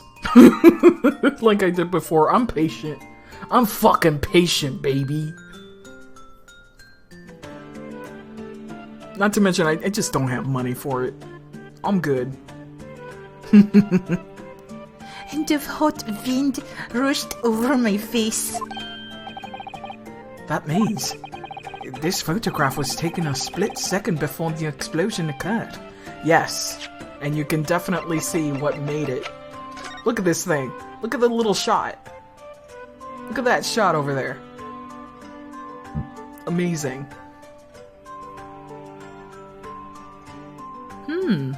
That's really cool.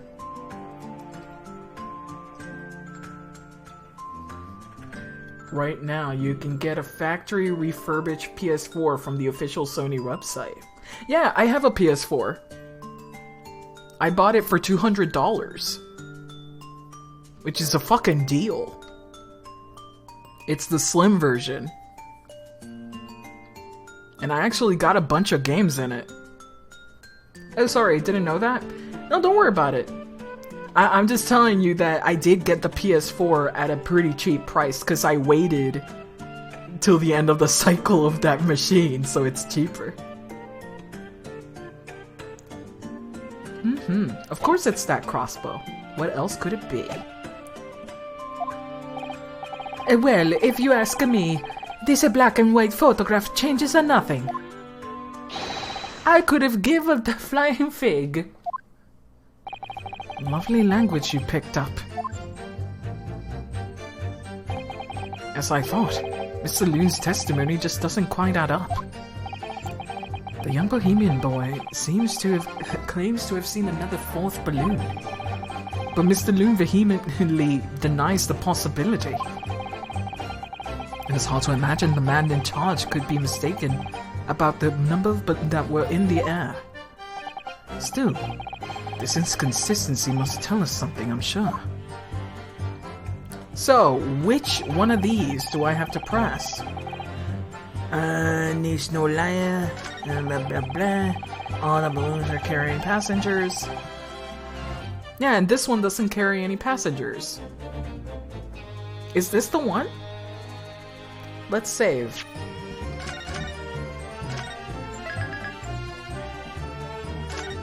Good night. I'm gonna keep going for like at least 1 more hour. Let's see.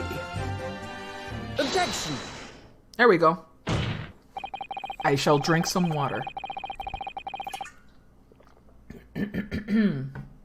Unfortunately, the photograph Master Gods took can't tell us the color of the balloon, but it can tell us something else. Something crucially important. What? It shows that the pictured balloon wasn't carrying any passengers. Ah, my goodness, you're right. But surely all the balloons... Fuck. Did I just swallow my own tongue? Yes, I did. Oh my goodness, I destroyed my tonsils right there. But surely all the balloons would have been carrying passengers. There would be no sense in it otherwise. See, they're for pleasure. For seeing the view. My balloons only fly with passengers. Which tells us that the pictured balloon isn't one of them. So when the incident occurred that day, there was a 4th balloon in the skies above the experimentation stage. The mysterious green balloon. Oh, I should have stopped there because we got a close-up of the mouse. I know nothing, niente. I can only tell you one thing. If this balloon was not carrying passengers, then it was not one of mine. Oh my goodness. Objection! There are illegal tradesmen everywhere you care to look.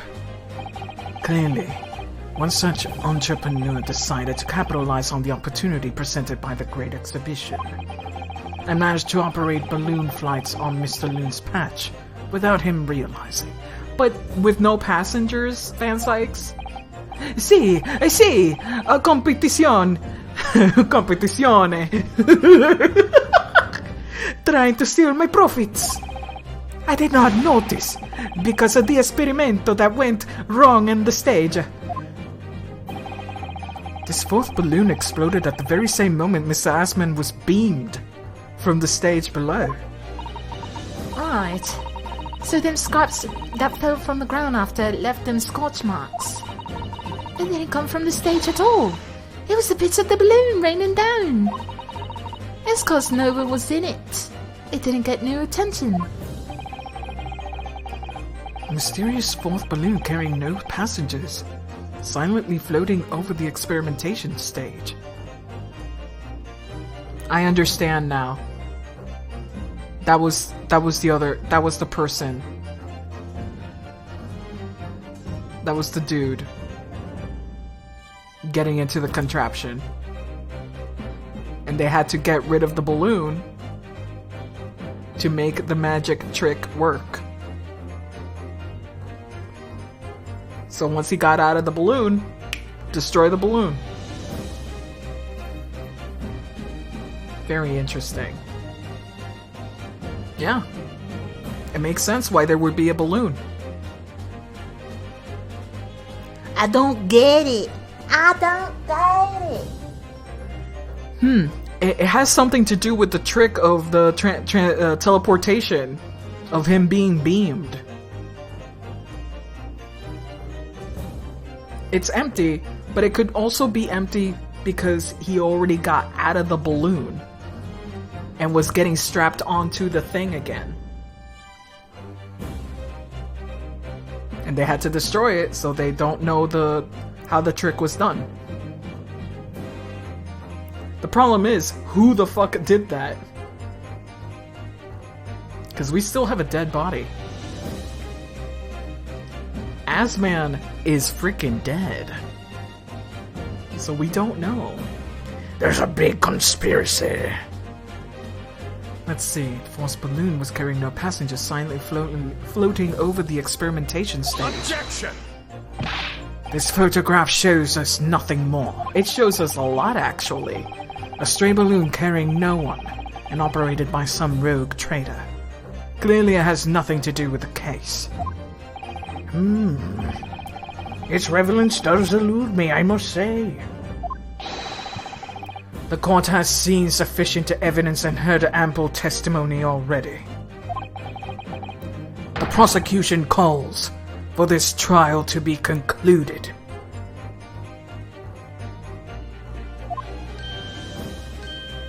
Oh man, she's so hot. Really? Have we really got to the truth yet? No. I can't let this opportunity slip away. The jurors' minds are made up, and not in our favor. What else on this photograph tell us? Is there nothing more that we can learn from? There is so much more. And wait, there is more! Ladies and gentlemen of the jury, wait! Please don't give your decisions yet. The photograph from Master Goats. Is it Goat? Goat? Maybe it's Go. Like Dutch or something. Also, look at that little mouse. Look at that little mouse. May well be hiding one more vital clue. What's that? A vital clue! Wow, why is he so surprised? Objection! Little mousy mouse. We're well past the point of mere possibilities. It's time for definitives now, so tell the court. What exactly does the alleged clue in the photograph prove? The cause of the explosion! We can reasonably assume that that the picture balloon was destroyed in the searing heat of the explosion. Yeah, that's right. Yeah, it was not my fault. Why am I fucking up the... Listen, I'm fucking up the thing. Listen, I don't know why I went to Irish there. Forgive me. I can't do it. There's too many accents in this room. We need to get rid of 5 of these accents. All of them. Get them all out of here. I'm done with this game. Some crimes cannot be forgiven. Shit! Including Brit. No, just English. My plain English accent. Vamos a hablar en español nada más. Para el resto del stream. Eso es todo lo que va a pasar. Nada más, solo español.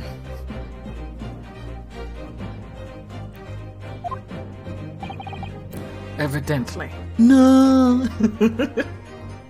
Sí. Todavía es español. Todavía. No hemos cambiado para nada. Also, before we continue, you know how many times I've drunk the water? Can you theorize what's gonna happen right now? Can you guys, with your big brilliant brains, figure out lo que va a pasar? Group peace. Time to take a fucking... No! I'm going to pee! Stop making me drink water, no! I'll be right back. Can't talk right now. I'm making piss. Be right back.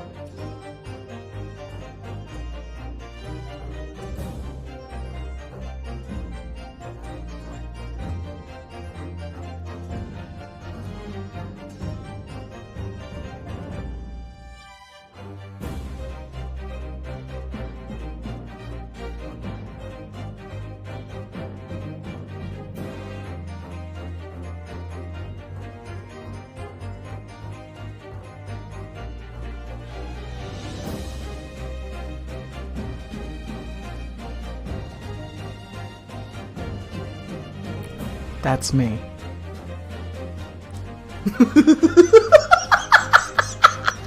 I was looking for this picture. I needed this picture. No, I have the perfect picture for BRB. That was me just now. There it is. Let me copy image address. There you go.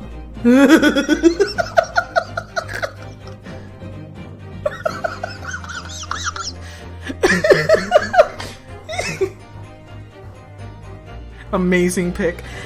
I fucking love how I searched it. I was like, was it like a fire hydrant or something? I don't know, but I know it was a Japanese girl. It's funny. Funny Japanese fire hydrant squat over.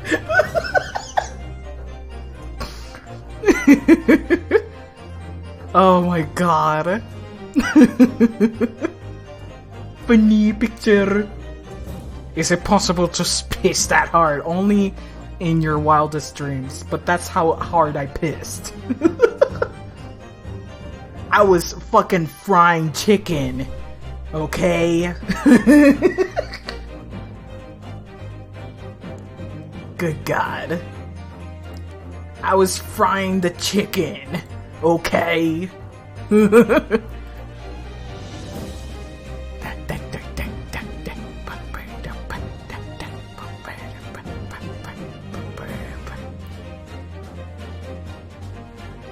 Amazing.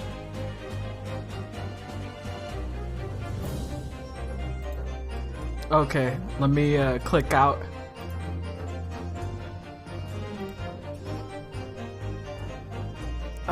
What a relief. Let me rehydrate. Hell yeah. That was hard work. Evidently. Because the bird cage from the kinesis machine materialized in the sky where it had been flying. And the balloon, being filled with flammable hydrogen, instantly and explosively ignited. Objection! No, that's not what happened. What? Gosh dang it.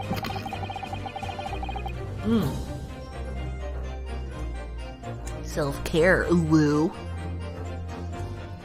It would appear that this photograph requires closer examination. Counsel, for the defense, you will highlight the location of this alleged clue in the photograph for the court. Come on, guys. It's so big. Of course, my lord. If you look closely, it's plain enough to say. And what's shown is linked to another piece of evidence we have.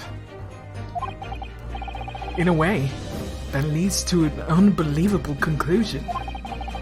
The clue that heavily suggests the real reason for the balloon exploded is, wow, pissing too hard. Cannot read anymore. Here it is. Gotta press R. Take that! The timing of this photograph can only be described as miraculous. Oh my god. What is this? Studio Ghibli's Hal's moving. I'm gonna miss him. I'm out of here.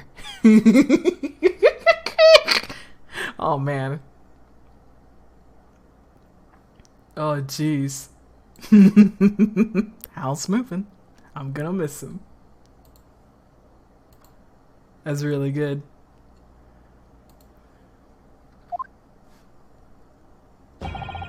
If you look, you'll notice there's a bright white line that appears to be pointing directly at the balloon. Most likely a ray of light caught incidentally on the film. I'm afraid I can see nothing of the sort. If you look with a magnifying glass, my lord, it becomes clear what the nature of this bright line really is. Goodness, what is that? Undeniably, a flash of light, yes. Oh golly, do you think it might be lightning? Girl, you can be as stupid as you want. You can be as dumb as you want. You're privileged with good looks. God damn. She reminds me of that one commercial. Where are my fries? I can't see my fries. Where's my fries? And then the lady had to pull the plate out because her fucking tatas were just covering up half the plate. They were just too big.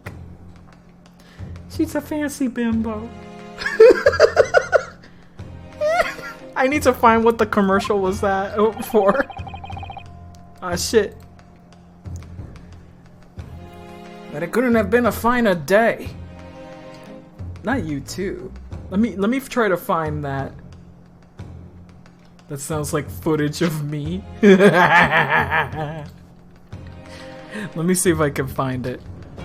Give me a hot second.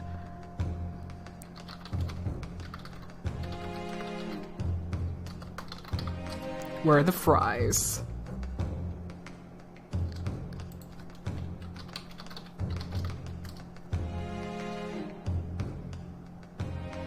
Let's see. Gosh dang it, come on YouTube. Help me out. Help me out, YouTube.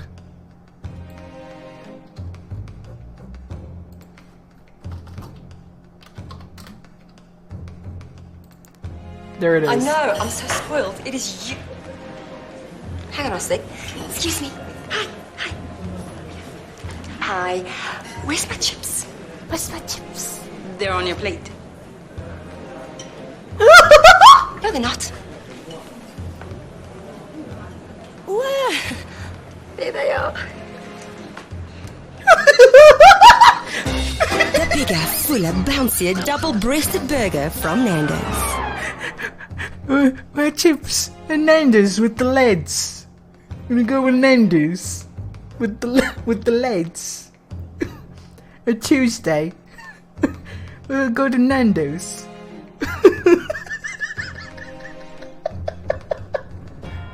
Oh my god.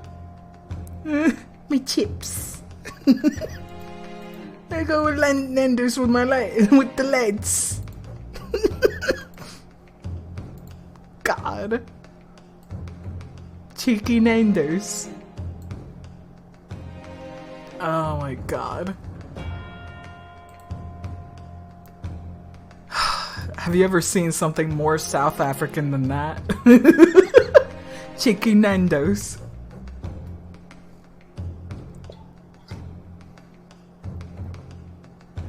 Oh my god. Gregson only gets his chips at Nando's. Oh my god.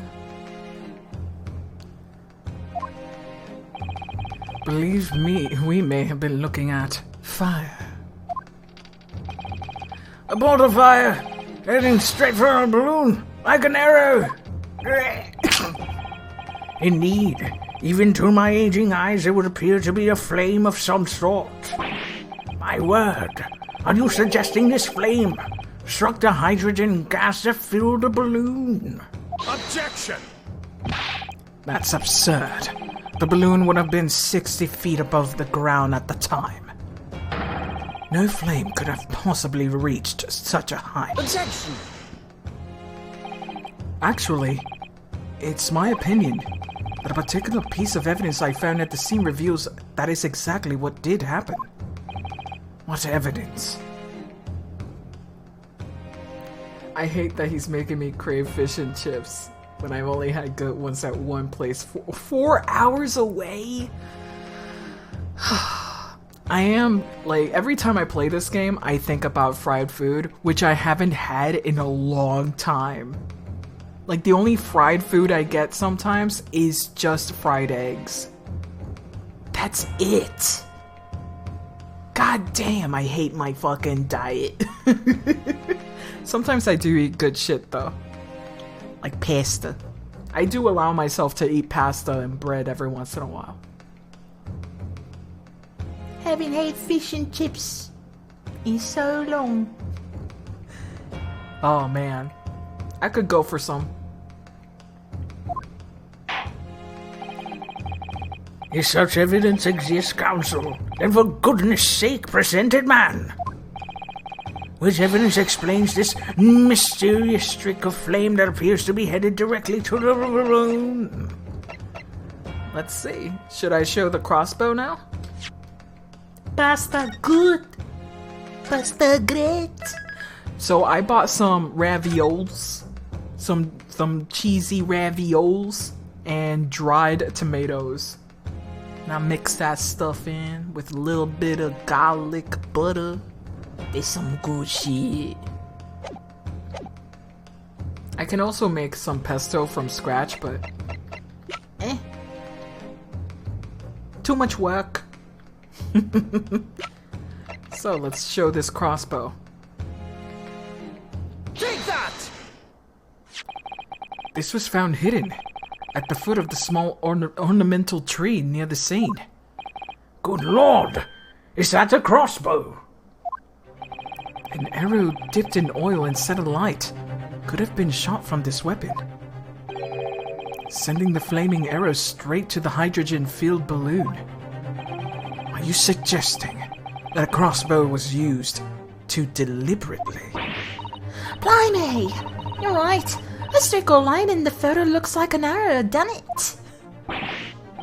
The explosion of the balloon, it was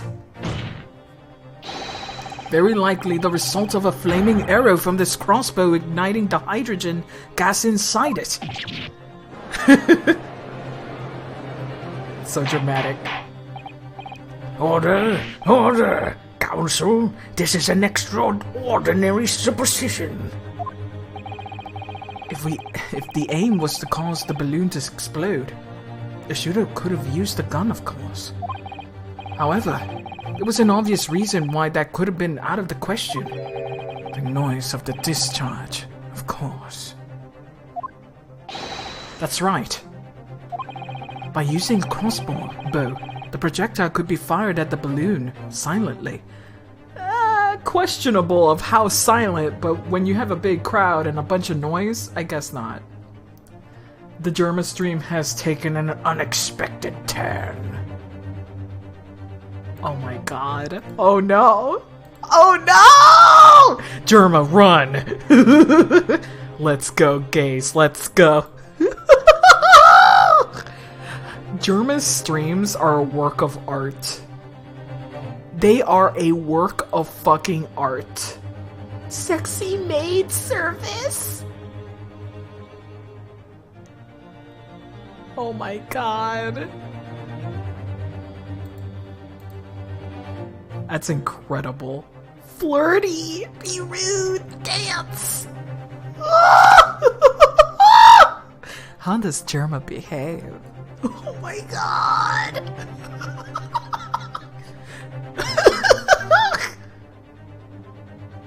People have spoken. Amazing. Those streams are really just art pieces. That's amazing. I don't even want to watch them. I just want to see them, like, recorded for history's sake, you know? Good lord. I still think about that one time he put a rock in his mouth. He just went to a rock place to excavate some freaking rocks, and he puts a rock in his fucking mouth. He just wants to eat it. I'm like, this man is chaos. Chaos. God. Yeah, the freaking amount of effort is what makes it high art to me. The auteur. Oh yeah, if someone had shot a gun off in the exhibition grounds, it would have caused real panic.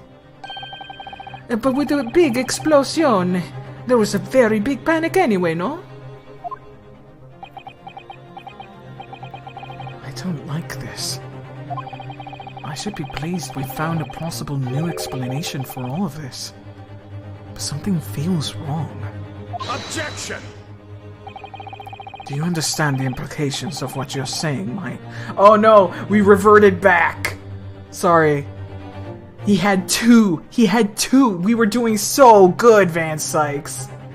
But I guess since he's losing, he's like, no, fuck you! My Nipponese friend. If a flaming arrow did indeed hit the balloon, then it obviously would have exploded. And if the bird cage appeared from the cloud of smoke that ensued...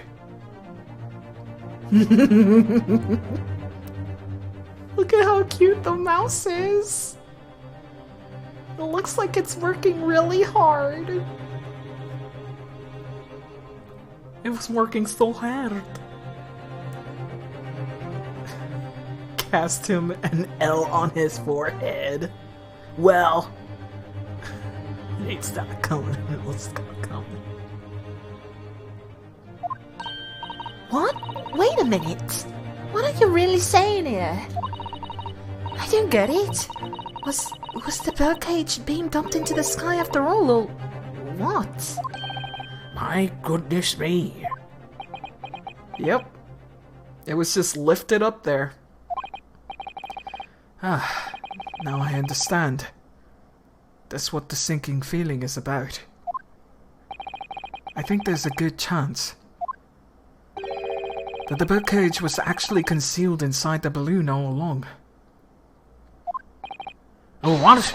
Did I hear that correctly, Counsel? There's no going back now.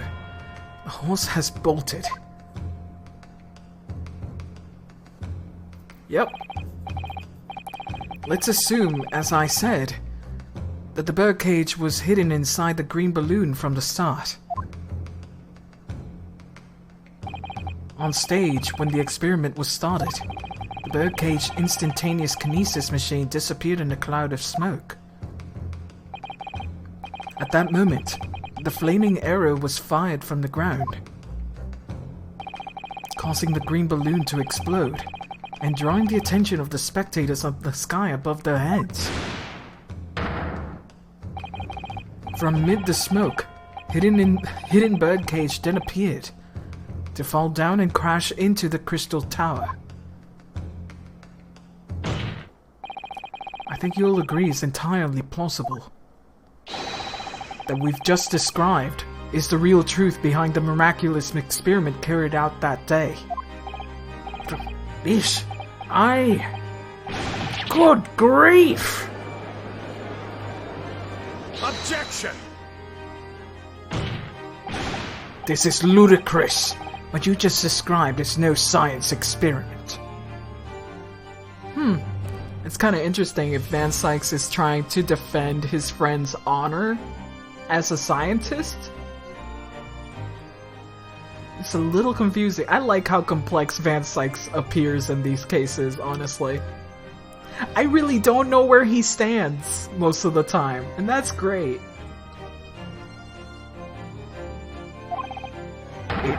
It's child's play. A contemptible display of stage magic.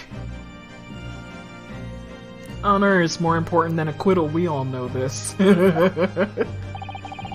Mr. Sholmes and Iris said that the experiment was a scientific impossibility. In which case, this is the only way to explain what happened that day. And in any case, the victim's body was found inside the birdcage in Crystal Tower. If the instantaneous kinesis didn't take place, how do you explain that? If may I put a word, as a man of magic myself, such apparent discrepancy can easily be explained by some simple deception. Yeah, smoke and mirrors, baby. Smoke and mirrors. Juror number 3. All that would be needed is a doppelganger. Someone who looked very similar to the victim, Mr. Assman. Yep. And having this other man appear on stage in front of the show as a body double. Ah, yes, of course. So in fact, Mr. Assman must have been inside the birdcage that was concealed inside the balloon right from the start. Objection! That balloon would have been filled with hydrogen. Anything hidden inside it would have been scattered to the four winds when it exploded. No one would have been embarked on such a risky venture. Not necessarily. With the explosive force of the balloon gas would much depend on the mixture ratio. Juror number 4. We're so lucky to have jurors who are experts on the very same case. What a coinky-dink! Flying balloons are rarely filled with pure hydrogen, but a mixture of other gases such as helium as well. That is true. Helium on its own doesn't explode, but by controlling the gas mixture ratio, the explosive force can be altered. The mixture ratio. Fuck. Obviously, the victim's body would have suffered some burns. That would be unavoidable. But not such to an extent that's to render this whole obscene charade impossible.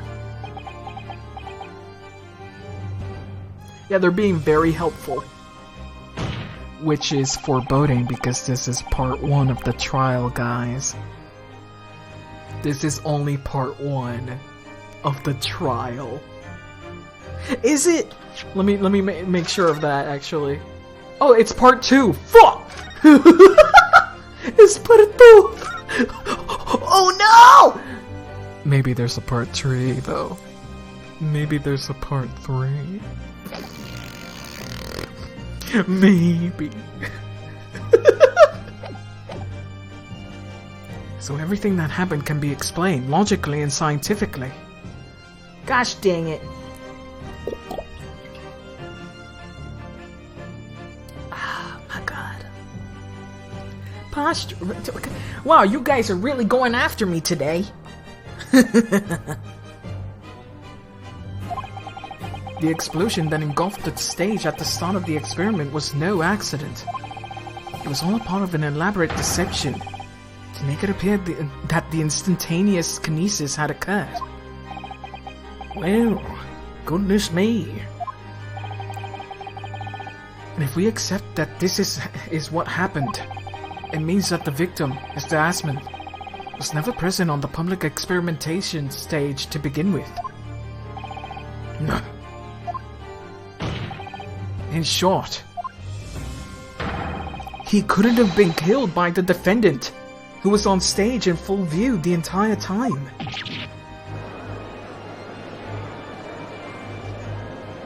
This sucks. This will be very hard for the prosecution to counter. Look at the little mouse! He's taking a lot of damage. Which is why I'm like, I wonder if there's gonna be a turnabout at any point. All that size can't credibly maintain that Professor Hairbrain is a suspect now. Yep, here we go. Here's Hairbrain.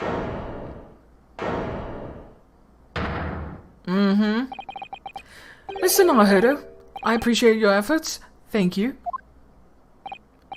Professor, he wants that money. He wants that experiment to be real. But you can stop now. Just keep your mouth shut, please. Sorry? What's all this about, Mr. Hairbrain?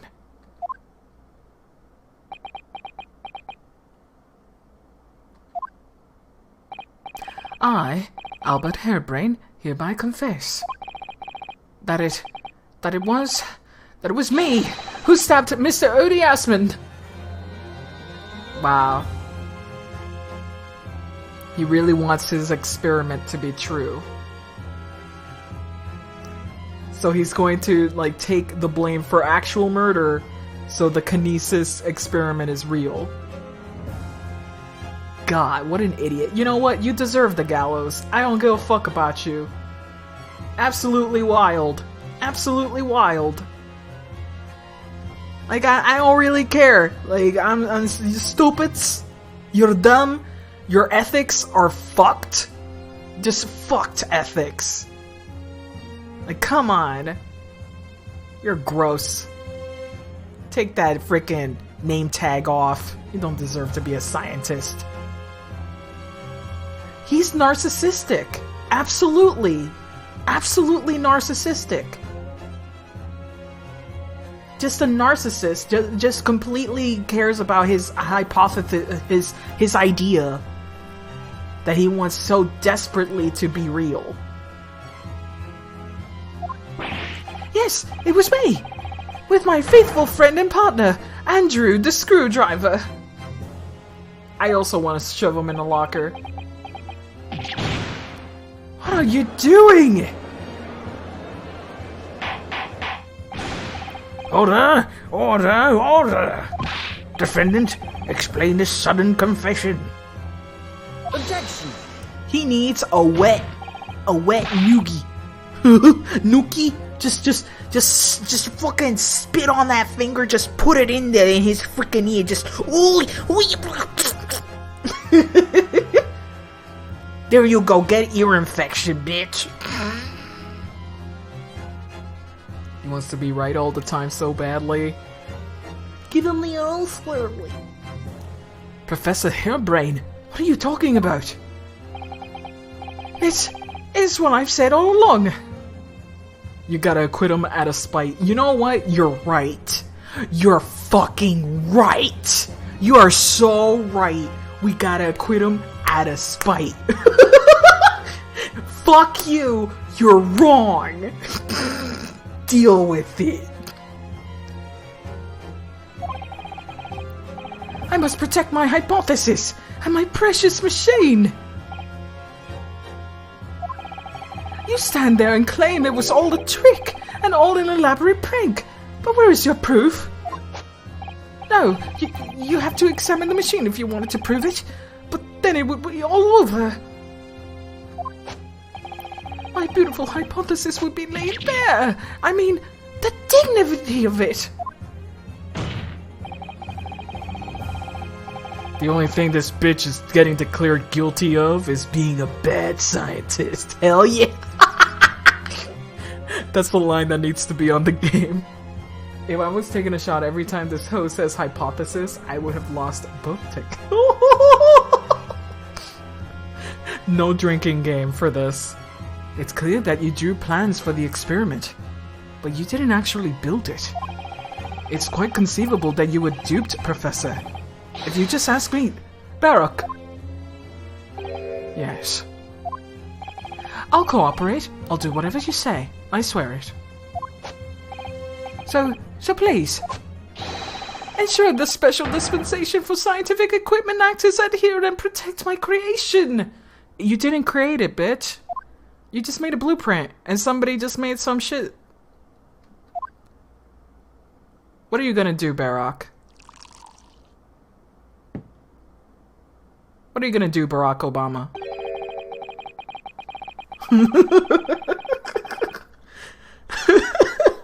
Barack Obama. Defense attorney versus defendant PvP.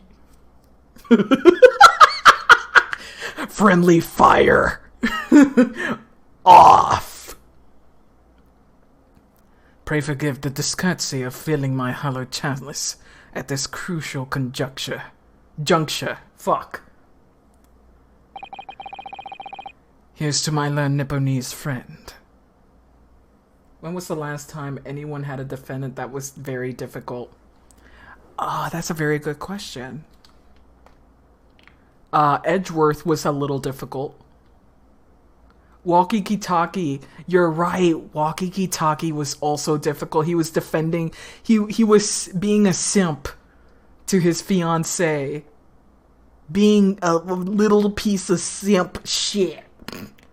I do like Walkie though. He is very cute, but an idiot.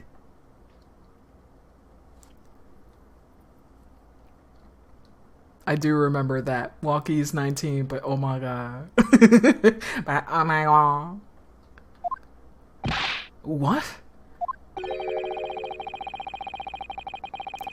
Edgeworth did sabotage his not guilty verdict that one time. Yeah, he was being difficult. He was like, I killed him. And I'm like, Edgeworth, no. You dummy, stop. Albert reminds me of Ron Delight in that they're both trying to get themselves convicted. Who was Ron Delight?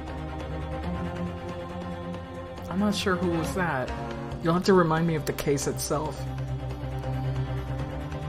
Lana was something else too. Oh yeah, but Lana was doing it for good reasons. Like, Lana was being blackmailed. Was the husband twink of the hot chick? Oh, fuck that guy! Demisk. Yeah, fuck that guy. He was so stupid. I like that case though. And his wife is hot. Those are the only good points. His case is actually pretty interesting. And his wife hot. And his upcoming attempt to clarify the defense's position in the light of the accused's confession.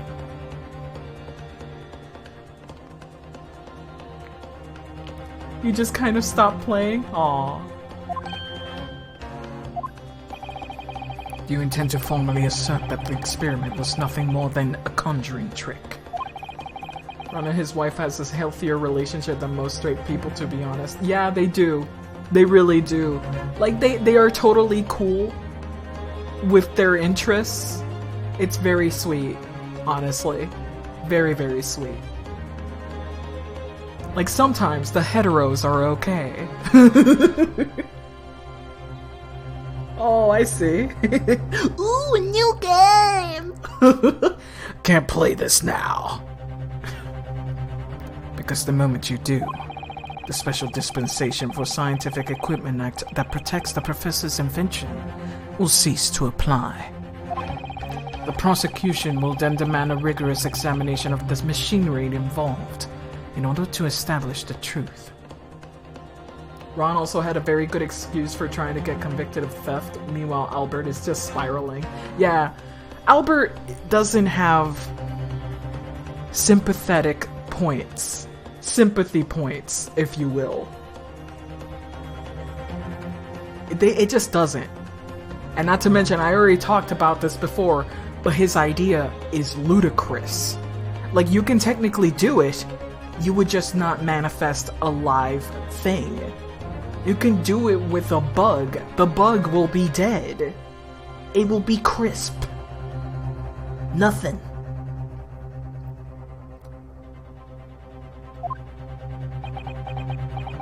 All he wants is for his hypothesis to be right. There's nothing else to him.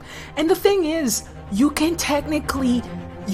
in fact rip apart the particles of any given material. You can do some actual chemistry.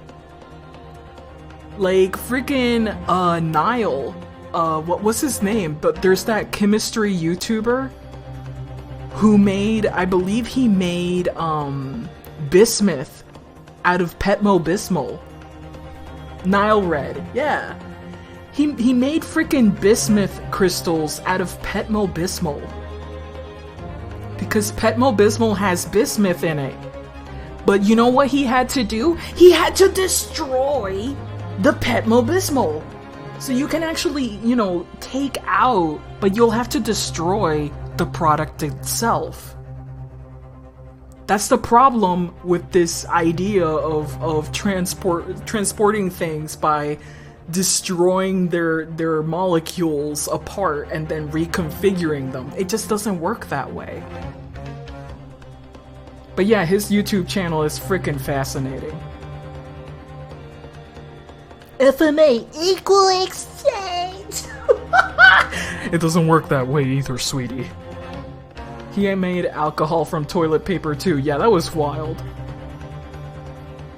I thought Albert was endearing, but I just want to throttle him at the moment. Yeah, he just doesn't have something sympathetic about himself. Like, if I was going to write this story, I would talk about, like, this is my, like, daughter's dream to someday be transported out in space or something like that. Like, something that would create an emotional attachment to the machine itself that isn't completely self-centered. If there was something like that, like if it's a freaking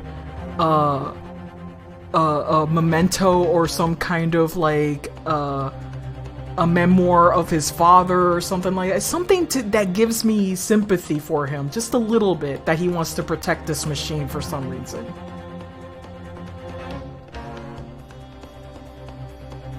Or maybe that people stolen his ideas. Yeah, something like that could be too. Like, people keep stealing his brilliant ideas. Like, you could also use that angle. Absolutely.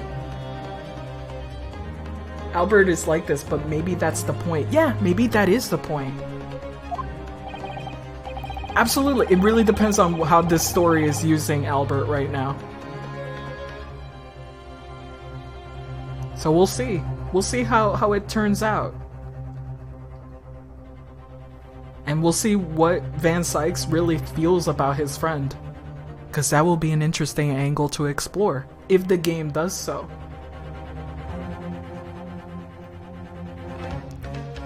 However, if you acknowledge that the machine is genuine and instrumental in the victim's murder, any chance of investigating will be crushed, and the confidentiality of the professor's hypothesis preserved. Do you value life over a fucking dumb idea? Or the other way around? Well, Counsel, what is the defense's official position on this matter? What Professor Harebrained, my client, actually asked of me was to prove that the explosion on the stage was an accident and protect the secrecy of his hypothesis. This is a interesting question. Ethically, what the fuck are you gonna do? But there's no way to do that without implying the professor's guilt. Do I protect my client's life by asserting his innocence? Or do I uphold my client's request, but to see him condemned?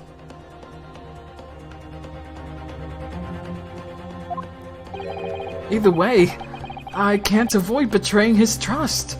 You're right. You're stuck between two swords, Naruhodo. And there's nowhere to go. You've been silent long enough. Isn't talking your trade, my learned friend? Kill the nerd!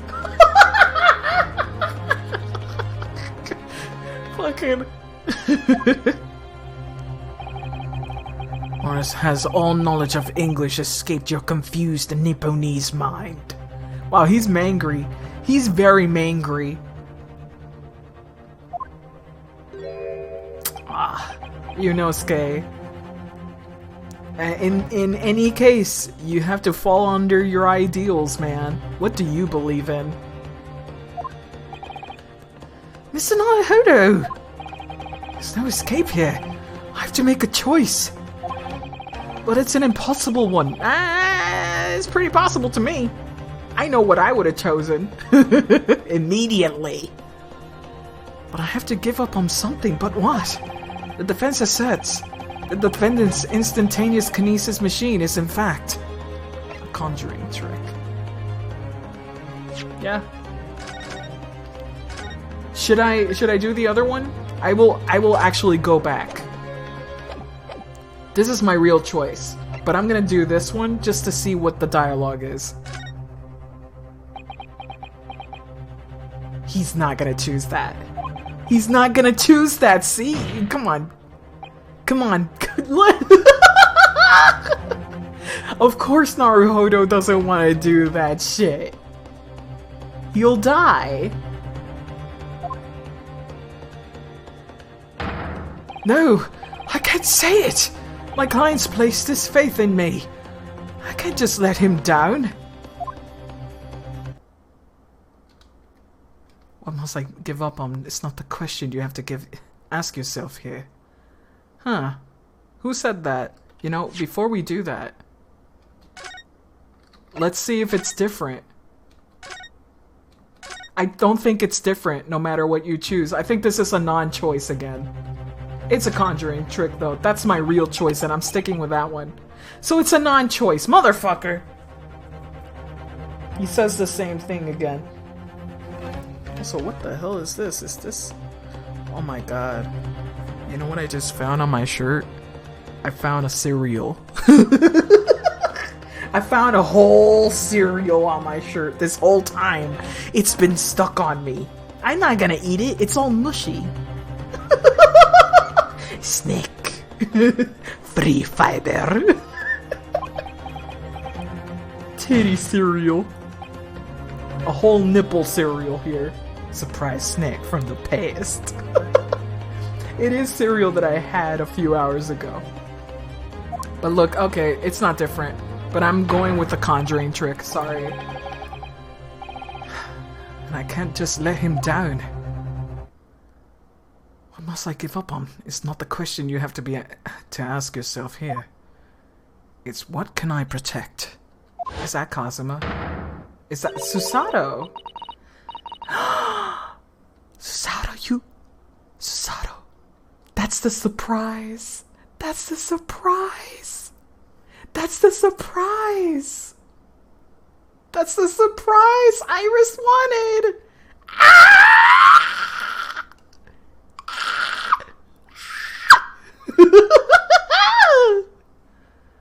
Yay, Susato! Susato! Love you.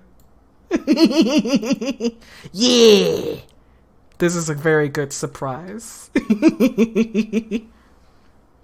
Hello again, Mr. Naruhodo. It's been far too long. Susato-san!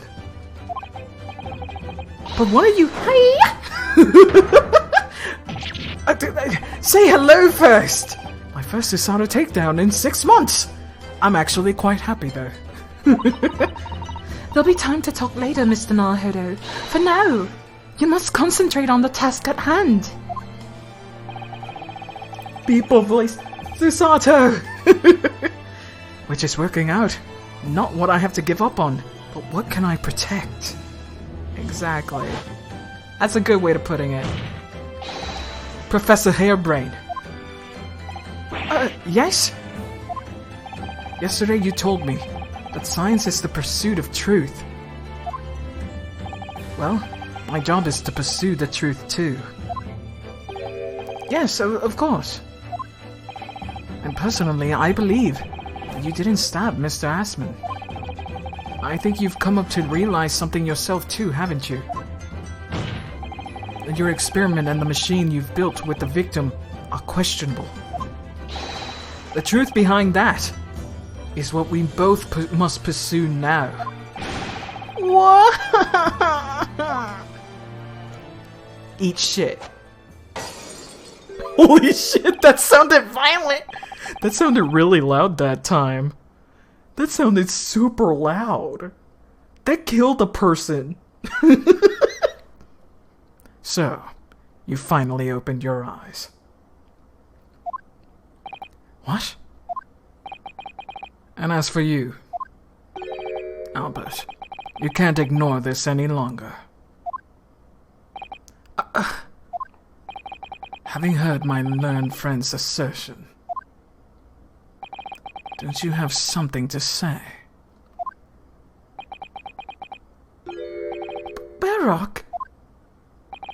Lord Van Sykes? Gosh, I've never heard him speak that way before.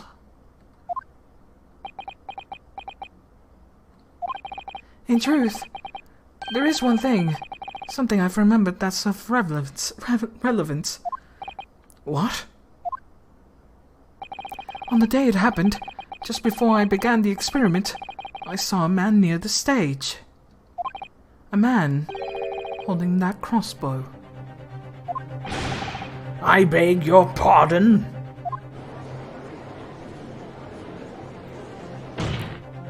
Professor! Did the man have any distinguishing features? What did he look like? taller than me and thinner than me, with straight hair, straighter and whiter than mine. Okay.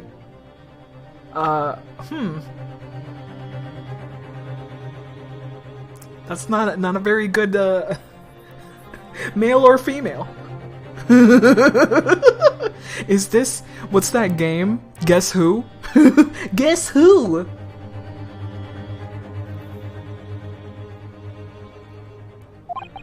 Let me see. One less lens than me too. A monocle. Rather stylish. Black monocle. Interesting. Black monocle, eh? But one thing in particular will help positively identify the man, you see. I know him very well. Oh my god. After all, he's the engineer who built my invention.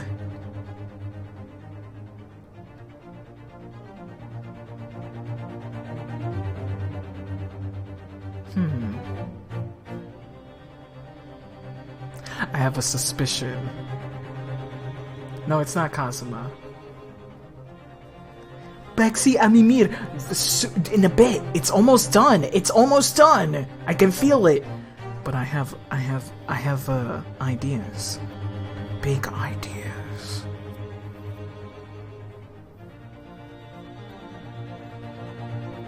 No, it's not Kazuma. It's not Wilson. But there might be a character. Let's see. What? He built the machine. Let's see. It might just be some random ass dude, really. That's right. Mr. Osmond introduced him to me a year ago. He's a man by the name of Enoch Drebber. Okay. New character. Enoch Drebber. Enoch Drebber. You guys know him? Does this name mean something? Members of the jury seem flustered. It is a very cool name. Enoch is a cool name overall. Not a name any scientist wishes to hear. The man is abomination. Not a name any conjurer wishes to hear either. Who on earth is he? I'm afraid this isn't the first tale of nature that I've heard in the scientific circles in connection with that name. You talk about flamboyant experiments that turn out to be nothing but staged trickery in the end. Obviously, the rascal is after the government's research grant money. When magicians are in need of money, I've heard of them resorting to underhand tactics. Some acquaintances of mine with experience of such things have mentioned Enoch Drebber's name before. The wealthy son of Elder Drebber, a leader among the Mormons, Enoch Drebber is the first murder victim that Holmes and Watson encounter in A Study in Scarlet. Motherfucker.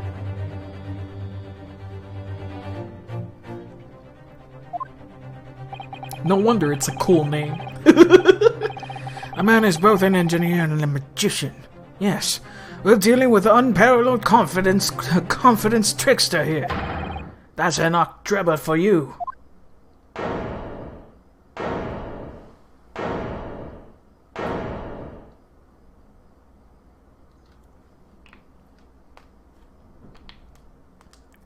Here we go. Now it's finished.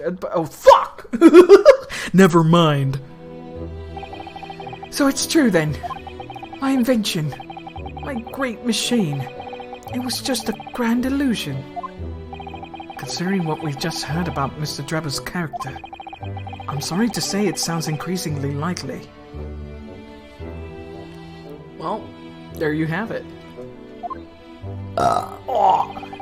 Even though no one else believed it, I wanted it to. Yeah, quite obviously.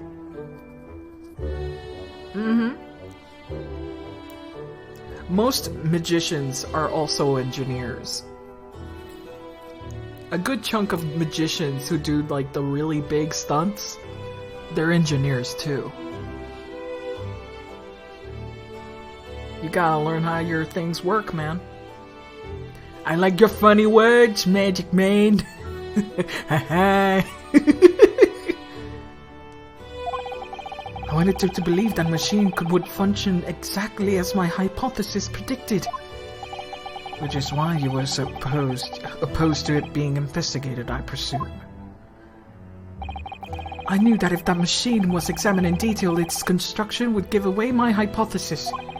Obviously, I didn't want that to happen, but at the same time, I knew that if it was found to be nothing more than a trick, then a work of deception, then everything I worked towards, all my research, all my dreams, my whole life would be over. Yeah, sure, whatever. I was terrified at the prospect. So you really had no idea then, did you? About the true nature of the machine that was built, and the true nature of Mr. Drebber. I never questioned anything. I didn't want to question it. It's entirely possible that Mr. Asman and Mr. Drebber were working together to use you as a means of fraudulently acquiring the research grant money.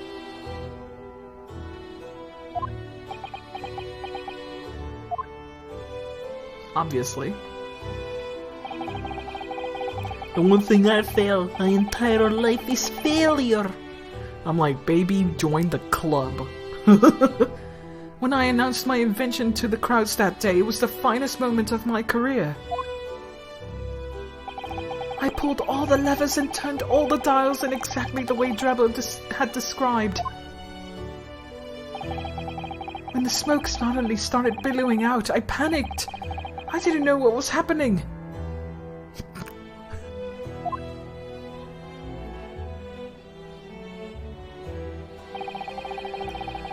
But I really don't know how the whole illusion was made to work.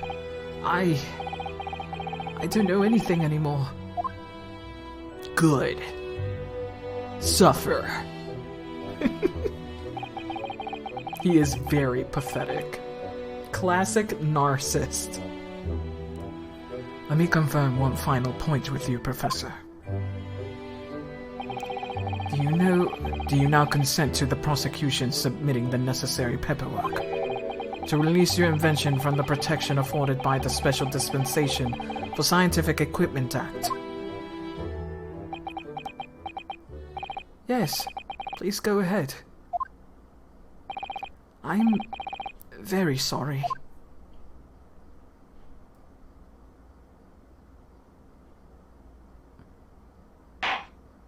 Wow, not a single summation examination.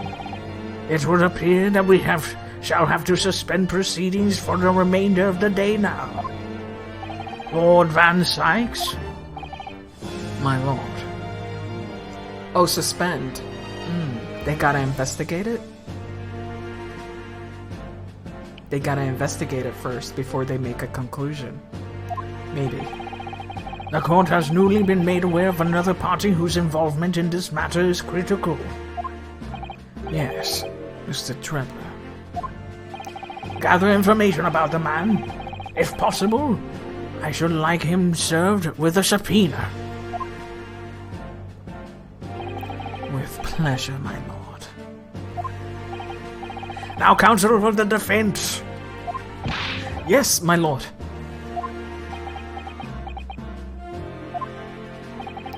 When we reconvene, I shall be looking for one thing and one thing alone from you. Evidence that a defendant is innocent of the crime for which he presently stands accused. Okay. Part 3, here we go. I understand. Good. In that case, this court is adjourned until tomorrow morning. Bye, everybody. So what we have here, we have another investigation day. Now we can look at the machine. Yes, I will go to sleep now. In a bit. In a second. After this scene. I will save when I'm able to. Alright. We have a whole day's worth. Susato! Susato!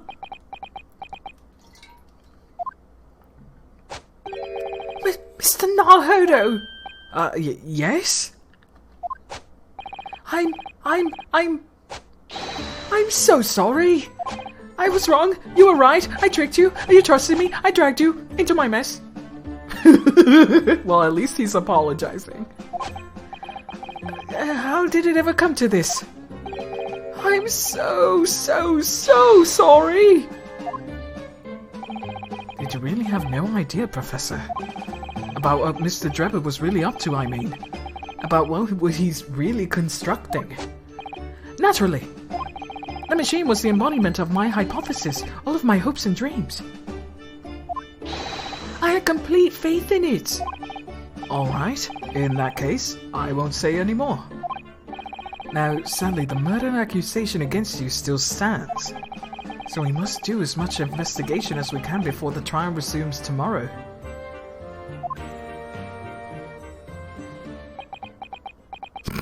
Those glasses cannot stay up, eh? Well, thank you for doing so much for me. Susato, yeah! Susato, yeah! I'm so sorry for arriving late this morning, Mr. Naruto. Arriving late? Didn't you receive my postcard? I wanted to let you know when I'd arrive. Postcard? What postcard? I had it from you, Reno, so it would be a surprise. Iris, you munchkin. You little gremlin. Well, did it work? Happy birthday! I was surprised, alright. Especially when she threw me to the ground. Oh dear, I'm so sorry. I was just so happy to see you again that I sort of slipped out. Wow, Susato. You like hurting your man, huh? Maybe we could stick it to a more traditional displays of emotion in the future, please? Susie's train was late to London Victoria this morning, you see. But we made it the coachman really whipped the horses hard, so she didn't miss the whole trial. Jesus, those poor horses. I was watching from the gallery for a while, but in the end I'm afraid I couldn't contain myself. Well, I'm glad you didn't. Oh! Having you at my side in court gives me strength I need to win. So, I'm delighted to see you back in London. It's so cute. If only she was older, I'd be like, you know what? They'd be a cute couple. They are cute. But she's also 16. That's the problem here. Damn it. I hate it. Listen, give it a couple of years. Yeah, dude. The problem is that she's 16. He's 23. He's a whole 7 years older. She baby. Yeah, if she was an adult, I'd be like, ah, ship it. But no, she's 16. Yeah.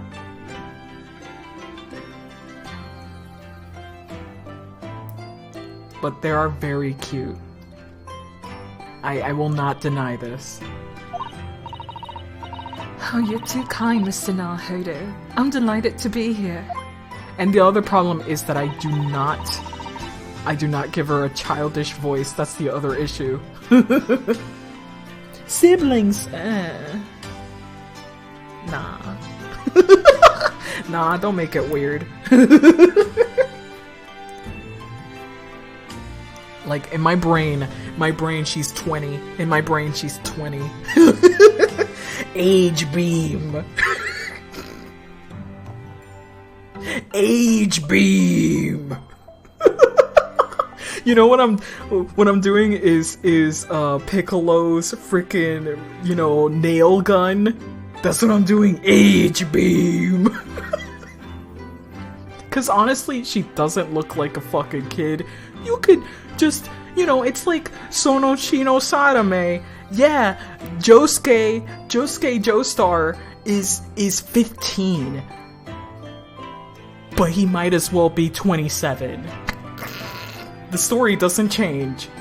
Like, is it critical for the story that she's 16? Absolutely not. She could have been 20 in this story. So here's my final standing there. My convoluted take, professional and friendly relationship that develops over the years. That is fine. Well, I don't care about maturity in this case. I really don't give a fuck about maturity. I just want to recognize that it is very wholesome. And if they just stay friends, that would be even wholesomer. That's fine too. I hope I can continue to be of service to you. Of course. So, what's brought you back? Did Professor Mikotoba not protest? Best friends. Best friends and family. Let's save all the conversation for when we're back home, shall we? You know, I've made one of my most special blends over this special occasion. Oh, Iris, how wonderful! I can't wait! Let's go. To be continued. Fiend, Susato-san was back in London. It's hard to describe how happy that made me feel at the time. But despite my elation, our tale was about to take yet another extraordinary turn. Oh boy.